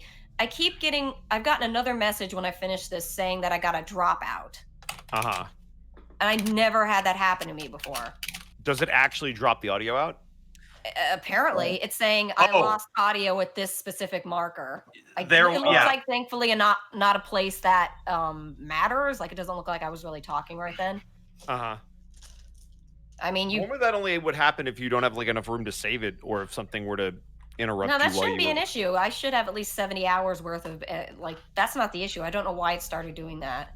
Sometimes it does that to me too. I just, It only only just started though. Like it was like 2 days ago for one of my sessions, and then now, and it's like I've never ever. But it doesn't actually delete any of your audio, right?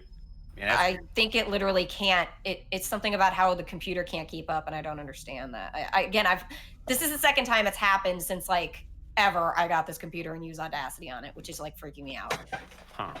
Weird. I could try to take a look at it before the next session. Either way. I mean, again, it looks like where the dropout happened. Hopefully, wasn't a place that I was talking, because Monty and Austin, you may have lost some of my audio. Okay, Well- let Austin know. You'll have to message Austin and let him know. Yeah, he's normally good about that, but he normally Yeah. lets you know if for some reason it's broken. Yeah.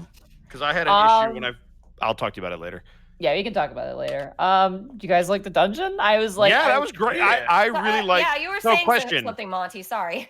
Above game. Can we? Are you allowed to tell us if we were to speculate what we thought each of those things were, or do we have to wait till we're through everything before we can do that? What each of what were? The monsters. Oh, I know what that one in front of us is. Yeah. That's a ghoul. Mhm. I don't know And what then that thing between Tannis and The other Thursday one I was. thought was a shadow, like a shadow assassin. That's what Monty was calling it, a shadow, but Yeah, I don't know it's a what it shadow. actually was. But that's actually I think what it's called. Yeah, Oh, it's a shadow. shadow. Yeah, it's a Yeah. shadow. Whatever it And was, they, it they seemed to are do they radiant are damage. brutal. They They are are. brutal. Try fighting 6 of them at level fucking 2 in Curse of Strahd. Yeah, no, I that. remembered them from fucking Ravenloft. It's just Oh, they're They bad. seem weak to radiant damage. If that They reacts are, to any but of the They are, problem yeah. is if you don't finish them quick, they can wreck your shit. And the problem is if there's a lot of them, it's like soul stealers. They'll just decimate you.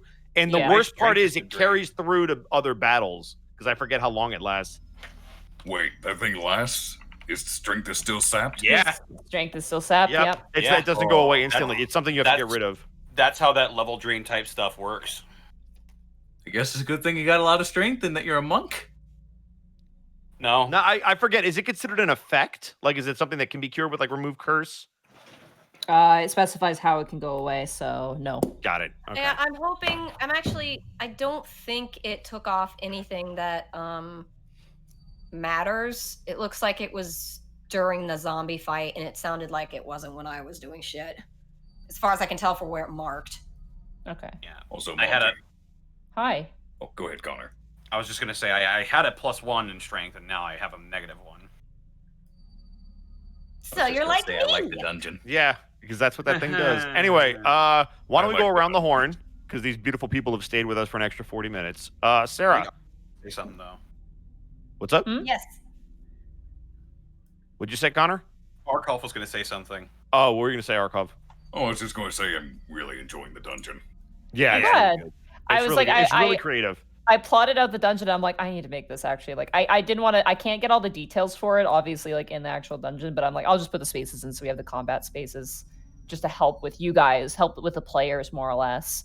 I like that you drew something for this because it really helped us visualize what's going on. If we had done Well, this narratively, it would have been really hard. I used a fancy dancy tool, which I think is Dungeon Tyler. I think is the website that I used. And it's a really, really, really easy way to make maps just like this with very little detail that you can just map out rooms in. Because maps help immensely with this sort of stuff. This was the sort of thing where I I'm saw the glad you broke zombies. your Like rule. I had all the zombies and I'm like, they need a map or else they're all gonna get really confused. I'm like, Dungeon Scroll. Sorry, Dungeon Scroll. Thank you. My bad. There you go. Yeah. Check out Dungeon Scroll. It's completely free. You can literally just draw on their website and then you can download the PDF. And I'm it's so really dumb. I swear, I super. thought it was going to be like, oh, we fought the 5 zombies. Now the bad guy's in the next room, right? Oh. No, this is the whole thing where it's like you have to space out your resources because you know the big bad is coming and you don't know if you have to fight him or not. So it's all about resource management. It's like survival horror. yeah. I I really want to know hate how the many fact spell that I slots used- I have left. I hate the fact I used. I twin think you should spells have 2 left. You should have a Oh my level 1 God. and a level 2. I have 2 level 1s and I have 1 level 2. Okay, so I'm I just mad I miscalculated wasted your chaos. one. That's the Well, spiritual because weapon, and it's that's probably some healing. I could have basically just used Firebolt and got the same result, I suppose. But yeah, you twinned it and that honestly really helped.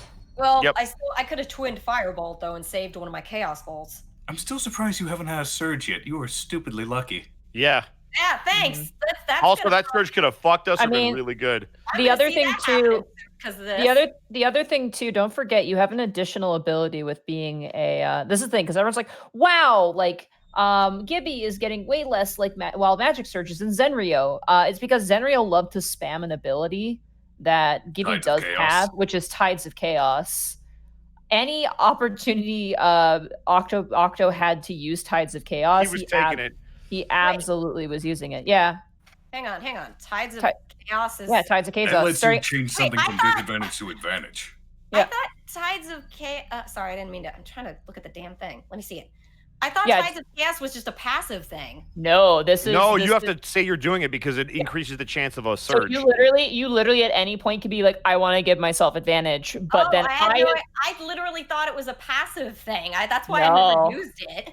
That's why I'm like, oh yeah, I should probably mention this. You can use it once per long rest, right? But at the same time, if you use it, I can also decide whether it's gone or whether it goes off and I wild surge roll. So if you use it, it's gone, like it's a sort of thing you use and it goes away until you have a long rest, or you use it and I as the DM go, okay, you use it, but it triggers your wild magic surge and you still have it. So basically, like, you could use it, like say you're fighting a rat and you're like, I want to use Firebolt, but I want to give myself advantage. I'm going to use Tides of Chaos. I'm like, all right, cool. But then your wild magic's going to go off. So then your wild magic effect goes off. You throw out the Firebolt, but then you still have Tides of Chaos. You can use it again, more or less, if that makes sense. More or less, if you keep it, something happens. If it goes away, nothing happens. But you can give yourself advantage on anything at any time. Attack, ability check, or saving throws. Like, can that even count as like getting a bonus action or something? No, that's a little... I think that's different. That'd be like action surge, which I don't think it can do, right? Now, it should be noted, it doesn't say your role specifically, so you could do it for anyone else, too. You can use it on other people, too. You can literally change the tides of fate, saving someone's ass in a desperate moment. Mm-hmm. Or just making something really funny happen. That's true, too. Oh, God. Anyway, Sarah, tell them where you are. We're going to go around the horn real quick. It's Twitter at Sarah with an H and with an E, Willia. Anything cool come out? Again, I'm still trying to find people. I'm still checking. I am a little swamped this week, so that'll be fun. Arkhov. There'll be something to talk about soon. Twitch.tv/Arkhov. Tomorrow's going to be shenanigans with the Murder Cave. We have no idea what we're doing tomorrow, but we'll figure it out. Aside from that, during the week, it's Final Fantasy 14 typically. I'll go to other MMOs as soon as I stop caring about 14. Might be a while. Gonna be a long while. Because in 2 weeks, it's gonna be a really long while. Anyways, also Halo randomly. I tend to invite the community to play with Halo. Also Bosco. Also, he's not part of the community. He's just a guy. I'm not. I'm just a guy. He's just there. Not part of the Just community, but he's my friend. You ever need a... Hey, Connor. That's me. Find You me on Twitter. you have a Twitch, right? Yeah, it's And a Twitter? twitch.tv/DistortionDevil and twitter.com/DistortionDevil. You can find me streaming on my Twitch Tuesdays, Fridays, Saturdays, and Sundays. Tuesday is RAW Roll Initiative Wrestling, my own D&D themed WWE 2K20 show that uses the chat's D&D characters as wrestlers. Friday is Friday Funhouse, where we just play whatever we feel like with a bunch of my friends, and I imbibe, and it's a hoot and a holler. Saturday we're playing through the entire Yakuza series, starting with Yakuza 0. And Sunday, we're playing with the Harbingers, the people behind Dead House Sonata. And speaking of Dead House Sonata, if you are at all interested in a 6-player action RPG where you play as the dead to fight the living, and is a spiritual successor to the legendary Legacy of Kain series, directed by the original director Dennis Dyack, man who's also behind Eternal Darkness, Sanity's Requiem, definitely give Dead House Sonata a check. Go to the forums, check out the Discord. I'm going to be voice acting in it, and if you click that link, it'll take you to the page where you can buy a Founders Pack to get early access to the first stage. Hot damn. That sounds intense. I'm stoked. That's going to be fun. Good. Oh, yeah. Hey, Monty. Hi. Hit him up with your deets. You can find me at Monty Glue on Twitter, where I post pictures of fat frogs and D&D stuff and Pokemon stuff and all sorts of fun stuff. I'm looking right now at a piece of art where someone drew me with GURPS being the frog from Naruto, and I'm a ninja, and I'm like, it's sucking me back to my middle school days, and I love it, and also feel a great darkness within me. But yeah, you can find me at Twitter at Monty Glue, and you can find me at twitch.tv/Monty Glue. I'm kind of away from streaming until past the 13th of August because I just need a break from streaming for a bit. But I have been doing intermittent streams randomly of Pokemon usually, or other activities that I'm comfortable with streaming, kind of chill. So yeah, definitely check that out. And if you follow me on Twitter, you can experience real fat frog hours where I feed my frog, and I want to try and film my frog tonight because he's bigger. So yeah, I want him to eat a cricket. Memes channel. Very nice. All right. Well, we got a couple of things that were done. Wow. Actually, I take that back. A couple of bit drops at the end. Holy shit. I was like, oh yeah, there's a couple. Never mind. We've got Arch with a bit saying, I mean, yes, but in particular, it doesn't make sense for the other skills. Use other stats aside from those four.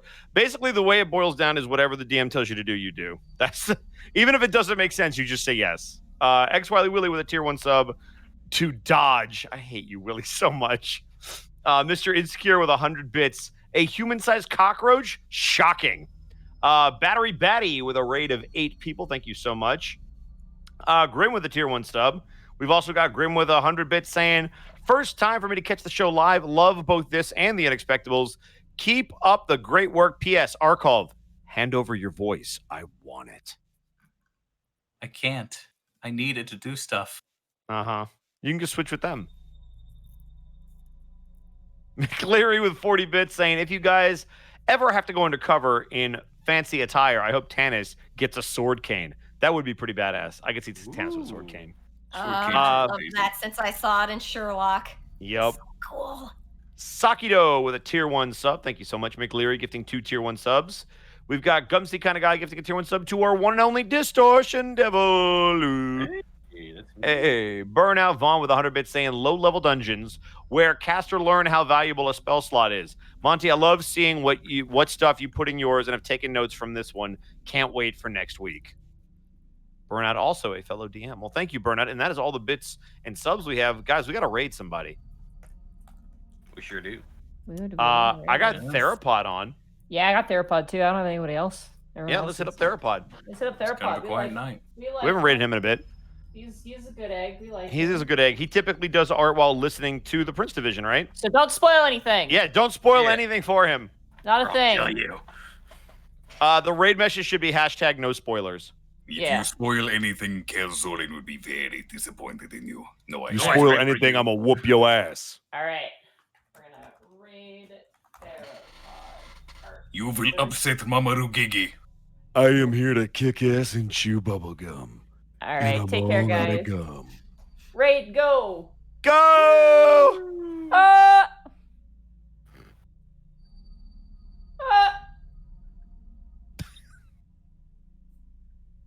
right. I don't know why I yelled. So.